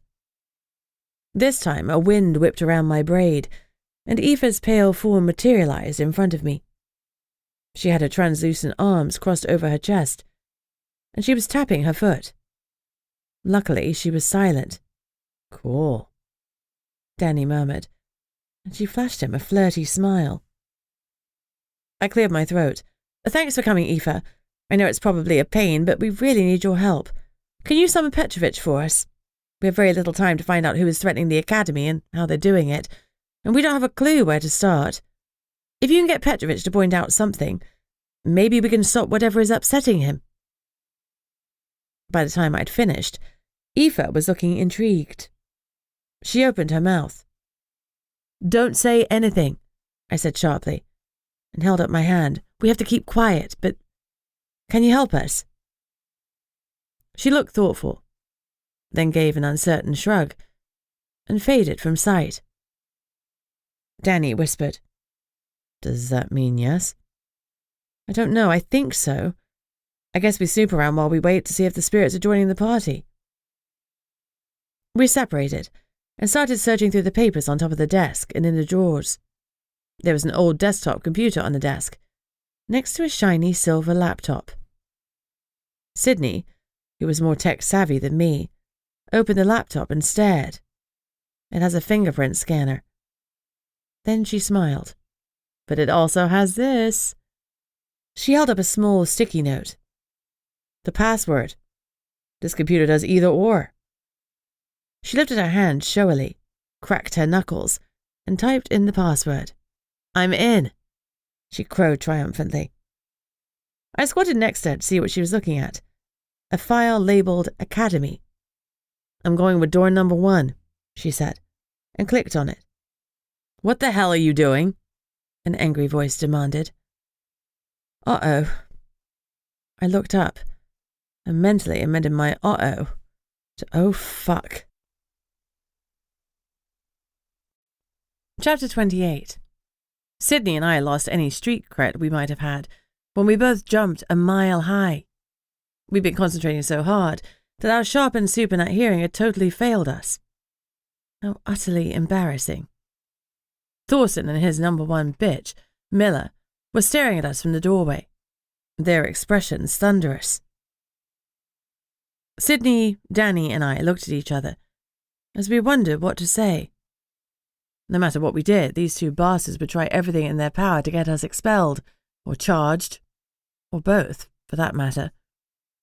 Our options were to answer them and hope for a sympathetic ear, to tie them up and stash them in a closet somewhere, or to kill them. Number 1 was impossible, and we knew we weren't going to kill them, so the second option was the most appealing. It was up there with flying pigs, and the Chudley cannons actually winning. Thorson leaned against the doorway, his arms folded, and a smug look on his face. I said, What are you doing? Sometimes offense is the best defense, so I narrowed my eyes at him. What are you doing here? Do you have Captain Engel's permission? The like we do was implicit, and total bullshit. Thorson opened his mouth to snarl something that was no doubt witty and cutting, but before he could utter a word, an icy wind whipped around the office and sent sheets of paper flying and pens swirling around us. Saved by petty peril. Aoife had come through. The Poltergeist wasn't interested in our company. He was laser-focused on his own agenda, which apparently was saving the academy. And this time he was showing his actual form, or what remained of it. It was blurry and dark, but unmistakably human. No! He wailed as he tore through the room. Anything loose swirled around in a violent storm. Follow! He howled, and I realized he was addressing me. You got it, I said, a shade nervously. Lead the way. Danny, Sydney, and I leapt up and ran after the debris as it raced out of the door. We shoved past Thorson and Miller and scampered down the hallway. Thorson's eyes were wide as he watched us chase the phantom. The 2 men followed at what I'd have called a cowardly distance. The hallway only had 2 other doors, one on the left and a fire exit at the end. The door to the left led to the building's plant room, and we'd been told during our orientation meeting that it was strictly out of bounds because it housed electrical equipment, pipes, and dangerous compounds. It even had a sign saying strictly no entry. Naturally, the debris arrowed towards the forbidden door. The ghost went through it, whilst the flying missiles stopped and dropped to the ground. I tried the door. Predictably, it was locked. Despite the warnings, it wasn't heavy duty, but a regular interior door. It was solid, but the locks weren't special. Luckily, I didn't need any fancy lockpicking skills. I'd learned one lockpicking spell, after Connor's singular attempt to teach me lockpicking had failed. Carefully blocking Thorsten Miller's line of sight, I wiggled the knob while saying the words. That ball of heat in my core warmed some, and the handle turned. I opened the door. It swung open to show a stairway, heading downwards. Great. Creepy, dark stairway. Check. There weren't actually basements in buildings on the islands in the southeast of Alaska because there was too much water and sand. Most were built on pylons that ran down to the bedrock. I could tell from the sounds coming up the stairs that these steps did indeed lead to the Academy's forbidden plant room. A long wail that sounded like, "Follow!" screeched up to us. We obeyed Petty's ghostly command and ran down into the darkness. After all, that always turned out fine for the heroes in horror movies. "What do you think is down here?" Sydney asked from behind me as we descended the stairs. "The furnace and electrical box," I said optimistically. "I'd be so pissed off if it was a dead body. Dead bodies were more of a 2 a.m. thing." She slapped me on the back. Thanks to her supernat strength and my super slidey socks, I slid down the next 3 steps. "Oh shit, sorry, Bunny. I meant, what is Petty gonna show us?" "I don't know." There was no need to panic her until I smelled death, and so far all I could smell was stale, musty air. Maybe Petty did want to show us an electrical box. Imagine if all of this was because Petty wanted the Academy to use a greener source of energy. We could stop his haunting simply by installing solar panels. Not that they'd work in the land of perpetual rain. At the bottom of the stairs, the corridor turned sharply to the left, and a dimly lit hallway led into a large room that housed the heating and lighting controls. We looked around, trying to find evidence of petty peril, but he'd lost all his debris at the door, and we couldn't pinpoint his presence. At some point in his ramblings, he'd lost the humanish form that I suspected had cost him a lot of energy to retain. "We can't see you," I explained to him. "Do something to show us where you are." Nothing happened. Had he dissipated before showing us whatever it was he dragged us down here for? Sydney, Danny, and I turned, and I started to search the room that was full of pipes, tanks, and valves. Thorsten and Miller came into the room and stared at us. Thorsten was red-faced. We were ignoring him, and he hated to be ignored. "If you don't tell me what's going on right now," he started, "I'm arresting you all." Sydney rolled her eyes. "Yeah, good luck with that. We're following the Poltergeist, you idiot. Didn't you see him?" "I didn't see anything but you assholes," Thorsten said firmly, though his eyes were a little wild. Sydney moved closer to him. If she'd been taller, they would have been chest to chest. She prodded him and rocked him on his feet. "You are a coward and a liar." She punctuated every word with another prod. Wow. Go, Sydney. I guess she was done pretending to be a soft little Miss Susie. The problem was Thorsten wouldn't put up with that. Not from her. He was a man who wanted his women to cower. If he tried to hurt her, I'd stop him, or she would, and things would get really messy. Maybe option number 3 wasn't out of the question after all. Thorsten's face turned a mottled purple, and his hands curled into oversized fists. The poor guy obviously thought he had the advantage, and it would have been laughable if the entire room hadn't been so tense. He gazed down at Sydney, his lip pulled back in an almost animalistic snarl. "You are a pushy little criminal." His spittle flew onto her face. "Geez, Thorsten, say it, don't spray it," she shot back. She rolled her eyes and turned around to leave. Several things happened at once. Miller moved around to block Sydney from leaving. Thorsten pulled out a pair of handcuffs and grabbed Sydney's arm as she turned. and Aoife materialized between Danny and me. Aoife took in the scene, opened her mouth, and let out a piercing banshee wail that made me slam my hands over my ears. I cried out as the noise cut through me. Miller was close to Aoife, and, as a human, he took the brunt of the scream. He turned ghastly white and fainted dead away. Neither Danny nor I moved to catch him. Thorson was focusing on Sydney and attempting to clamp the handcuffs onto her wrists. Sydney, who truly had enough of faking human female powerlessness, turned on her heel and punched him in the face with her supernat strength. Thorson went down like a sack of wet shit. She shook her hand, and a small grin pulled at her lips. Man, that was intensely satisfying. I checked Thorson's pulse. That had been quite some hit, and he was only human. It thrummed under my thumb. Yep, the prick was still alive. He's going to feel that when he wakes up, Danny remarked. Nice one, Fletcher. Sydney, please. She smiled.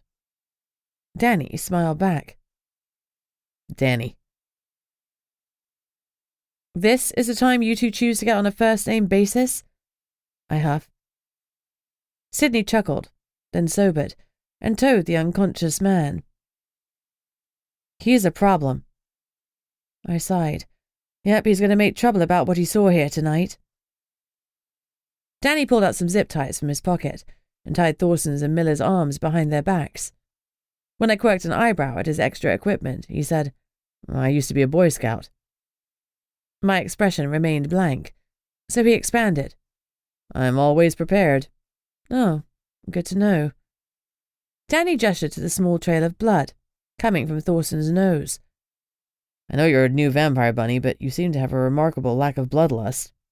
I drink blood regularly, and also I was a secret hybrid who didn't have any bloodlust at all. Even so. He eyed me again. My point is that you're still not thinking like a vampire. You can use some mind control hypnosis. Tell them they slept all night, then we'll send them back to their beds and no one will be any the wiser. I blinked. Could I mesmerize them? If I couldn't, Connor was still on Sitka for one more day. Maybe I could call him in to do the dirty work for me. I've never done it. Do you think I should call him my boyfriend? He's an older vamp. I explained. What's his name? Danny asked curiously. Connor Mackenzie. His jaw dropped. Jesus, you landed on your feet. He's not an older vamp, he's one of the oldest vampires in Alaska. Not to mention heir to the throne of the U.S. vampires. Yeah, he's really down to earth, though, I said lamely. Danny looked amused. I'm sure. His tone indicated he was anything but. Even so, we don't have the time or resources to smuggle him onto the campus right now. It'll have to be you. Me. Right. Evidently, Eve had enough of waiting for us to work through our issues. Petrovich called me to help. He's over there. She pointed, then led us to the far corner of the room. She'd learned to modulate her voice, because her speech wasn't a screech. It sounded more human, though it still sent some spine-tingling terror racing down my spine. We looked around the corner, but still missed whatever we were supposed to see. Petty stirred the air, and an icy wind encased us. Finally, Eva pointed to a spot under some large pipes. There, well hidden, was a black attaché case. I ducked down and crawled on my hands and knees to pull it out. Sydney knelt down next to me, as did Aoife. She seemed to be as curious as we were. I went to flick open the clasps, but Sydney stopped me. Wait, it might be a bomb or something. What if you open it and we all go kaboom? I drew back, and Danny snorted with laughter. This isn't a spy film, it's a case. It probably has papers in it. I looked at Aoife. Can you ask Petty if this is a bomb? It never hurt to err on the safe side. Aoife rolled her eyes. It was easy for the already dead girl to be flippant, but I wanted to stay alive. I didn't have a mysterious second life like she did. This undead bomb was all I'd get. She turned her face toward the wall and spoke, although we didn't hear anything. Then she paused, as though she were having a conversation, Only we couldn't see the person she was talking to. After a few seconds, she turned back. "It's not a bomb." The "well, duh" was kind of implied. I nodded, stared at the black case for another moment, then flipped open the clasps. "Well, what's in it?" Sydney asked me impatiently. "Papers," just like Danny had said. I drew out a bunch of files. Stamped on the first one in big block letters was "Top Secret." A cursory glance through the rest showed the same labels. I looked at the words beneath. The group granted top secret clearance was the MIB, the Magical Investigations Bureau. I showed the first folder to Sydney, and she reeled back like she'd been slapped. For her, the MIB was the bogeyman she'd been told to be scared of for her whole life. "What the hell is going on?" she whispered. I licked my dry lips as I opened the first file and read the first few sheets. "This is much bigger than embezzlement," I breathed. "Look." I showed her and Danny the line that almost made my slow heart beat in time with Sydney's. It read, "A plan to extract and experiment on supernatural entities through the use of Alaska State Troopers." Screw me sideways with a cucumber. This was not good. Chapter 29. Whilst our eyes were fixed on the papers, Thorson was struggling to sit up. His hands being cuffed behind him made it hard for him to gain purchase, but not impossible. His eyes fixed on the papers that we were poring over. "Put those down. Our papers are not meant for your eyes." Our papers? Well, things were going from bad to worse. I dropped the files back into the case. "Your MIB?" I asked incredulously. Suddenly it made sense. He could be an arse and a bully because he wasn't attending the academy as a recruit. He was a freaking spy. That's why he was never told off properly for his bullshit. He was from one of the alphabet agencies. His terrible temper seemed real enough, though, so clearly that part wasn't pretense. His face mottled purple again, except for the nice swollen part that was already starting to show a sizable bruise where Sydney had decked him.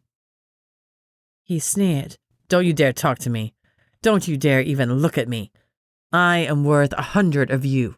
You're little more than beasts, and like any animal population spiraling out of control, you need to be monitored." And then culled. He smirked. "I'm all too happy to do the culling." He met my gaze, and I'm more than happy to start with you. My fangs dropped. They still had a mind of their own, but for once they were appearing at the right time. I bared them in a fake grin. "You want to say that again?" His gaze flicked down to my protruding canines, and I saw his Adam's apple bob as he swallowed. Even so, he kept up the bravado. "You drink blood to survive. You disgust me. You and the others like you. You should all be wiped off the face of this earth." He had a set of brass ones, that was for sure. And he was as stupid as 2 planks of wood. But he was certainly bold. I looked at Danny's angry face. Then back to Thorson. "This extraction plan, is that what happened to Liam Smith?" Thorson looked blank. "Who?" "The recruit that went missing last cohort." Danny snarled from between clenched teeth. Thorson smirked. "Oh, was he your little best friend?" He shrugged. "I didn't know him, but if he was a filthy supernatural, then yeah, he'll have been taken for some experimentation. Like you guys will be. You've sealed your fate now." "Is Liam alive?" Danny pushed. The twat shrugged. "How should I know? Each course has different MIB operatives enrolled on it. We can't have people cottoning on to what's happening. The MIB targets someone supernatural, usually a species that's been requested." "And who's your target this time?" I asked. Thorson grinned. "Why, it's you, my little rodent. You and your charm necklace that tells anyone in the know that you're a filthy vampire. I knew what you were from the moment I set eyes on you. I didn't even need to be told you were supernat." He stared at us. "Now, untie me and I promise I won't arrest your families and loved ones and take them to a detention center. Leave me tied up for 1 more fucking minute, and I'll personally see them all in chains." He said it with absolute authority, and my stomach knotted. For most supernats, that would be a crippling threat, but I didn't have family in the US, and I wasn't scared of him. I pulled out my phone, thankful that I had a signal even down here, and called Connor. "What are you doing?" Thorson asked, his voice growing shrill, as he realized I wasn't kowtowing to his demands. Connor answered promptly. "I need your help," I said, before he could speak. "Can you talk me through how to mind control someone?" Thorson's eyes went wide. No, don't you dare." Danny cut him off by putting his large hand firmly over his obnoxious mouth. "We call it mesmerizing," Connor said. "It's not usually something we teach on the fly, but I'm assuming there's an emergency since you're calling me at 1 a.m. You bet." "Okay. Is your target human or supernat?" "Human." "Well, that's good." He sounded relieved. Humans are a lot easier to mess because they have virtually no defenses to speak of. The process starts with you. You need to search inward. Close your eyes and turn your attention inside your head. I closed my eyes and did as he directed. You should feel a power inside of you like a cold ball of ice. I had only ever felt heat within me, but sure enough, when I looked inside more carefully, I felt an area of dense cold. You need to reach out to it and pull the power out from it, Connor went on. Look into the recipient's eyes and release the magic. Then tell them what you want them to do or remember. Okay, thanks. If that doesn't work, Connor said, you can try hitting them repeatedly on the head. A concussion will do the same thing in a pinch, at least until I can get to you. I found myself grinning. No, thank you. And, Bunny. Yeah? You're going to feel drained afterwards. Have you got someone there to help you get to bed? Sydney and Danny are with me. Danny? He asked lightly. He works for the Noma in Ugyavik. He's undercover, investigating Smith's disappearance. The problem is that the MIB are undercover too, but they're here to expedite disappearances. That's not good. Find out if the MIB prick has sent a report with your name on it. We need to know if you're a target. I swallowed. He already said he was targeting me. Connor swore colourfully and extensively. All right. We need to do some damage control. Gunnar has a guy in the MIB. Leave it with me. Let me know if you can't mesmerize the MIB guy, and I'll sneak in to join you. Security's too high, I warned. It's impossible. He snorted. I'm a vampire, Bunny. No security's good enough to stop me if I'm determined. And I'm very determined. There's nothing I wouldn't do to protect you. With that modest comment, he hung up. I pocketed the phone, closed my eyes, and reached inwards for the cold ball of ice inside my brain. I pulled it upwards and out, then opened my eyes and met Thorson's panicked ones. He didn't know enough to look away. Thank goodness for small favours. I stared into his eyes. If he hadn't been such a bastard, I'd have thought they were nice eyes. They were blue, not Connor's ice blue, but a faded blue-grey. They complemented Thorson's whole master race look, the pale skin and blonde hair. I held his eyes with mine, and I somehow felt that he couldn't look away. Once I was sure of the connection, I spoke. You did not see the three of us tonight. You will not remember anything after dinner until you wake in the morning. You will go to your bed and go to sleep.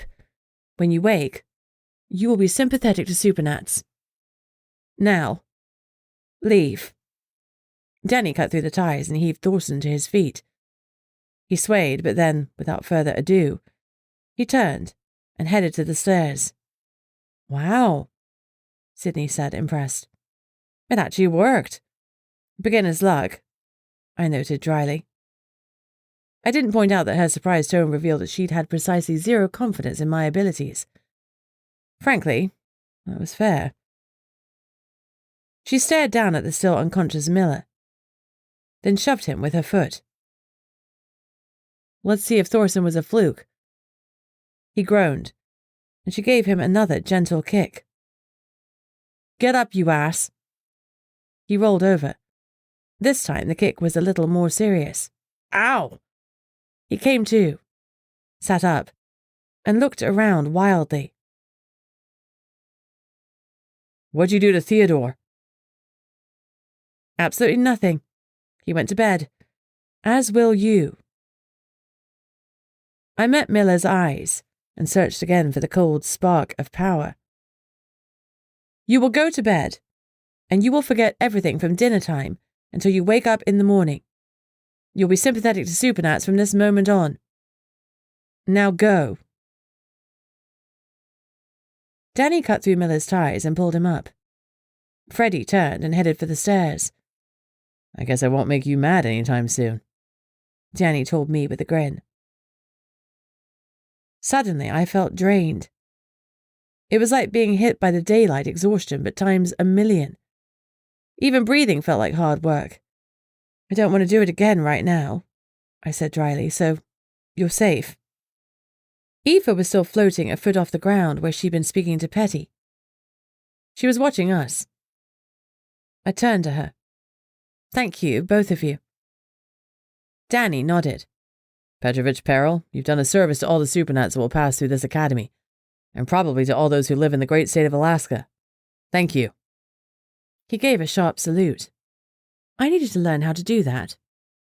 The air around us warmed, and for a second a young man appeared in the corner, dressed in his state trooper uniform. He smiled and snapped back a salute. Then his image blinked, and a brown bear appeared in his place, before fading from view. Has he left forever? Sydney asked Aoife. Aoife shook her head slowly. Not yet, she mouthed. Whatever, he was obviously calmer now that we'd understood what he'd been trying to tell us. Petty was a shifter, Sydney said wonderingly. Evidently so, which made me wonder how a bear shifter like him had supposedly died of exposure in the woods. Had it been foul play? A dark thought came to me. How long had the MIB been operating out of here? How many recruits had been kidnapped or killed? The supernats' natural suspicions of each other and the total lack of information sharing made them vulnerable. Aoife faded soon after Petty, and we stood alone in the plant room. I'm exhausted, I managed. Sydney yawned. Yeah, me too. What are we going to do with that? She pointed at the attaché case. Danny frowned. We need to read the contents and copy them if we can. We can take turns snapping some pictures of the pages. Once it's in the cloud, doesn't matter if anything happens to this lot. Or us, I thought darkly. That's a lot of pages. Sydney sighed. We'll have to go through them tomorrow, see if there's any dirt on anyone else at the academy, I suggested. We need to know who the enemy at our gate is, besides Thorson and Miller. Danny lugged the case back to our room, and I buried it in my closet. Sydney and I said our good nights, then collapsed on our beds. Tomorrow was going to suck. Chapter 30. Sure enough, when my alarm went off, I knew even blood wouldn't revive me enough to face the day.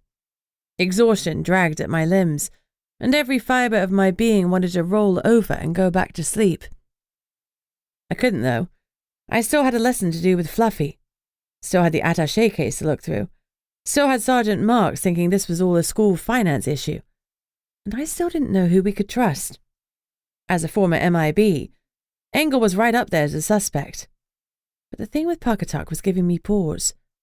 Unless Engel knew that Pawcatuck was on a hunt and couldn't be contacted. The conspiracy theories were making my head spin. Knowing that the MIB was behind everything made me trust Sergeant Marks a little more, although I knew that the MIB did employ some supernats, so he wasn't completely in the clear. We mustered, did PT with the grumpy Wilson, then had a takedown test with Blake before class. I was anxious to see how well my attempt at vampire mind control had worked, so I kept Thorson and Miller firmly in my tired gaze. It felt odd when Thorson strolled in and didn't barge into my shoulder. He still looked at me, but his gaze wasn't filled with the usual vitriol. But whatever fates existed, they certainly had it in for us. First to do the mat test was Sydney and Thorson had a very distinct bruise on his face. If my mesmerizing hadn't worked... I don't know how it happened, Thorson was saying to one of his friends. I must have fallen out of bed. He was frowning as if he didn't quite believe his own explanation. And with good reason. It was total bullshit. In the end, the takedown between Sydney and Thorson was fairly routine. Both of them towed the line and, for whatever reason, Sydney let him win. He didn't crow in triumph or shove her around, so I guessed I was officially competent at mesmerizing. Go me. I shivered a little. It wasn't a skill I really wanted. Danny and I were paired up and passed our test with flying colours, naturally. When we were dismissed for breakfast, I ran up to the dorm, took the case from my closet, flipped through the top folder and started taking pictures of each page. I hadn't gone far when Danny and Sydney joined me.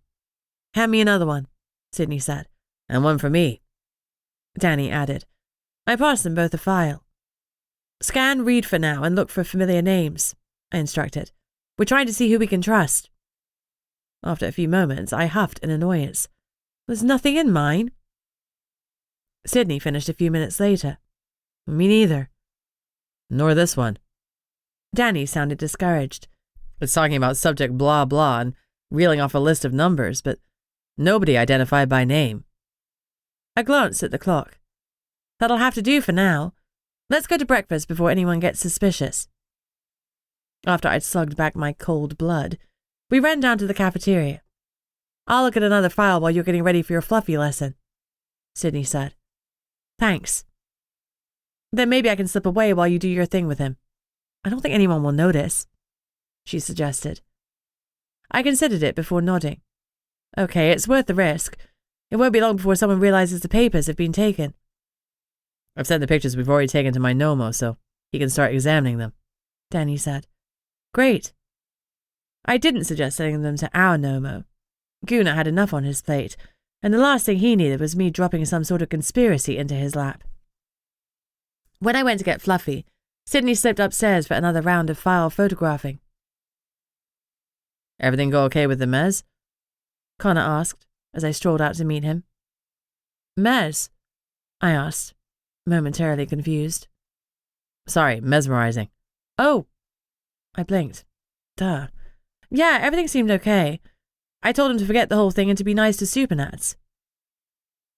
Connor frowned. Were they nice to Supernats before? No, they were arseholes. Connor's frown deepened. I'm sorry, I should have said. Making someone forget is easy enough, but making them change a long-held attitude is all but impossible. I thought of Thorson's lack of a shoulder barge. It does seem to have taken, though. For now, Connor warned. It'll start to unravel soon. Hopefully their lack of antagonism won't be noted and flagged up to the wrong person.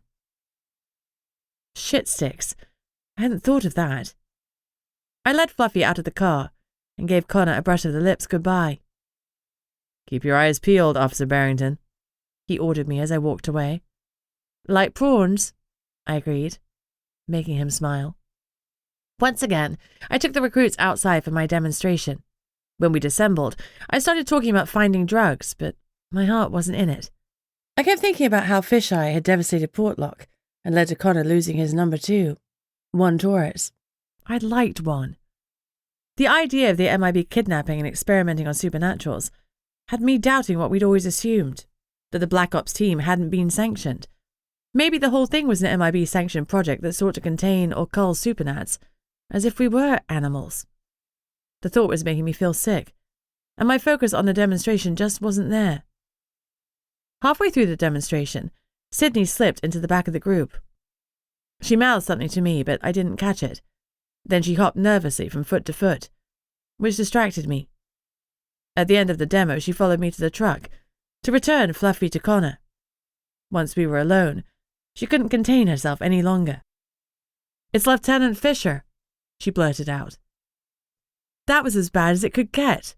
The head of the academy was involved.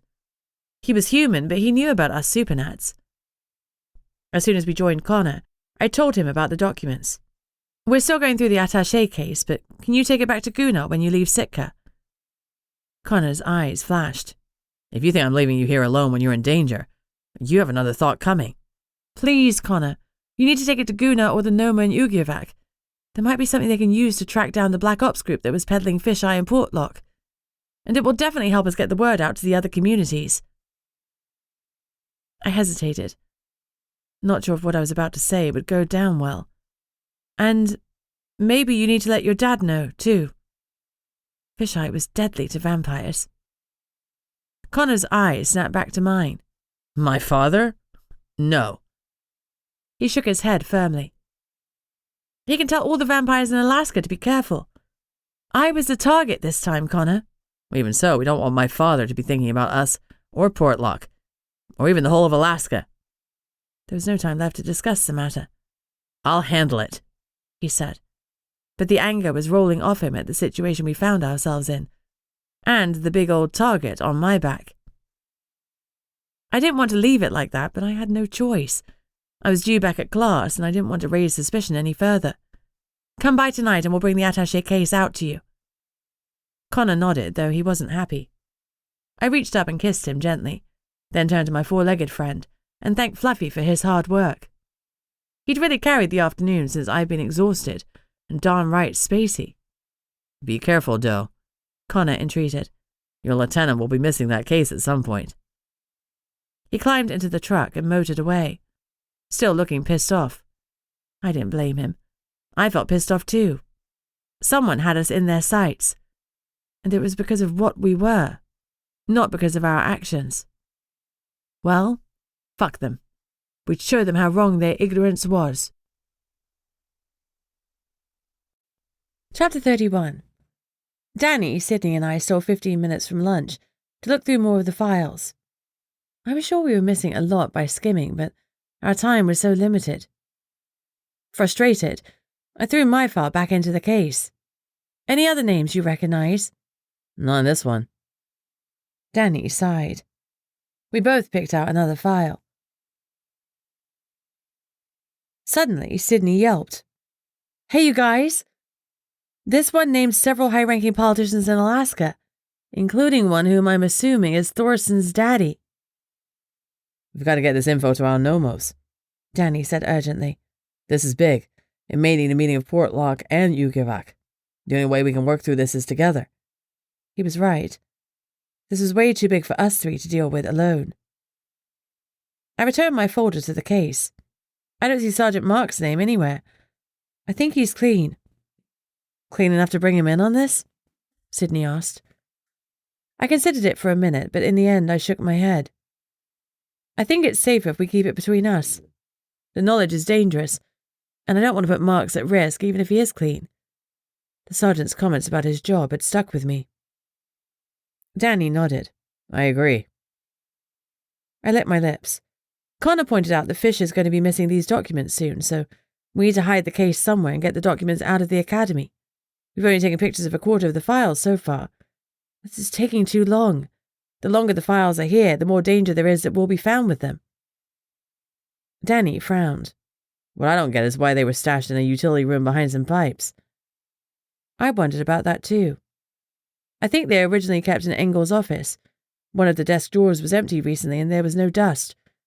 I figure that when Petty hit the room twice, Fisher decided to hide them somewhere out of the way. We're better than the plant room that we're not allowed to enter. You can't have top-secret documents floating around in a poltergeist storm. That's definitely possible, so where do we hide the documents until we can get them out? Danny asked. I racked my brains. Everywhere except the TAC officers' rooms was open to the recruits. Our footlockers and closets were supposed to be private, but anyone could get into them if they wanted to. I could open a footlocker without much effort, and even humans could do it with the right tools. Think outside the box, Bunny, I said to myself. The bathroom? Sydney suggested. I shook my head. Our bathroom was pretty open, and it would only take 2 minutes to search. She went on. I was thinking where I'd avoid looking if I were a guy. I wouldn't want to go into a woman's bathroom. Throw a few pads and tampons around and they'll turn tail, right? Danny snorted. We're not that delicate. I've pawed through worse in searches. I glanced at the clock.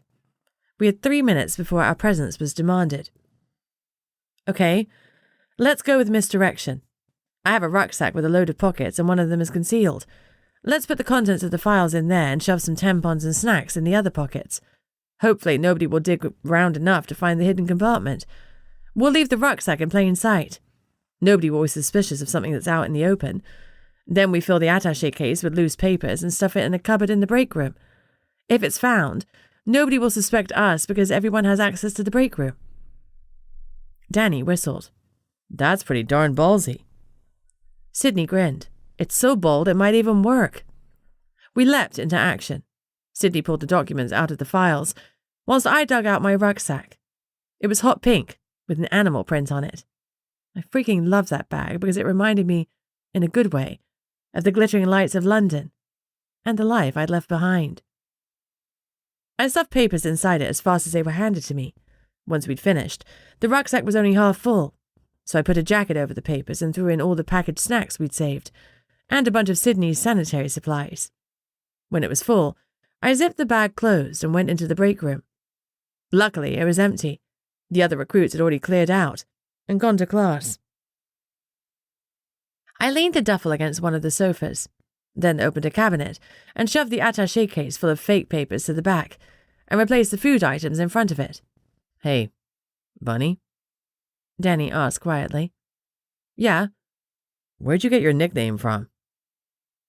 Sydney giggled. When I was little, before I was a vamp, I was actually a shifter. A were-rabbit. Danny snorted. I call bullshit. I've never seen someone so fascinated by our remedial lessons. No way you were born supernatural. I grinned. How about this one? I have a wild, hoppity fighting style, so my Nomo nicknamed me Bunny. Danny grinned. You're taking it to the grave, huh? Something like that. We raced downstairs and walked into class 2 minutes late. Captain Engel frowned at us, but he was in the middle of his introduction, so we didn't get told off. The lecture was an overview of forensic accounting, and it was also the final day the guest captain would be with us. If he was involved and he was gunning for me like Thorson had said, then I might face a serious kidnapping attempt today. With that in mind, it was hard to focus on Engel's droning voice. I thought the subject would be boring, but I did find some of it interesting, particularly the descriptions of how the authorities found money that criminals had hidden. It wasn't an in-depth lecture because forensic accountants were specialists, but it gave us an idea of what they did and when we'd need one. As the lecture was ending, Lieutenant Fisher came into class to announce a surprise squad challenge that would take place after dinner. I found myself looking at him in a whole new light, and it was hard to keep the censure off my face. I couldn't imagine how anyone could hate someone else so much, whatever our differences. I focused on his words and kept my gaze on my notebook. The squad challenge was a scavenger hunt in the woods behind the academy, and I suddenly realized that it was probably an excuse to get the recruits out of the building so that he and Engel could search for the missing documents. Thank goodness we'd hidden them. But was hiding in plain sight going to work? Or bite us on the arse harder than the were-bunny I pretended to be? Our hiding place had to work, because I wouldn't be able to go back inside the academy until the squad challenge had finished. Connor had messaged, and he was coming back at 10 p.m. When Engel dismissed the class, he met my eyes and raised an eyebrow, tacitly asking if I'd heard from Puckatuck. I shook my head and walked out. I wasn't giving him chance to get me alone because I trusted him about as far as I could throw him. Fisher herded us into the mess for dinner. No one was allowed to slip away, not even for a moment. We had to act normally since he sat next to Margie and Eben. It was obvious to me that he was sitting with the supernats to keep all of us in his sights. He knew. He knew one of us had the case. After we finished eating, Fisher led us out to start the challenge. We split into our squads and gathered behind the building for our instructions. We had to locate 5 landmarks marked on a map using only the map and a compass. No modern tech allowed. Once we found the places, we had to take a squad selfie, and the first squad that returned to the starting point won. The prize this time was an extra 2 hours in bed, while the rest of the recruits scrubbed the building from top to bottom. It was a great prize because no one liked cleaning duty, but everyone had to do it. If I hadn't had a kidnapping, a poltergeist, and an evil government organization looming over me, I might have even given a fuck. Okay, who's the best with navigation, because I'm out, I asked, once our group had gathered together. Navigating my map was a weakness of mine. Before I'd come to Alaska, I'd been a big city girl, and I only navigated via Google Maps. Jones raised his hand, and the rest of us nodded. Although he was timid, he'd been the reason we'd won the last squad challenge. Besides, no one else had volunteered. We'd been given old-school cameras for the photos, so there was no chance we could use our phones and accidentally check the sat-nav. I'll take the pictures, I volunteered. We sent Jones to get the map and compass. Each squad had been given a different order in which to find the landmarks, so we couldn't simply copy each other. We had 10 minutes to prepare to search for our first landmark. When the whistle blew, 4 squads raced up the hill and into the woods, then veered off in different directions. I hated letting Sydney out of my sight.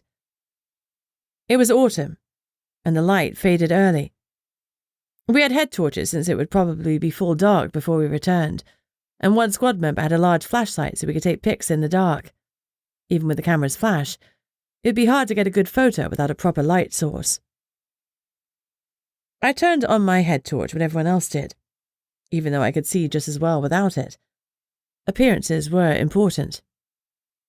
Unsurprisingly, Jones did exceptionally well in leading us straight to the first spot. I took our squad photo, then he mapped out the second location, which we reached just as Sydney's team was leaving. We exchanged grins before she jogged off. As we raced to Landmark 3, my anxiety started to fade. We'd hidden the papers well. Our ruse would work and we'd get the evidence safely to Portlock. I kept that outcome firmly in my mind. I'd manifest it, damn it. I checked my phone. Just over an hour until Connor was back and I could slip him my duffel bag. It looked like we'd have finished the squad challenge before he arrived. We took our photo and waited for Jones to lead us to Landmark 4. As we started after him, I heard someone mutter, "Where's Danny?" My heart froze as I looked around. I couldn't see him. "Hey guys, hold up," I called. "We have to wait for Danny." I prayed with all my might that he'd step behind a tree for a piss. But the longer we waited, the less likely that seemed. 1 minute passed. Then 3. Shit, this was bad. Really bad. What if Thorsten had been heading me off the scent? What if I wasn't the intended target, but Danny was? What if they'd already secured him somewhere?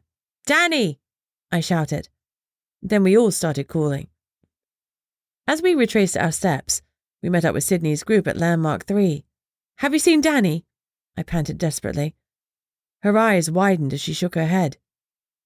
Danny was officially missing.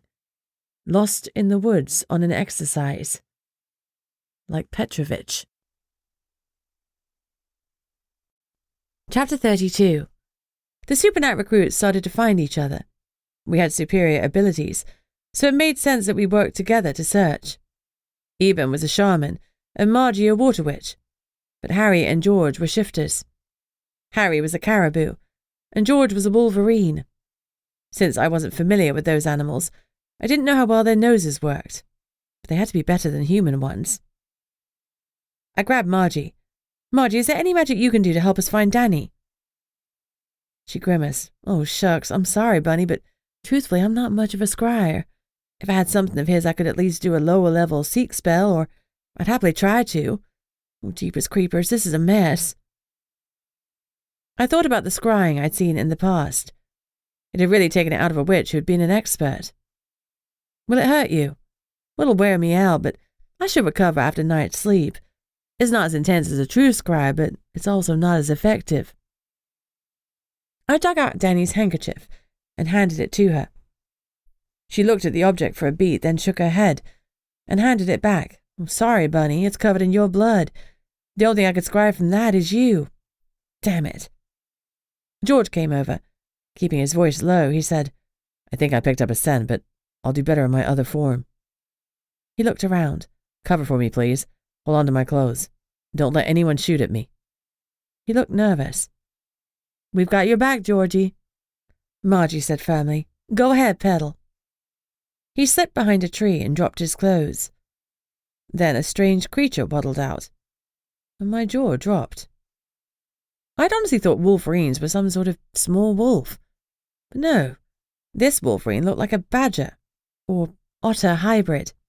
He had dark fur and cream-coloured stripes that went from his jaws around his sides and ended in a short bushy tail. He wasn't large, and he wasn't like a wolf at all.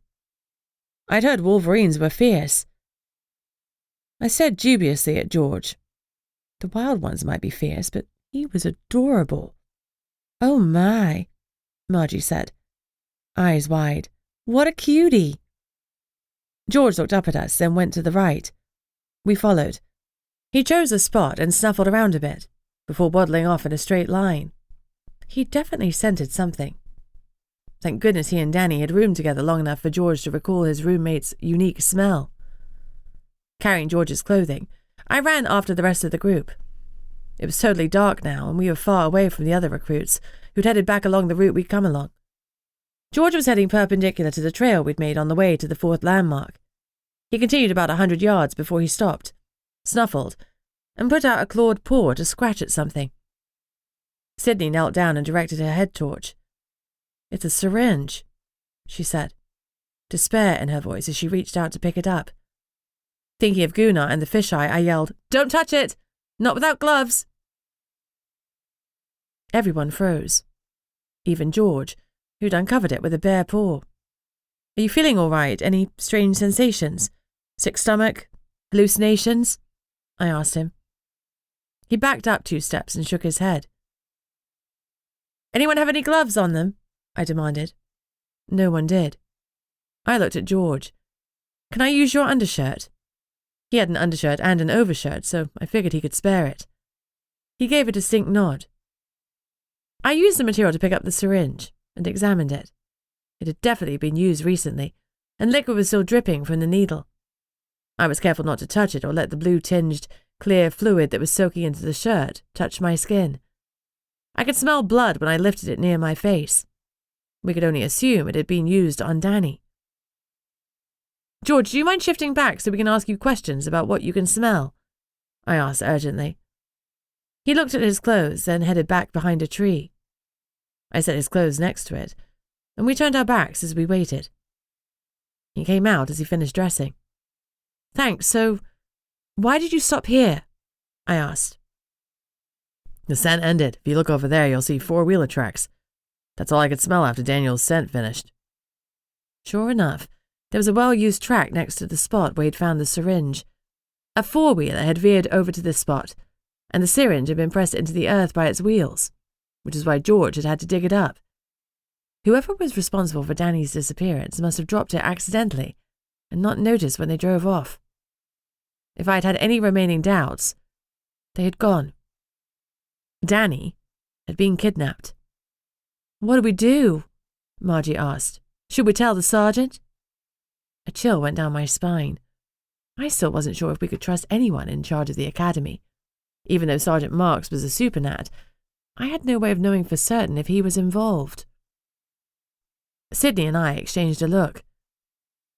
"I think we need to follow this trail before they get too far away, or we might never see Danny again," I said, skirting the issue. Sydney backed me up. "I agree. Which way did they go, George?" He pointed down the trail. Great. They were headed towards town. I wished one of us could fly, but that was Danny's skill and he'd been taken and drugged. "Margie, you and Eben go back to the academy. If we aren't back in an hour, tell Sergeant Marks," I said finally. Margie nodded. Eben looked surly as usual, but they were basically human when it came to running through the woods, and they knew they'd hold us back. "Let's go, Eben," Margie said, and they turned and headed back. George, Harry, and Sydney looked at me. Connor would be here soon. It would be great to have him, Fluffy, and a vehicle as well. "Sydney, do you have your phone?" She patted her pocket.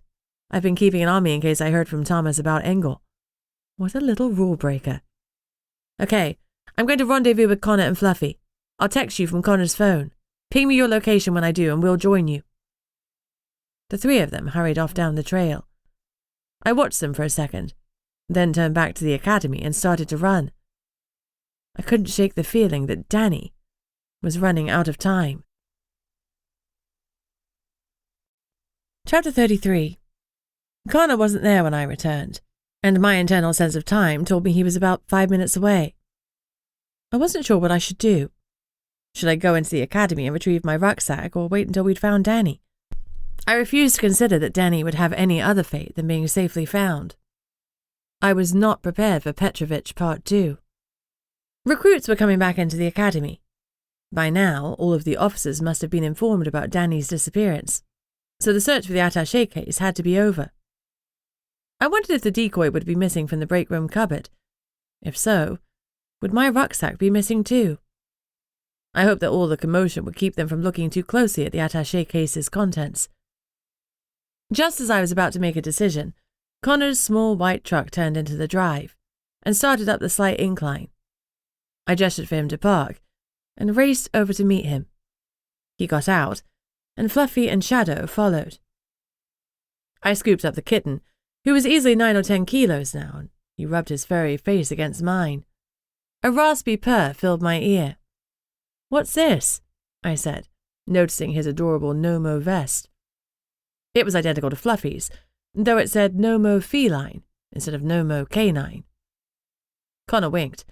"I thought he should have something since he's part of the team." I hugged Shadow again. I hadn't realized how much I'd needed to see him. "You were so handsome in your vest." I kissed his head before he started wriggling to get down. Then he rubbed against my legs. "So, what's up?" Connor could read the tension in my body. "Danny was kidnapped during an exercise." I looked around to make sure no one was close enough to overhear, but we seemed to be alone. There was a surprise exercise so that Lieutenant Fisher and whoever's working for him could search the building for the documents we stole. "Did they get them?" His brow wrinkled with concern. "I don't know, and I can't check right now. Can I borrow your phone?" Connor passed it over and I texted Sydney. "Sydney's going to text us her coordinates and we'll join them in the search for Danny. Whoever took him has drugged him and hauled him off in a four-wheeler. We need your truck." "You got it," Connor assured me. "I'm sorry about your friend. We'll find him." I gave him a hurried kiss. 30 seconds later, the coordinates appeared, and I ruffled Fluffy's ears.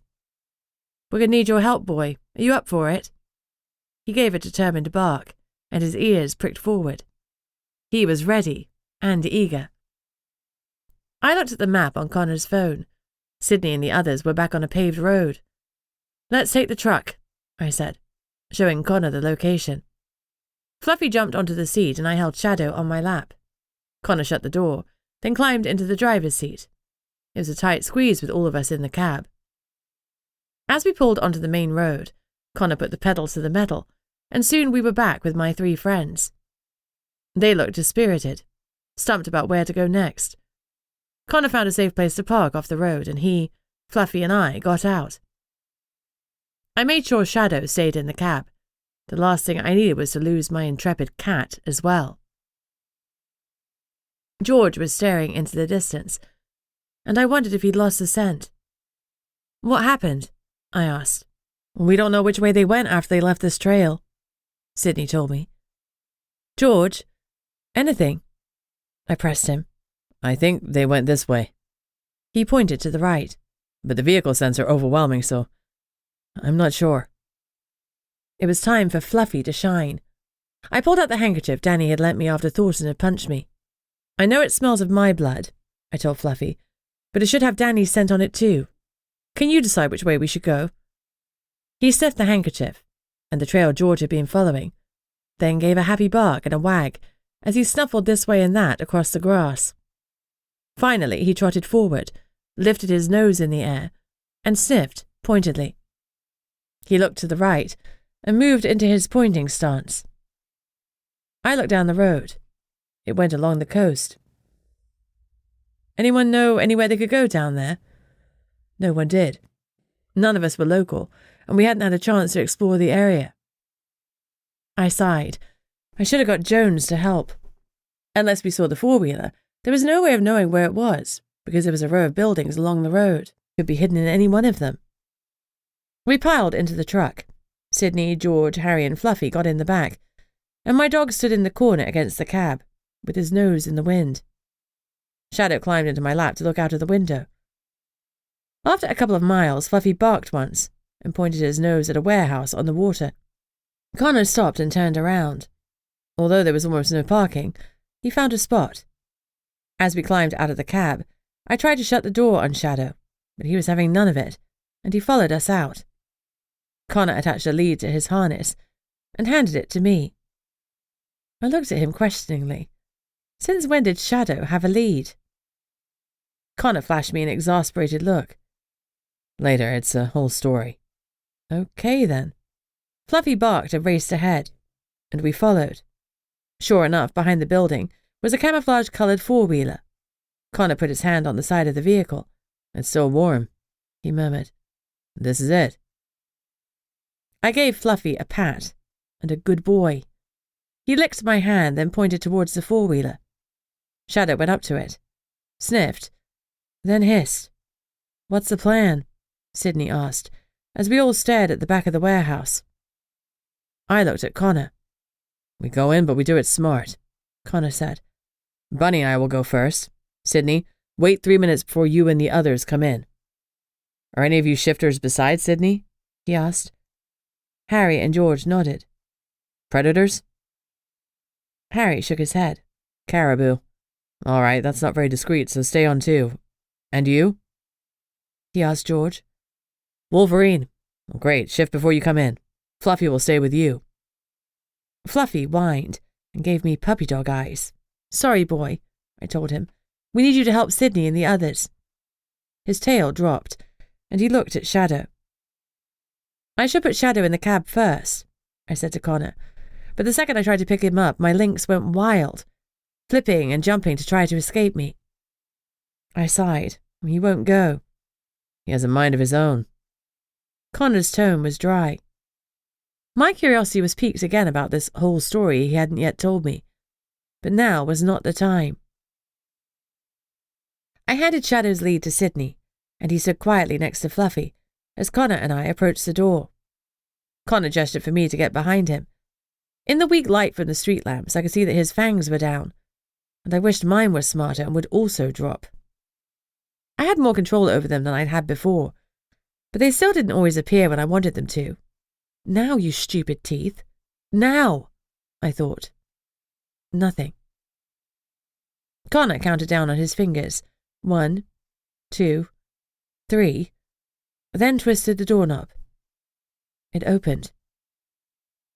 The warehouse was brightly lit, and we blinked as our eyes adjusted to the brightness. Danny was sprawled on the ground. I started to rush forward, but Connor caught my arm. Wait, he hissed. I looked up. Oops. We were surrounded by 5 men dressed in fatigues and holding rifles and sidearms. We'd startled them, but they quickly leveled their guns at us. Who are you and what are you doing in here? The tall red-headed man on the left demanded. Connor and I looked at each other, and then, as though we'd planned it, he went left and I went right, both of us travelling at full vamp speed. Connor had his knife out and slit 2 throats before I hit my first guy. I didn't have a weapon, but I ripped away his rifle and hit him over the head. Connor knocked out a 3rd soldier, and I took down the last one with the butt of the gun. I stared at the blood, then up at Connor. He looked like an avenging god. His hair was dishevelled, and his fangs were in full view as he snarled. I didn't know who these men were, or if they deserved to die, but it felt like they did. Set aside your personal feelings, Bunny. Gunnar's voice echoed from my memory. He was right. He was always right. These guys were doing their job, and right now their job was war, on me and mine. They knew the risks. Now wasn't the time for a treatise on morality. I wanted Connor, my friends, my pets, and myself to live more than the kidnappers, and I was ready to do anything to make that happen, to get us out alive. Just as the last guy fell, Sydney and the others ran in. "Check the rest of the warehouse," I bellowed, and we spread out. There were 2 more men in a back room, with a speaker blasting rap tunes. Sydney sneaked up on them, banged their heads together, and they went down. In Wolverine form, George streaked past us to an open door, and I heard a shout from inside.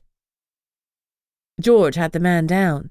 He slashed his legs, then worked his way up the man's body until he was nothing but bloody pulp. Now I understood more about Wolverines. Cute my arse. "Bunny!" I heard Connor yell, panic in his voice. My heart gave a firm thump, and I ran out to the main room of the warehouse. Chapter 34. "What's wrong?" I asked, as I raced to his side. Connor was staring down at a case, though he wasn't getting too close to it. I swore loudly. It was full of small plastic bags, full of hot pink crystals. Fisheye. A shit ton of fisheye. He backed away from the deadly drugs and ran his hands through his unruly curls.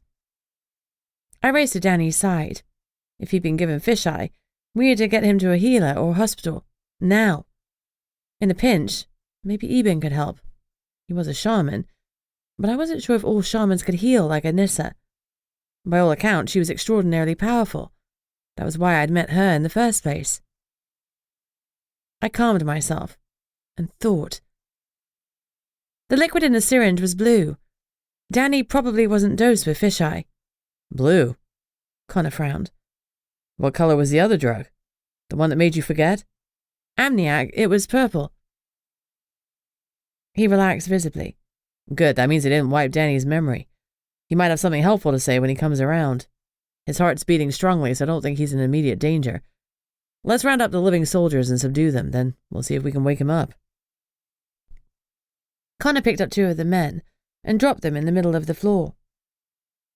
Sidney and George, who was back in his human form, brought out two more, and Harry brought out the rest. The caribou shifter was hella strong. I looked anxiously at Danny. He still wasn't coming around, although his chest was rising and falling with each breath. A couple of the soldiers we'd knocked out were stirring. Connor chose one of them and dragged him over to a chair. Luckily, the kidnappers had supplied us with rope and duct tape, so Connor tied his victims to the chair while the rest of us secured the others. I went back to Danny to see if I could wake him. I was getting anxious seeing him lying there. I shook him gently. Nothing. I dragged him over to a wall and propped him up against it. His head lolled, but he still didn't stir. I checked his pulse. As Connor had said, it was strong, and Danny was continuing to breathe without help. It looked like the blue drug was intended to knock him out, rather than kill him. I looked up. I don't know what else to do. Connor growled. "We find out from this fucker." The man in the chair groaned as he came around. I stood in front of the chair and leaned down. His eyes took a minute to focus, but then I saw recognition in them. Since I didn't know him, that took me aback. "You know who I am?" I asked. He didn't answer. "You know what I am, then?" I demanded. He blinked involuntarily. Not only did he know what I was, he was frightened of me. Good. My teeth clicked down, as the bastards finally did what I wanted. I'd have cheered if the situation hadn't been so dire. I smiled, showed them to the soldier, and he blanched. "What did you give my friend?" I demanded. He was breathing hard, panicking. "I can't tell you. They'll kill me." Standing behind him, Connor laughed. The man tried to turn to look at him, but Connor placed a hand on each side of his face to stop him moving. Then he leaned down and growled in his ear. "Listen to the nice vampire, or I'll show you something to be afraid of." I guess we were playing good vampire, bad vampire. What my darling mate is trying to say is that they might kill you, but we definitely will. Oh, shucks, I wasn't a success at playing the good vampire. I gave my best movie vampire hiss, teeth out and everything. And the sharp smell of urine filled my nose. "It's called somnum," he blurted out. "It keeps shifters down for 4 hours. That's all I know." Somnum?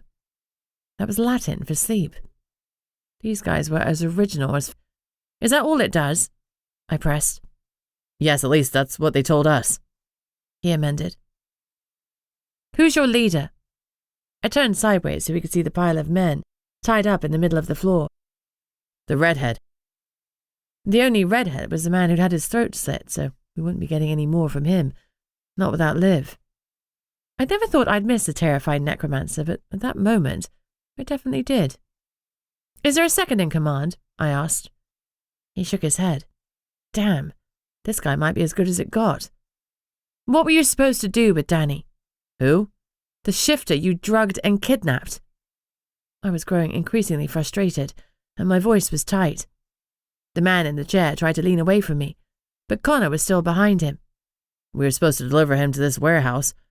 And wait, Connor was already moving. Sydney, Fluffy and I joined him, leaving George and Harry to watch the inside of the warehouse. Sydney thrust Shadow's lead into Harry's hand.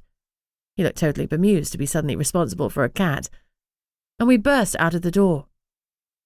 We looked around to see if we were about to be overrun.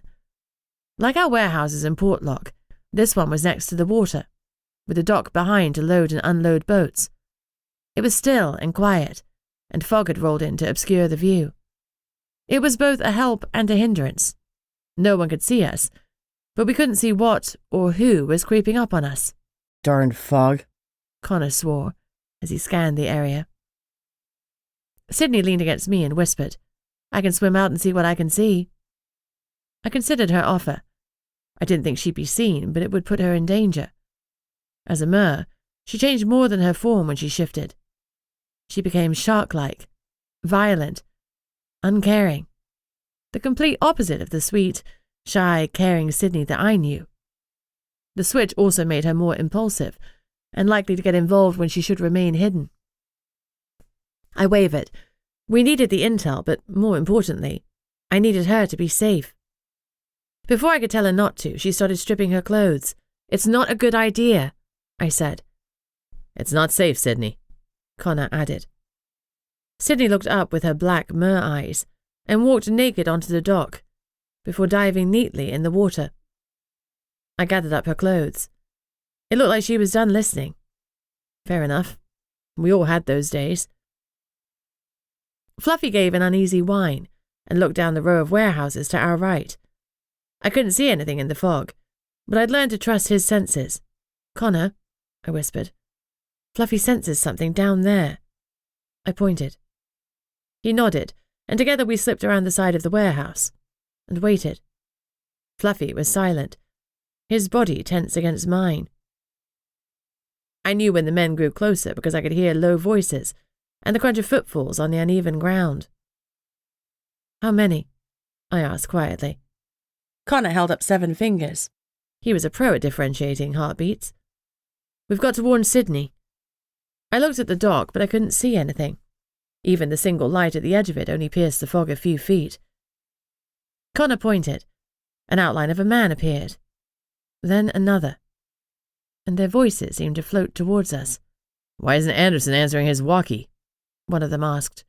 He's probably watching cat videos, somebody replied. Nah, he's only into porn, a third said. Disembodied laughter floated in the air. The man in front suddenly stopped and held up his hand. Silence. Something is wrong. They went quiet. Now they were closer. We could see the whole group. They were armed and dressed like the others, and they were on high alert. Just then, there was a slight splash as Sydney emerged from the water. She walked naked down the dock, and 7 guns swung her way. Chapter 35. I started to run to my friend, but Connor stopped me. He didn't look as stressed as I felt. He trusted Sydney to be okay. I trusted Sydney all day long. It was the men with the guns I was worried about. Who are you? What are you doing out here in the nude? One of the men yelled. The fog was so thick that I couldn't tell which one spoke. Sydney hurriedly tried to cover herself with her hands as best she could. I'm naked because of a shitty prank. She stifled a sob. Some bastard stole my clothes. Can anyone see them? My voice was small and wavering. She should have got an Academy Award. We're asking the questions. The man's voice was sharp. She flinched. We were all going skinny dipping, but the others got out, took my clothes, and ran off. My phone was in my jeans. Can you call for help for me? I'm freezing." She shivered hard for effect, which was a sneaky trick, because I knew she rarely felt the cold. The guns wavered. At a gesture from the one who'd yelled out, they were pointed away from Sydney towards the ground. My friend looked around nervously, like a naked young woman would do, and pointed to the nearest boat. "I'm going to check there for my clothes. They have to be stashed somewhere." The man nodded, and she climbed aboard the fishing boat. Sydney was shapely and gorgeous, so she had their complete attention. Idiots. Her clothes went on the boat because I was still holding them. I hoped she'd use the time to slip back into the water and get to safety. Once she was on board, the men lost interest. She was some local yokel with bad judgment, and they weren't there for locals. It wasn't even an issue. She'd seen them walking around with weapons, after all. Being visibly armed in Alaska wasn't unusual when there were bears and wolves to think about. The men relaxed and walked casually towards the warehouse, their rifles slung over their shoulders. Unfortunately for us, the jig was just up. Once they looked inside, they would declare war, and we'd only brought our supernat selves and one knife to a gunfight. We needed to do something. Fast. Connor gestured for us to move behind the men. As long as we were silent, the fog and the darkness would hide us. But even with vamp speed, I doubted we could take any of them down before the rest turned on us. Connor grabbed the first man. Putting his hand over the guy's mouth, he snapped his neck and laid him down carefully on the gravel. I took the next one and silently choked him until he passed out. We were down to 5. I knew we wanted to interrogate the leader, so we needed him to be the last man standing and breathing, but he was in the middle of the others. Fluffy thought faster than we did. He ran ahead silently, then stood in the one spot where weak light almost hit the ground. He yipped, then limped forward once the men had noticed him. "Hey, it's a dog. He's hurt. He's wearing a collar. Shouldn't we try to phone his owner?" It seemed that even evil henchmen liked dogs. "Ignore it. We have a mission," the leader snapped. "I like dogs more than I like you," another man muttered mutinously. "Shut up, Humphrey, before Grayson shoots you." Fluffy's distraction was helpful, but not quite enough. As they moved past my dog, the leader looked around, then stiffened, and swore when he noticed that 2 of his men were missing. With a sharp command, the troops were back to being fully armed and alert, as they stood back to back and searched the foggy darkness for us. Oh, nuts. There was no way we could get to them before they opened fire. I motioned to Connor that we should back away. I was out of ideas, and by the frustrated look on Connor's face, so was he. Fluffy was locked into his fake limp until we made a move, though no one was looking at him as he faded into the darkness. He was also making a strategic retreat. Smart dog. We were all on team sneak away, except we'd forgotten the trickiest member of our team, Shadow.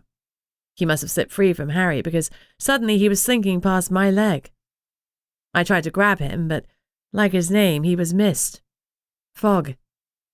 And he was hunting. I shivered as smoky colour lifted from his silvery fur and melted the cute harness right off him. He raced along the ground, enveloped 2 of the men, and they went down screaming as acid-like smoke consumed them. The other soldiers looked on in horror, as did I. Memories of the beast from beyond the barrier besieged me, and I fought for a moment to get back to the here and now. When I looked at my lynx, unlike the beast, he still retained his golden eyes. For the billionth time, I wondered what my sweet boy really was. I didn't want him to be a killer. I wanted him to remain an innocent kitten, not become a murderous, deadly beast. This was our fight, and it wasn't a supernatural one because the men were human. Nevertheless, this was our chance, and we rushed the remaining soldiers, but I tripped on an uneven patch of ground, and the sound of me stomping on the gravel had them whirling around. Fucksticks. Connor killed his target, and Fluffy knocked another man down, but the leader had his gun aimed right at me. I tried to step aside at vamp speed as it boomed, but I hadn't fully regained my balance. Connor stepped in front of me, and the bullet went through his side. As the blood seemed to spray in slow motion, My heart stopped, and terror filled me. I wanted to throw up, but I rushed to his side instead. He'd taken a bullet for me. My God, he'd taken a bullet for me.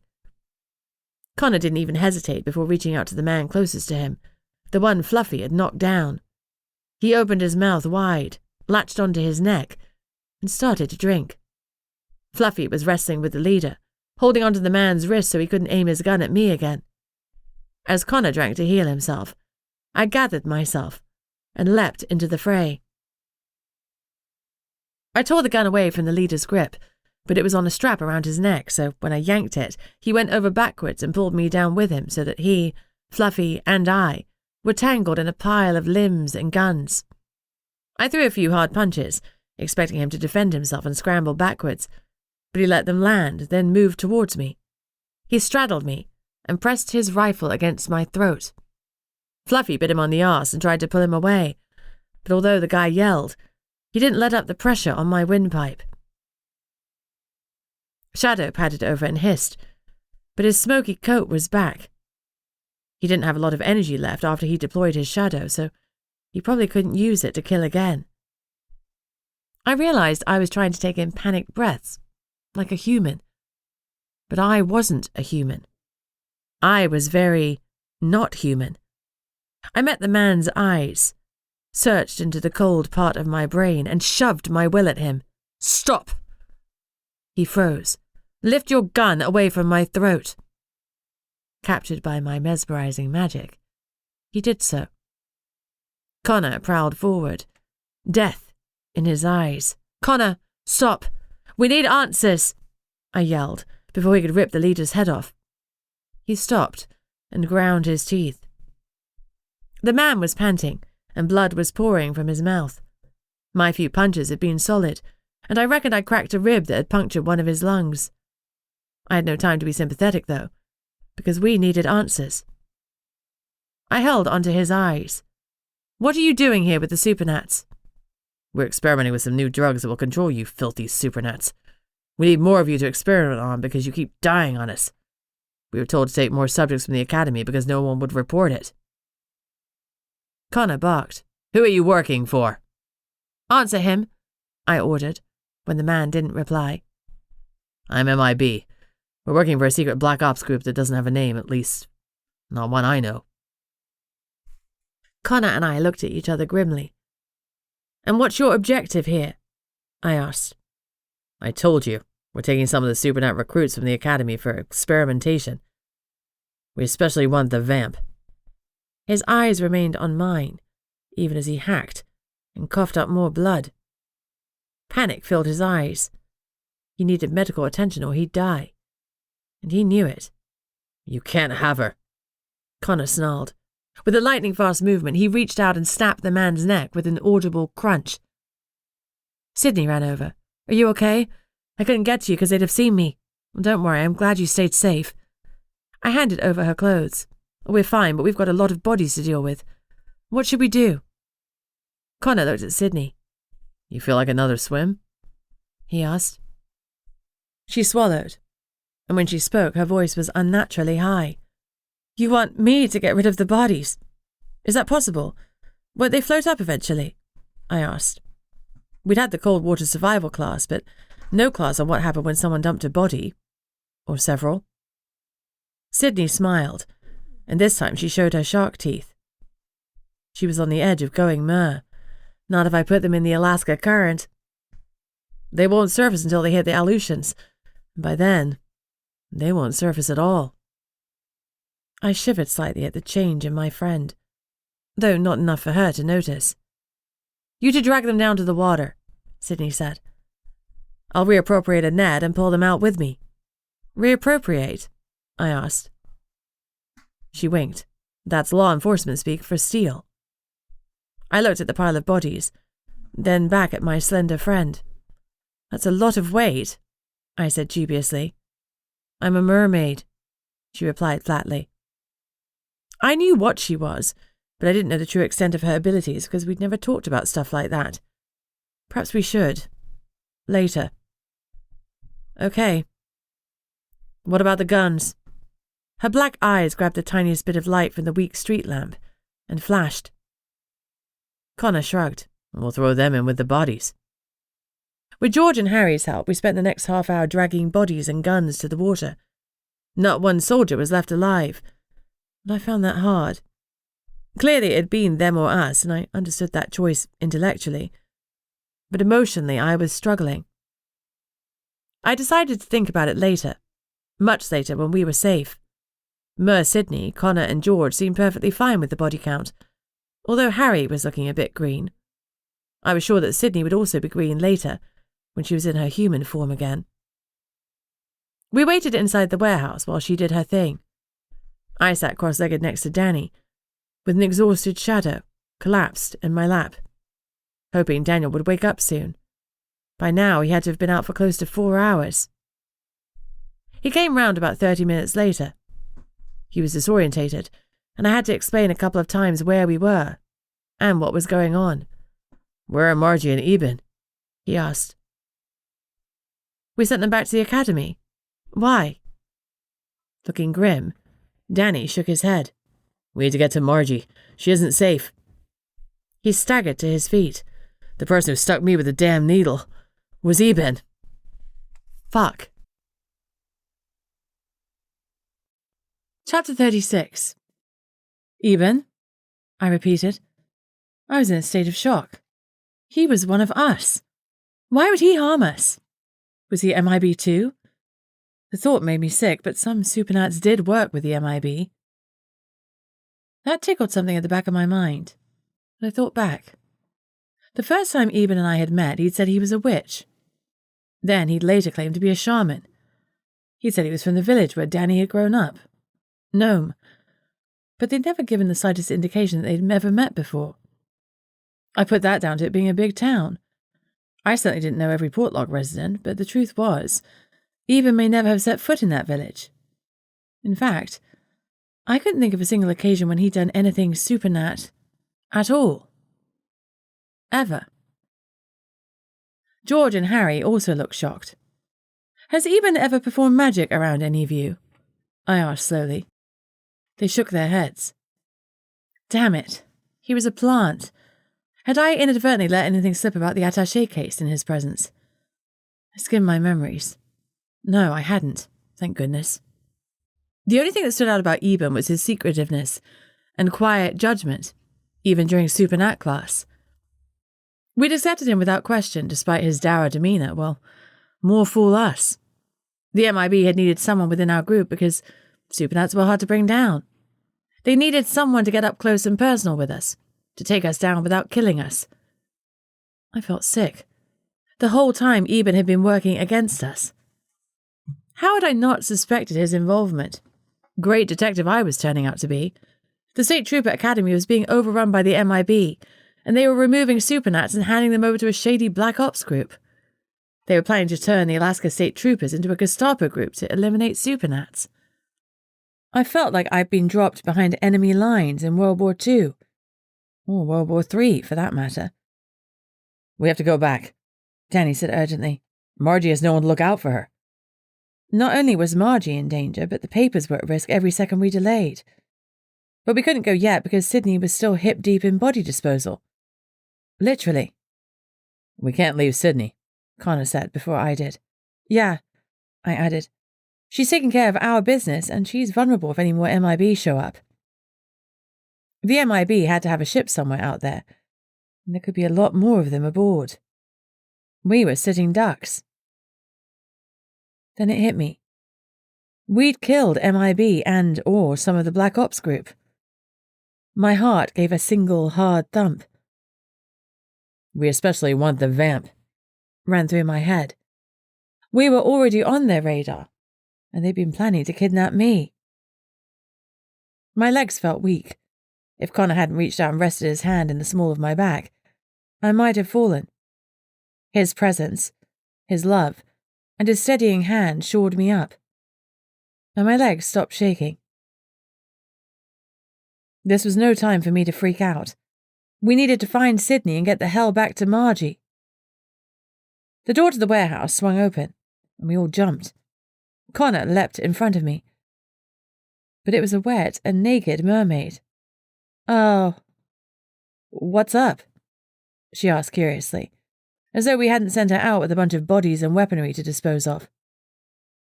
Her eyes were soft brown, and her teeth normal. My Sydney was back.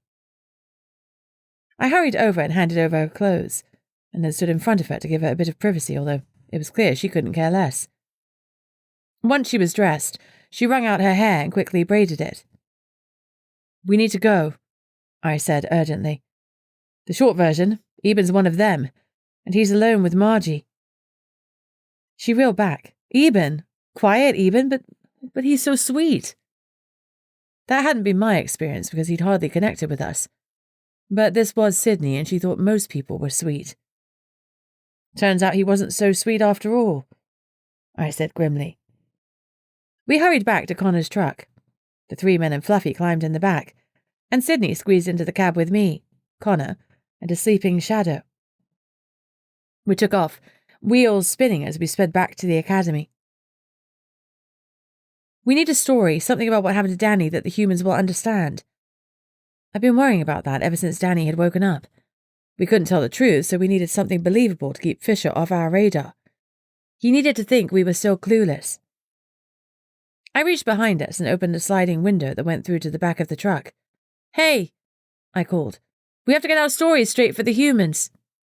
"I'll say I fell, hit my head, and got lost wandering in the wrong direction," Danny offered. "Fluffy tracked me down by the road." "We've been gone longer than that, plus there's no bump on your head. They'll check you for a concussion," Sydney objected. She was right. They'd want him to see a doctor. "We could say I fell into that abandoned mine. The one Connor hid in?" Danny suggested. "No, they'll investigate, try to seal it back up, and know immediately that's not true," I replied. "A sinkhole?" Before I could answer that it would be the same for a sinkhole, Harry's steady voice came from the back. "Danny was dehydrated and became disoriented. He wandered for a while, realized he was lost, and hunkered down. He was planning to wait until morning to find his way out of the woods. His headlamp was dead and he didn't have his phone. The dog can still have found him." "Simple and believable," Connor said. "Danny, do you have your phone?" "No, I left it behind. We were supposed to be without tech." "What about your headlamp?" "Must have fallen off." Connor nodded. "Okay, in case someone has found it, you say it died. You discarded it and you don't know where it is." Yeah, that's better," Danny agreed. "Perfect. Everyone got the story straight?" Everyone responded in the affirmative, including a sharp bark from Fluffy. Connor turned left and the academy loomed up on the hill ahead. "Here we go." He pulled to the front and parked. The men in the back climbed out slowly and carefully, as though they were exhausted, which they probably were. I knew I was close to being unconscious. Maybe I get better at mesmerizing in the future, but for now it left me weaker than a day-old baby. Like me, Sydney, who'd done the most work, looked like she was hanging on by her fingernails. We were vulnerable right now, which was all the more reason for Fisher to believe the BS we were peddling. I placed Shadow on the passenger side seat and slipped out. The poor exhausted little fella didn't stir when we shut the doors. We gathered together and went through the front doors. Recruits and officers were scattered about the building, but someone noticed us and a shout rang out. "You found him!" Several people pulled out phones to call their friends or fellow squad mates to tell them to come back in. "Go check on Margie," I whispered to Sydney, before we were surrounded by a lot of relieved-looking recruits. Sydney slipped away. Danny was being hugged and clapped on the back. Lieutenant Fisher was glaring at our group from where he was leaning against the wall, next to the reception window. He had slightly more than a 5 o'clock shadow, and I wanted to smirk because I knew that we'd been stressing him out. He was the only one, besides whatever MIB plants there were, and possibly Sergeant Marks, who knew the truth. A table had been set up with donuts, coffee, and hot chocolate for the searchers. They'd been going out on rotation to avoid getting too wet and cold, as well as to get some rest. We went to get a sorely needed hot drink. 15 minutes later, Sergeant Marks burst through the door, took one look at us, and pulled Danny into a brief man-hug. "You all right? What happened?" He looked sincere, and I really hoped he wasn't one of them. I heard Danny start to recite the story we'd come up with. but Sydney was signalling me from the stairs, and I couldn't hang around to listen. I squeezed Connor's hand, pointed at Sydney, and left him with Danny, Fluffy, and the others. Then I slipped behind the crowd and ran up the stairs. It was dark upstairs, and no one seemed to be around. "Margie isn't in our room," Sydney said grimly. "I checked everywhere upstairs.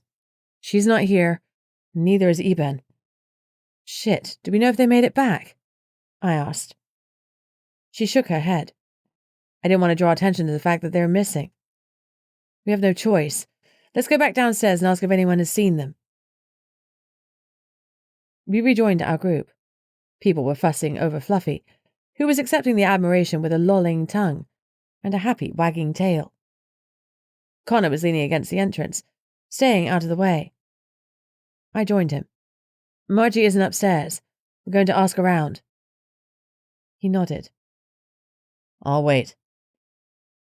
We spread out, casually asking if anyone had seen Margie or Eben. Of cool people, it was Thorsten who responded. "Yeah, I saw them a couple of hours ago. Maybe they went back out to search." He still wasn't showing any signs of antagonism. Either my mesmerizing was still working, or he didn't know Margie was Supernat. But if Eben was working with the MIB, surely Thorsten knew the identity of all the Supernats were. So that meant my mess was holding. I grimaced at his comment. Margie and Eben hadn't gone back outside to help. Margie would have waited inside because she knew that Danny had been kidnapped, so she wasn't going to wander around aimlessly for hours. That meant that Eben had her secured somewhere, most likely on campus, and I thought I knew where. It was the one place that was more forbidden than the offices. Somewhere that was locked against even the officers. The plant room, under the building. I sidled over to Sydney and Connor. We had to distract the lieutenant so we could slip away from his watchful gaze to the basement. Occasionally, a recruit grabbed Fisher's attention and they'd chat, but that wasn't enough. I needed him to be drawn away for more than a few minutes. "We need a big distraction," I said to Sydney. "A big one. Even Fluffy wouldn't be a distraction this time. We need an explosion. Or a fire." I looked at my companion. "I have an idea." "Well, let me guess, it involves fire?"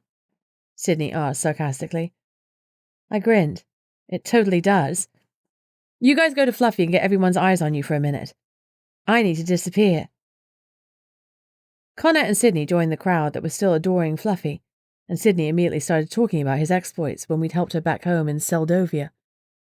Even the lieutenant wandered over, probably because he'd had his eye on Connor. He had to know who and what Connor was. The MIB would be familiar with the Vampire King of America's son. But Connor could handle himself, so I melted to the back of the throng and escaped. I needed a place where I'd be completely alone, and I found it in one of the smaller classrooms. I checked the corridor and slipped inside when no one was looking. I left the lights off. I let my rage at the entire situation fill my body. Killing those soldiers, the kidnapping, the MIB trying to take away my rights, Eben's betrayal, my mother. The heat that simmered in my core strengthened. I stoked it until a ball of flame gathered in my chest, and I focused it through my hands, then lifted them above my head and aimed for the sensors above me before I let go. It was time to fight fire with fire. Chapter 37. Whoops. I'd used a little too much anger.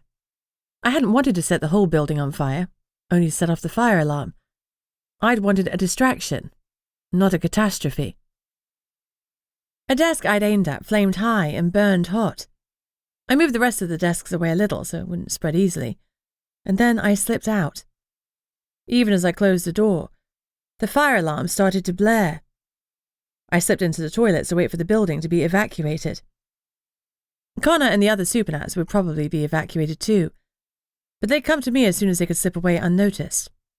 I headed straight to the basement, and, hopefully, to Margie. I kept my eyes peeled, but I had waited long enough, and the building was empty. Sirens wailed in the distance, so it wouldn't be long until the fire brigade arrived. I needed to be quick. I sprinted down the hall. All the doors had closed when the alarm had triggered, but no one was around to lock the door into the offices. I opened one and ran the short distance to the back door, then looked for something to prop it open for Connor and Sydney. I didn't have anything but my phone, so I slipped into an office and saw a bright red stapler from the desk and stuck it between the door and the jamb, leaving about 1.5 inches opening. Perfect. Between the fire brigade's imminent arrival and the risk to Margie's life, I couldn't wait for backup. The basement door stared at me. This time, though, I cared not a whit about being discovered, since this whole thing was clearly going full Armageddon. I didn't bother with a spell. I grabbed the door and ripped through the lock and tore the door off 2 hinges. Whoa. Vamp strength with a little adrenaline, and I was the Hulk. Door battered open. I raced down the steps as silently as I could. If I was right, and Eben was human, he probably wouldn't hear me over the noise of the fire alarm and the plant equipment. But there was always the chance he wasn't alone. I peered down the corridor but couldn't see anyone. What if I was wrong about where Margie was being held? What if they'd taken her to another waterfront building? Crap on a cracker. I raced to the bottom of the stairs and peered through the door. I still couldn't see anyone, but I could hear Eben's voice. I guessed right. Fist pump. You witches. So powerful. He spat out the last word sarcastically, with a heavy dose of malice. Let's see you do magic now, huh?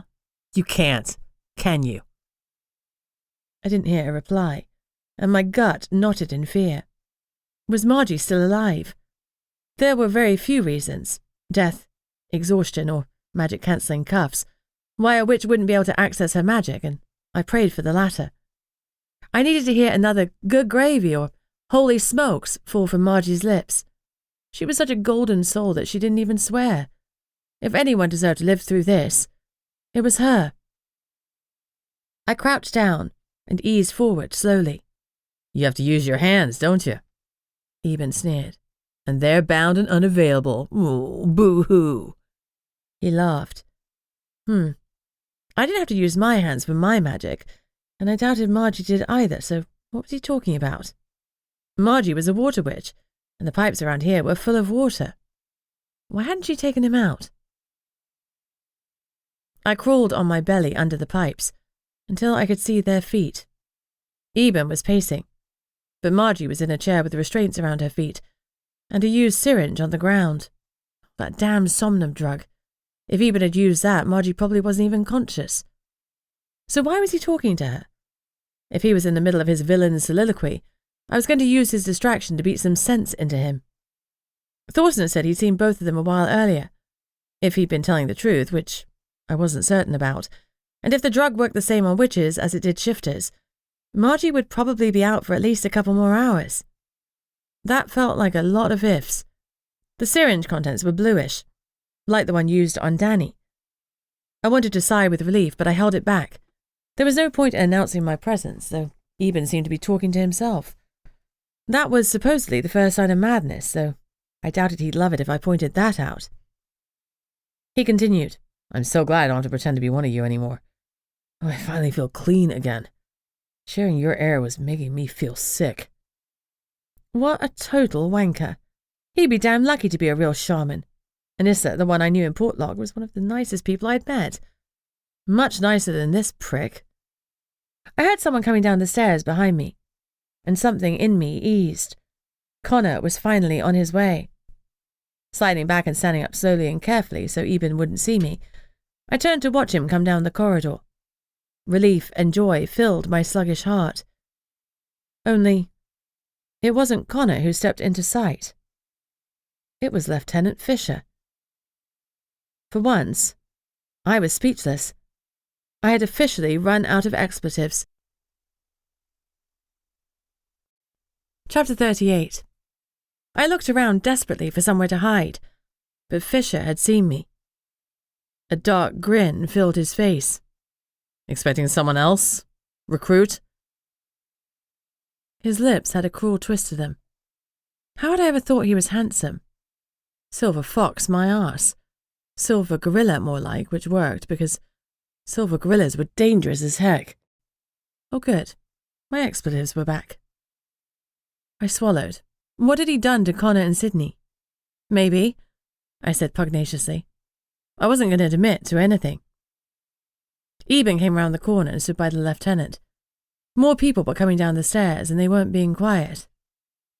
My heart sank. Nobody but Sydney and Connor knew I was down here. However, the people coming down the stairs were Thorson and Miller, the other MIB agents we discovered. Sergeant Marks wasn't amongst them. Either they'd used him to keep Connor and Sydney at bay, or he wasn't involved. I opened my mouth to shout for help. There were other supernats in this building, and although being in the basement might muffle my screams, there was a slim chance someone might hear me. I yelled, "Aoife!" with everything I had, and got out one good holler, before the lieutenant sprayed something in my face. My voice cut off, but I could no longer make a sound. And Aoife didn't show. I choked in a breath, but it was difficult because my throat was partially closed. I could breathe if I stayed still, but any exertion was impossible. I put my hands to my throat and glared at the lieutenant. "What did you do to me?" I mouthed. Fisher seemed to understand. "That's one of our handy new drugs. Makes you silent. Doesn't last long, but we're working on it. And it's more effective than duct tape. I've been longing to use it on you," he crooned. "Damned encyclopedic brain. Spouting the answers like a little know-it-all.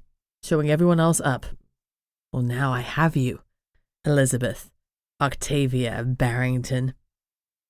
He smiled smugly, then motioned Thorson to come forward and tie me up. "I know you vamps don't need to breathe, but I'm sure this will still be uncomfortable. If you don't struggle, we'll get you out of here to our submarine soon enough. First we need to collect the others, then it'll be time for you to go away, and for me to greet the next bunch of recruits." I glared at him.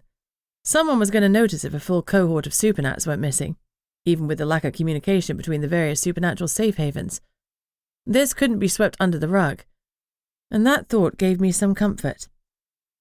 Fisher gestured to someone down the corridor, and one of Thorson's cabal came forward, carrying Sydney over his shoulder.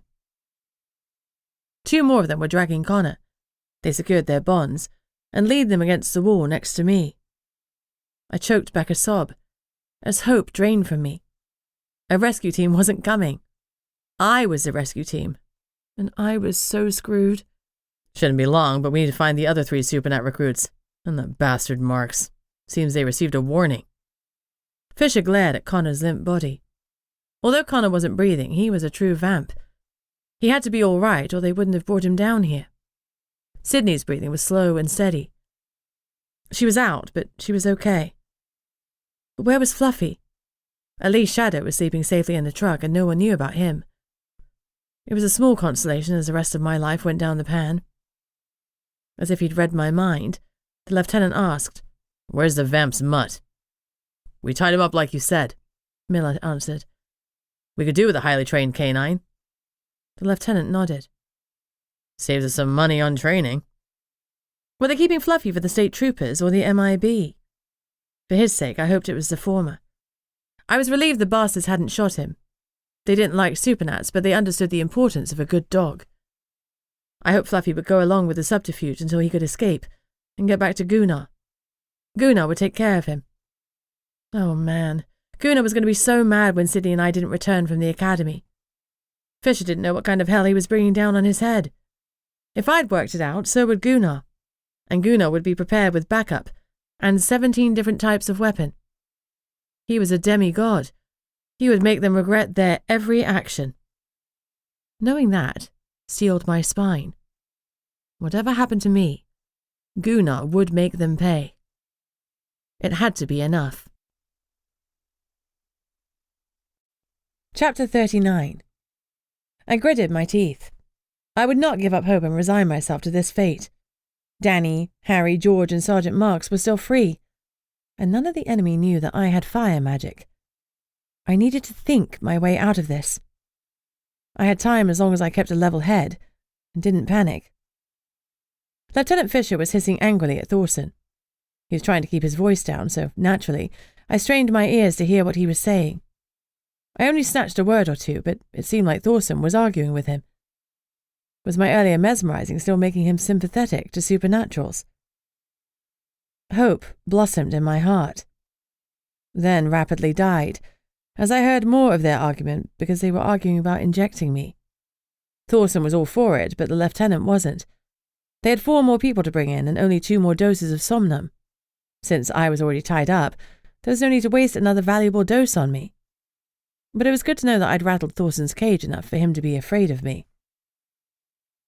Predictably, the lieutenant won the discussion. This was Fisher's territory, so he won the pissing contest, and several of the MIB soldiers went off with the 2 remaining syringes to bring back the 4 missing supernats. I tested the cuffs again. They were tight.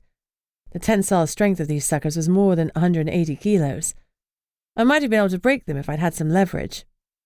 But I had none. The remaining MIB group ignored me, except Thorson, who sent me a couple of anxious glances. If my hands had been free, I'd totally have finger-waved to get more under his skin. I was trying to get a plan together that didn't involve setting myself on fire, as well as them, until I heard a squeaky little meow. My heart stopped. Shadow? Another wave of fear hit me, and I felt nauseous. Had Fisher's men got him too, or had he slunk down here all alone to create carnage? There were no shouts or comments about a damned cat, so the chances were good that Shadow was down here of his own volition. How the hell had he gotten out of the truck? Suddenly, I realized. The back window. I'd opened it to speak to the others, and I'd forgotten to close it when we'd left the truck with the Lynx kitten sleeping inside the cab. No one noticed my little guy. With the smoky fur, he merged into the shadows whose name he bore. Even so, fear juddered through me. He was my little fur baby, not a highly trained police dog or a valuable supernat. To these guys, he'd be a varmint, something to shoot at. Plus, Shadow must have used up his strength earlier, so I doubted he could defend himself with his freaky shadow powers. He'd be limited to teeth and claws, and he was still only half grown. I couldn't signal him to tell him to go away in case the men saw me, and anyway, Shadow was a cat, so he'd probably ignore me. I looked at my friends, but they were still unconscious, and Fluffy was tied up elsewhere. There was only me, an army of 1. I needed to melt the cuffs that were binding me.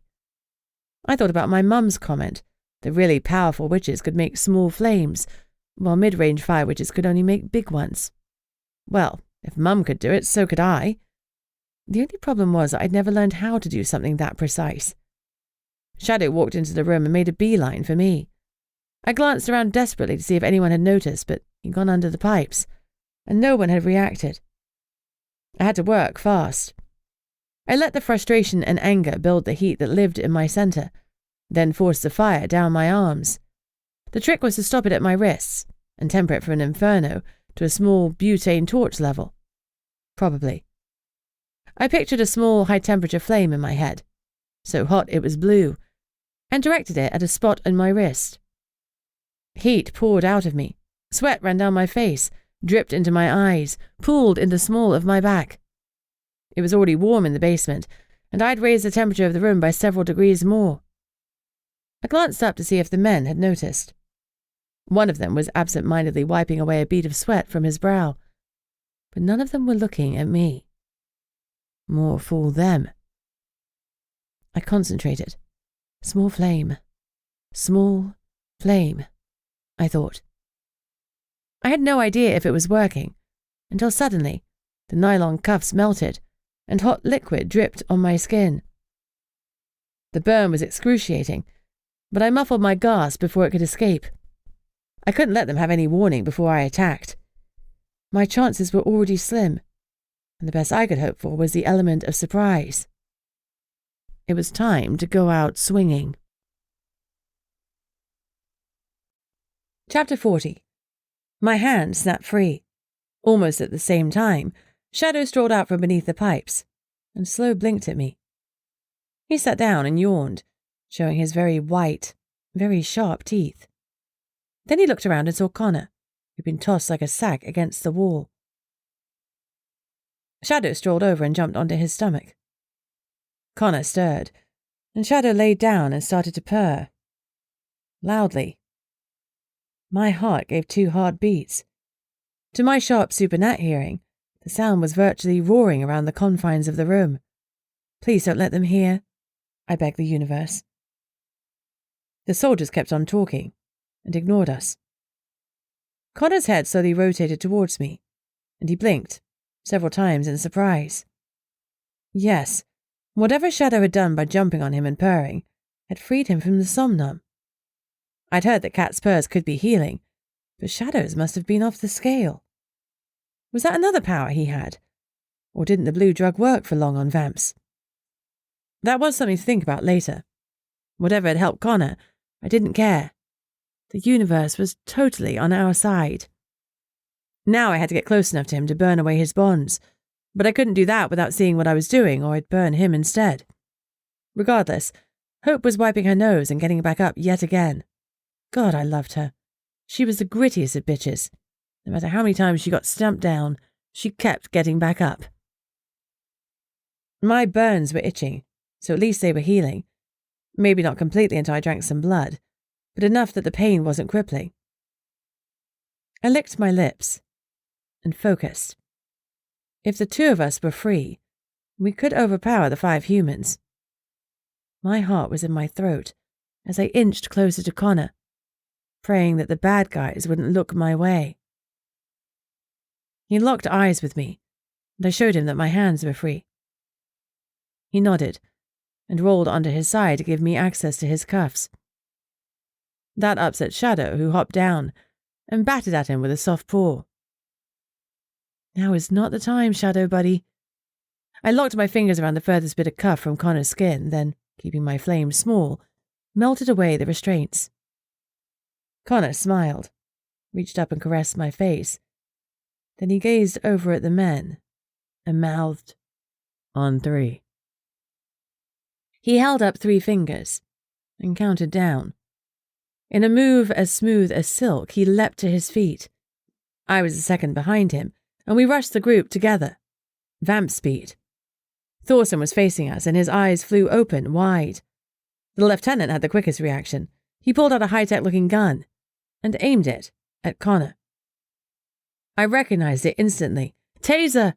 I yelled. My voice was back. A gun could kill us if it was a direct heart or head shot, and a taser shooting 1500 volts would disrupt a vamp's nervous system, the same as a human's. I knew that from experience. But it turned out that summoning Aoife had worked. She'd been biding her time, but now she materialized in front of Fisher. And she screamed. The human men fell like dominoes at the might of an angry banshee wail. Connor and I didn't waste a second of the time she was giving us. Even as our own ears started to bleed, we grabbed flex cuffs from the prostrate men and cuffed them. Man, that was satisfying. Blood was dripping from their ears. Clearly they couldn't hear a damn thing, and they were in agony. That gave me a grim sense of pleasure. They'd stolen my voice, so we'd stolen their hearing. Tit for tat. Of course, Aoife's scream had rendered my ears silent, but there was nothing a little blood wouldn't fix. Connor had clearly had the same thought. He bit down on the other toady, who might as well have been wearing a red shirt for all his chances of survival, and drank until his ears were working again. He shoved the man at me and mouthed, "Drink." Ugh. I hated drinking from the source because the one time I'd done it, I'd nearly lost myself. Connor shoved the man at me again, and instinct made my fangs slide down. I was buried in the guy's neck before I could blink, and hot blood was bubbling into my mouth. Warm blood was so much better than the cold shit I'd been ingesting. I swallowed it until my hearing came back with a pop. I must have paused or given some other sign I was okay because Connor pulled the toady off me and shoved him back to the floor. Mealtime was over. The urge to keep on drinking was so strong that I had to take some deep breaths. I guess vampirism was a little like Pringles. Once you popped, you couldn't stop. "Okay?" Connor asked, concerned. I gave him a thumbs up because I knew he'd detect the lie in my voice if I said I was fine. Thorson had taken advantage of the momentary lapse in our concentration, stumbled to his feet, and run out. In all the screaming and drinking, neither of us had remembered to secure him. I wasn't worried because I knew he wouldn't get far, but before I could chase after him, Shadow bounded off. I tried to call him back, but no words came out. We checked Margie and Sydney. They were both unconscious, but their ears weren't bleeding. How come Aoife's scream didn't hurt them? I asked Connor. You have to be conscious for a banshee wail to work. There was a piercing cry from the corridor, and we ran out to see what was going on. In the dim light, I saw Thorson sitting on the floor, cowering. In front of him, between him and the stairs, was a gigantic lynx. My gigantic lynx. I grinned.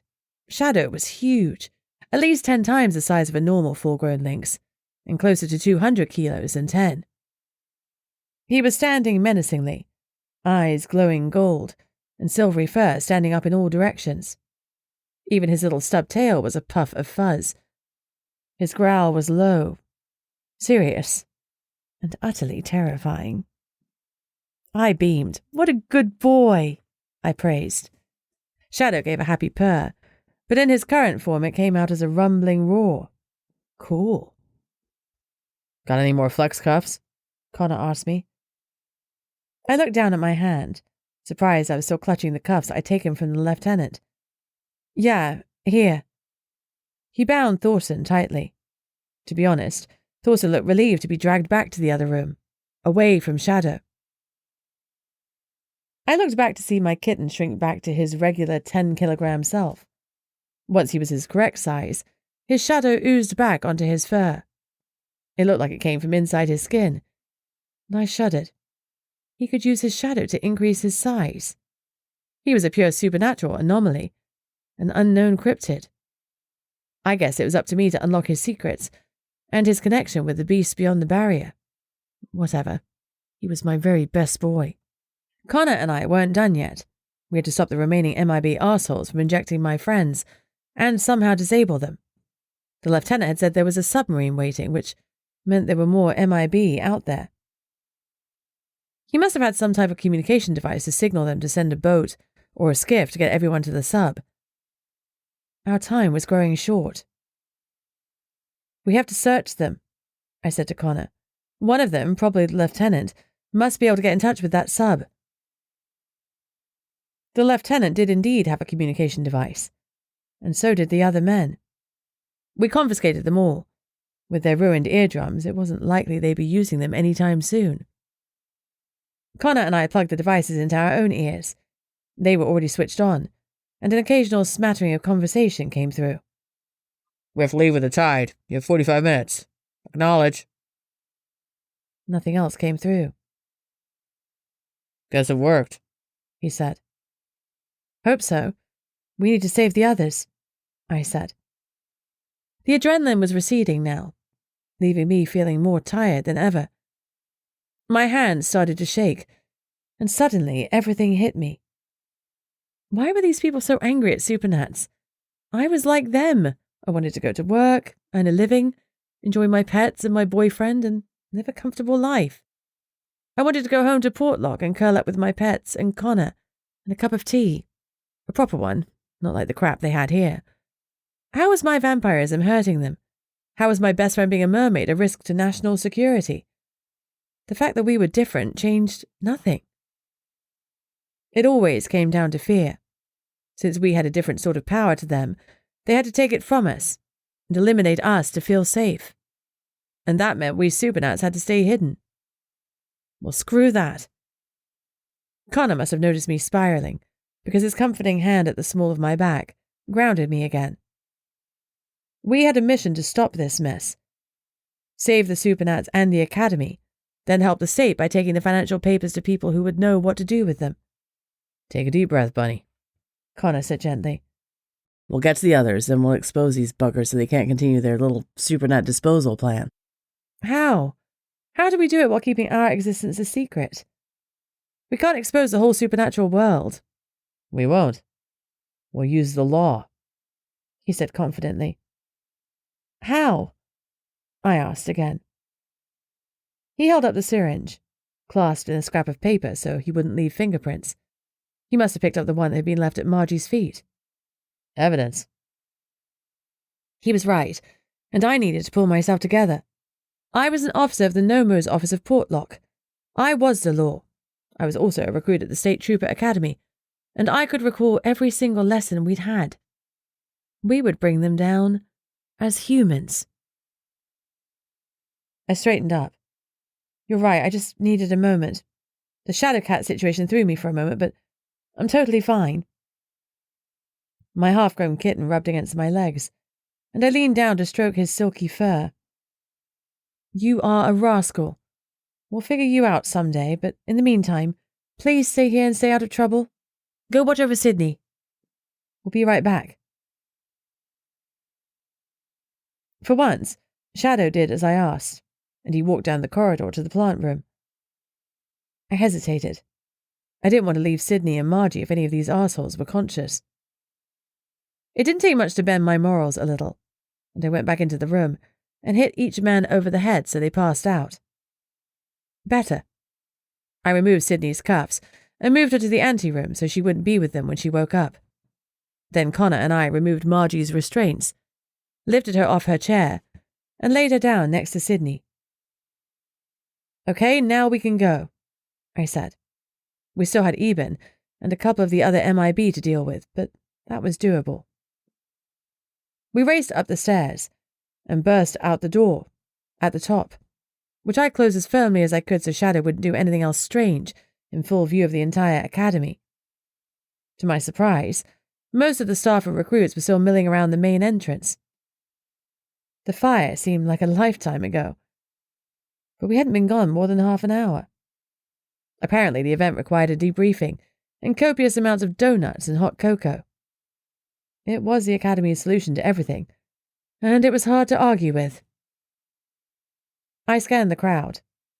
Danny, Harry, and George were surrounded by other recruits, which had probably prevented them from being injected and dragged down to the basement. A wave of relief weakened my knees, and I stumbled. That was when I saw Eben and Sergeant Marks walking towards the cafeteria. No one was down there. Was Sergeant Marks with Eben, or was Eben going to inject him and send him to the submarine? My money was on the latter. Connor, I'm going after Eben. Can you keep an eye on them? I pointed to Harry, George, and Danny. Yeah. Go. I loved that he didn't doubt I could handle Eben. It didn't take me long to catch up with him and Marks. There were just the three of us, and the noise from out front had faded to a low murmur. No one would hear us. Let him go, Eben, I said, my voice low and threatening. Marks looked at me strangely. Well, what's up, Barrington? I came to talk privately to Eben. I'll be back out in a minute if you need something. No, Eben is an MIB plant. He has a syringe to inject you with. Then he's going to take you to a submarine and transport you to a black ops site for experimentation. It sounded a little far-fetched when I said it out loud. Trust me, I added. Eben gave an awkward laugh. Don't be weird, Barrington. I have a question about class. He was trying to act as though I were batty, but even so, Sergeant Marks backed away from him. He's already attacked Danny. Danny confirmed it. I persisted. Sergeant Marks froze. I could see the wheels turning in his brain, and I saw the moment he accepted that I was telling the truth. The problem was that Eben saw it too, and he leapt forward, the syringe in his hand aimed at Mark's neck. The sergeant had been looking at me, but he caught the motion out of the corner of his eye. Luckily, he was a supernat, and he was fast. He caught Eben's arm in a hard grip before the syringe touched him. I heard Eben's wrist snap, and he screamed in agony. After I plucked the syringe from his nerveless hand, Sergeant Marks threw him against the wall. Eben slid down, unconscious. I held out a hand to prevent Marks doing something he'd regret. That's probably enough. I've got it from here, Sarge. I took another set of flex cuffs from my back pocket and secured Eben's arms. Even though he was unconscious, he whimpered when I pulled his broken wrist behind him. I almost felt sorry for him, before I remembered that he'd been lying to us for weeks, had kidnapped one of my friends, and was planning to take us to be experimented on. Arsehole. I turned to Marks. We have to find a couple of Thorson's allies, because they're after Danny, George, and Harry. The rest are tied up downstairs. The rest? Yes. The poltergeist pointed them out. I took a deep breath. This next revelation would be a shocker to the sergeant. Lieutenant Fisher was involved. Mark shook his head vehemently. No, I don't believe it. He, Thorson, and Miller are secured downstairs in the basement plant room. Margie and Sydney were drugged, and they're down there too, sleeping it off. The sergeant scrubbed his hands over his face and muttered something I didn't pick up. From his expression, I guess they were some choice swear words. I blew out a breath. We weren't done yet. I need your help. Mark straightened. Well, what do you need? To come up with a good reason why we're about to arrest all of these people. I figured that the attempted kidnapping is a start. He nodded. Yeah, that should be enough to switch it to federal charges and take the locals out of it after they do the arrest. But the MIB are tricky. They'll either get these bastards off or make sure they'll never talk again. I hadn't thought of that possibility, but it made sense. They were utterly ruthless. We'll need to prove the attempted kidnapping happened, right? Yeah, we need evidence and witness statements. When the feds take over, we need to have our ducks in a row. We need to keep it strictly to kidnapping. Maybe money? Ransom demands? Maybe. I frowned. The MIB think ahead. These men will already have a line to toe if they get caught. We'll get around it. Marks ran his hand through his short hair and shook his head in disbelief. I thought Fisher was a proponent of supernet officers. But we have two jobs to do. First, save our people, and second, turn these scum over to the Sitka police. Let's do it. I grabbed Eben, whose fast heart rate told me he'd come around, though he was playing possum for all he was worth. As I hauled him to his feet, he whimpered again and opened his eyes. Walk, arsehole, I snarled. Mark seized his other arm, and we frog-marched him back to the crowd. The recruits were scattered around the front entrance, still talking and eating. Mark took up a position near the reception window and raised his hands to get everyone's attention. Once he had it, he said, A kidnapping ring has been discovered here at the Academy. If you see Brandon Steele or Dominic Olson, you are hereby obliged to arrest them. Murmuring and head-turning ensued, but although the recruits looked around curiously, they seemed confused, rather than convinced. Sergeant Marks looked at me and shrugged. I guess we'd have to arrest the men ourselves. That was fine. I didn't mind getting my hands dirty. As I looked around, I spotted Steele and Olson. They saw me coming and ran. But not fast enough. Chapter 41.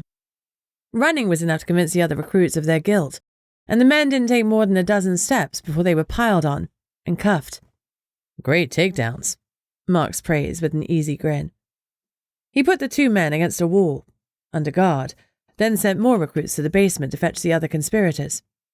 Soon all of them were sitting against the wall, and Sergeant Marks was making the call for the Sitka police to come and get them.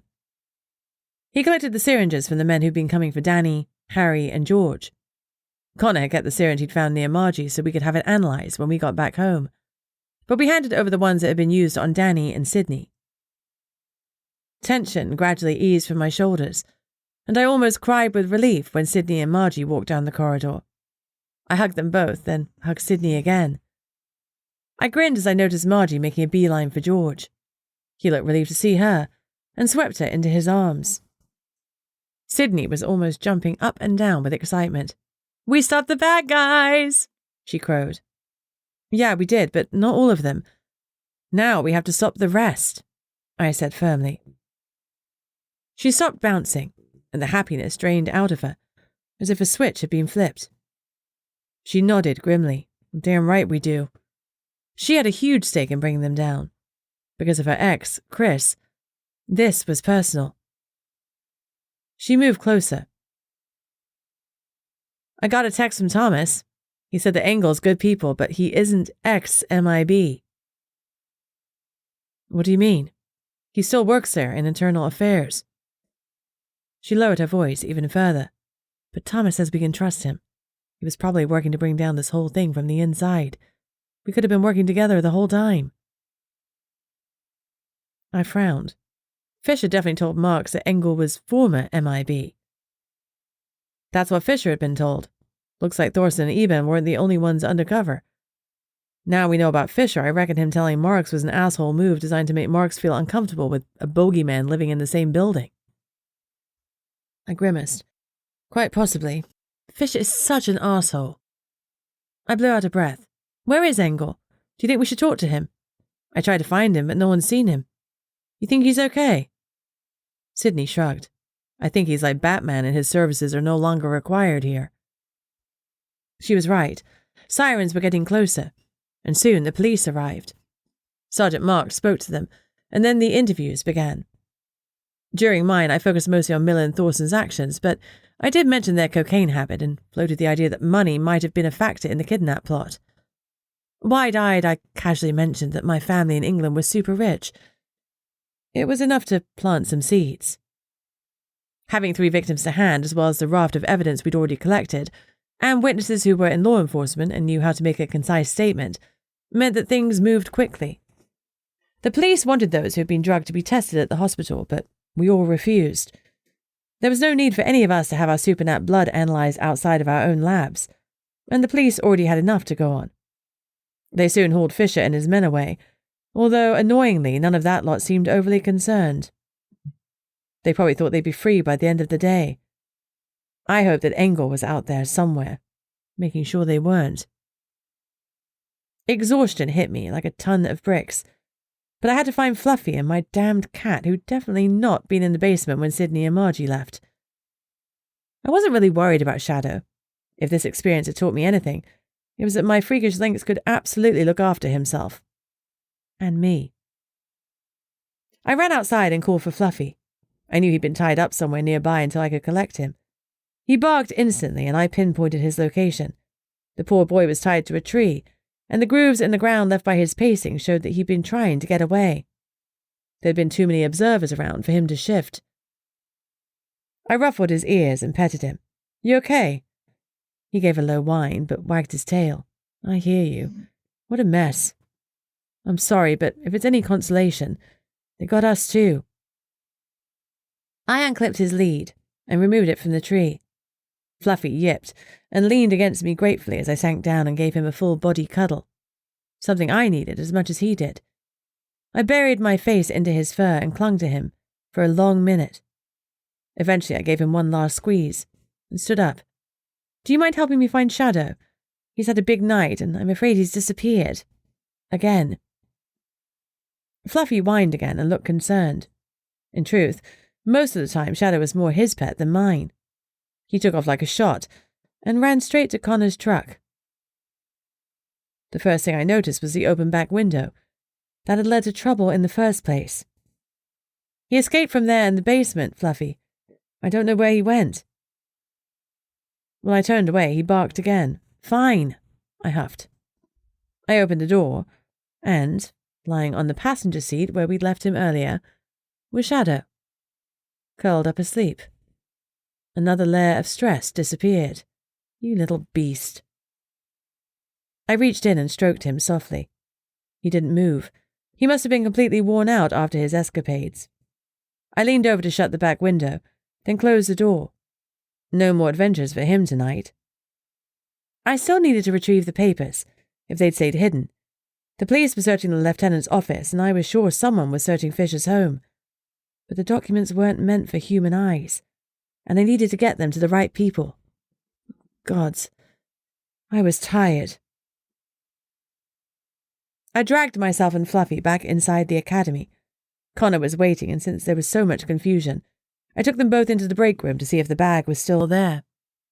The room had been torn apart, and for a moment I lost hope. My rucksack was still on the floor by the sofa. It had been opened, but not emptied. The snacks on top must have been enough of a deterrent. I breathed a sigh of relief, but just to make sure, I took out everything I'd used to hide the papers. They were all there.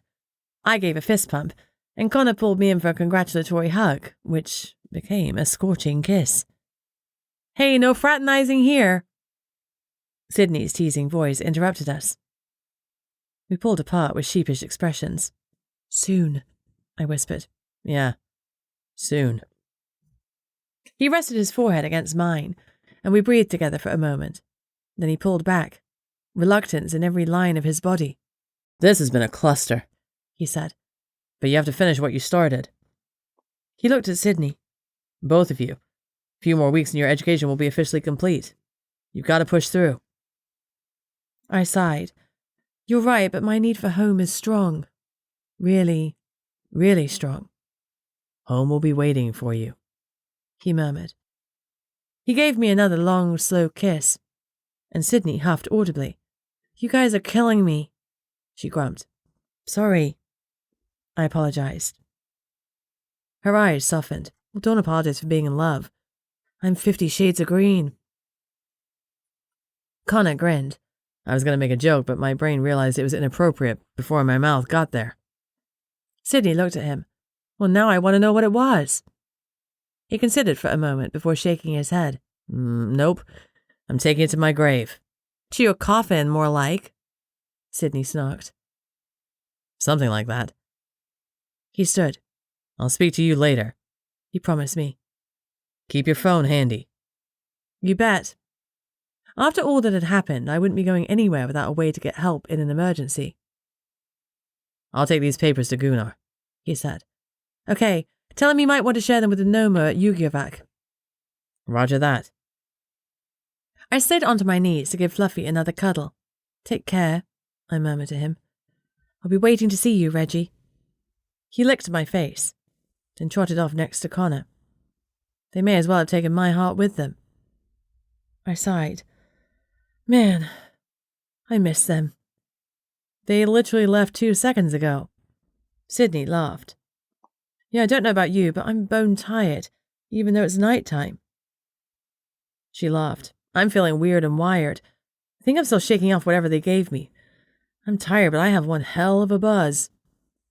I sat up. Should we get you to a healer or the hospital? Did the unknown drug have side effects we knew nothing about? She shook her head. You know I don't do doctors unless it's absolutely necessary. Hospitals creep me out. Why? They're there to help you. She crossed her arms and somehow looked smaller and younger. Her shoulders curved inwards so much they were almost concave. When my parents were killed, I spent hours in a hospital all alone. No one told me what was happening or what to do or where to go. Eventually, a nurse noticed me and asked me what I was doing. I broke down and she took care of me. She was the one to tell me my mom and dad were gone, then she called social services. You know the rest. I did. Sydney's parents had died when she was a teenager. Because she wasn't a child, and she was a half-blood to boot, no one would take her on. That's how she'd ended up with Gunnar and Sigrid in Portlock, Alaska's last chance saloon for supernats. Supposedly no one chose to go to Portlock, though I didn't understand why, because the people there were amazing. Okay, I could have done without Stan's shitty jokes, Liv's scary demeanour, and the beast beyond the barrier, but I never wanted to be anywhere else. It was home, for me and for Sydney. Her story broke my heart. She was a wonderful person, a true and loyal friend. I was so angry for her. Deep down, that anger had to live in her heart as well. She put on a good show, but my bestie had deep and powerful issues. Someday she'd have to deal with them. Okay, I said softly. No hospital. No hospital. I changed the subject. She needed a break from her thoughts. We saved the academy. I guess we did. I wonder what that'll mean. Do you think it'll be business as usual tomorrow? What with the lieutenant and a load of recruits being arrested? Will we even have class? I sighed. I have no idea, but I'm going to bed. I'll worry about it tomorrow. She slipped her arm through mine, and we headed towards our dorm. Sounds good. Let's do that. So, that's what we did. Chapter 42. It turned out that it was, indeed, business as usual. We were standing in the mat room. Sydney and I had both passed the takedown and cuffing tests, and I didn't know what the next one would be. Sergeant Marks called. Morning, recruits. I'm sure some of you are dying to know what the commotion was about last night. The murmurs got louder as the speculation started. Marks held up a hand. Some of you already know that the arrest happened last night because Lieutenant Fisher and a group of students were running a kidnapping ring, finding recruits that fit a certain age group to sell into slavery. As of an hour ago, they've been taken by the FBI, and they're now under their jurisdiction. I don't have any further information at this time. The mention of a slavery ring shut everyone up. Sergeant Marks looked uncomfortable and tugged at his collar to loosen it. I've heard from the leadership of the academy, and we will continue with this cohort until graduation, but we will accelerate the schedule. To that end, we'll skip Graves Week and do additional tests today. He took a breath and moved to the wall. We're doing the physical fitness exam today, so spread out on the mat and make sure you have plenty of space for burpees. We'll start our warm-up with those. Everyone groaned, even me. I could exercise all day as long as I'd had blood, but no one loved burpees. The physical fitness test consisted of push-ups, sit-ups, and running. Sydney and I watched the other female human recruits to make sure we faked failure around the time they gave up. Sit-ups were examined by counting how many we could do in a minute. Sergeant Marks had arranged for the supernats to be tested last, so we could ensure we fell within human parameters. Sydney and I had no trouble passing. After the mat room, we moved outside to complete a 1.5-mile run in 15 minutes and 12 seconds. That was easy for me. Since I was a university-level runner, I could let myself go a little, and even pass a few men, although I had to be careful not to outrun them all. Sydney and I lined up when it was our turn. The wind had picked up and it was starting to rain. There were loud groans. Nobody loved running in cold rain. I pulled ahead of Sydney. Not only was she shorter and not built for running, but I enjoyed it while she only tolerated it. I passed the other women and kept myself in the middle of the pack of men. Naturally, Sydney and I both passed the run under the time limit. I was walking up the hill away from everyone else to cool down, when an icy wind swirled around me. An eerie voice sent chills down my spine, even though I knew whose it was. "Petrovich," I called. "Is that you?" A figure coalesced in front of me. A young man, dressed in an academy uniform. "Yes, I wanted to thank you for helping the academy and finding my murderer." His voice was uncharacteristically clear and sharp, and I wondered why. "Your murderer?" I blinked. I totally hadn't found any murderers. "Fisher and I were roommates. He killed me when he found out I was a shifter." I let out a harsh breath. Could I get a note to the FBI to somehow link Petrovich's death to Fisher? Then I realized that the word of a poltergeist wasn't going to cut it. In terms of evidence, this was a colder than cold case. "I'm sorry he did that to you," I said, "but I'm glad you're here. I wanted to thank you for warning us about the danger. You saved us all." He smiled and looked pleased. "Tell Eva goodbye for me." He saluted, and I hastened to return the gesture. His voice faded away on the last word, and he slipped from my sight. And this world. My hand fluttered in my throat. It felt tight, and my eyes were burning. Murdered. That poor man. I hoped Liam Smith had fared better. He'd almost certainly been kidnapped by the MIB, but no one knew if he'd lived or died. Maybe Engel could help Danny find out and Smith could get closure, one way or another. From what Sergeant Marks had told us in class, supernats hadn't been admitted to the academy until about 10 years ago, when space had been made for a supernat instructor. Lieutenant Fisher, of all people. He must have been working this angle since then, and I wondered how many supernat recruits had been taken along the way. Most people were ignorant of our existence, and it seemed safer that way. If having a few humans in the know led to people like Lieutenant Fisher furthering his own agenda, maybe it was time for us supernats to go back in the closet. It would be best to go back to no one knowing. Cloak and dagger shit saved lives. I shivered, with the ghostly wind, and the knowledge that Fisher had murdered Petty. I wanted to be back with my friend, so I jogged back to the building.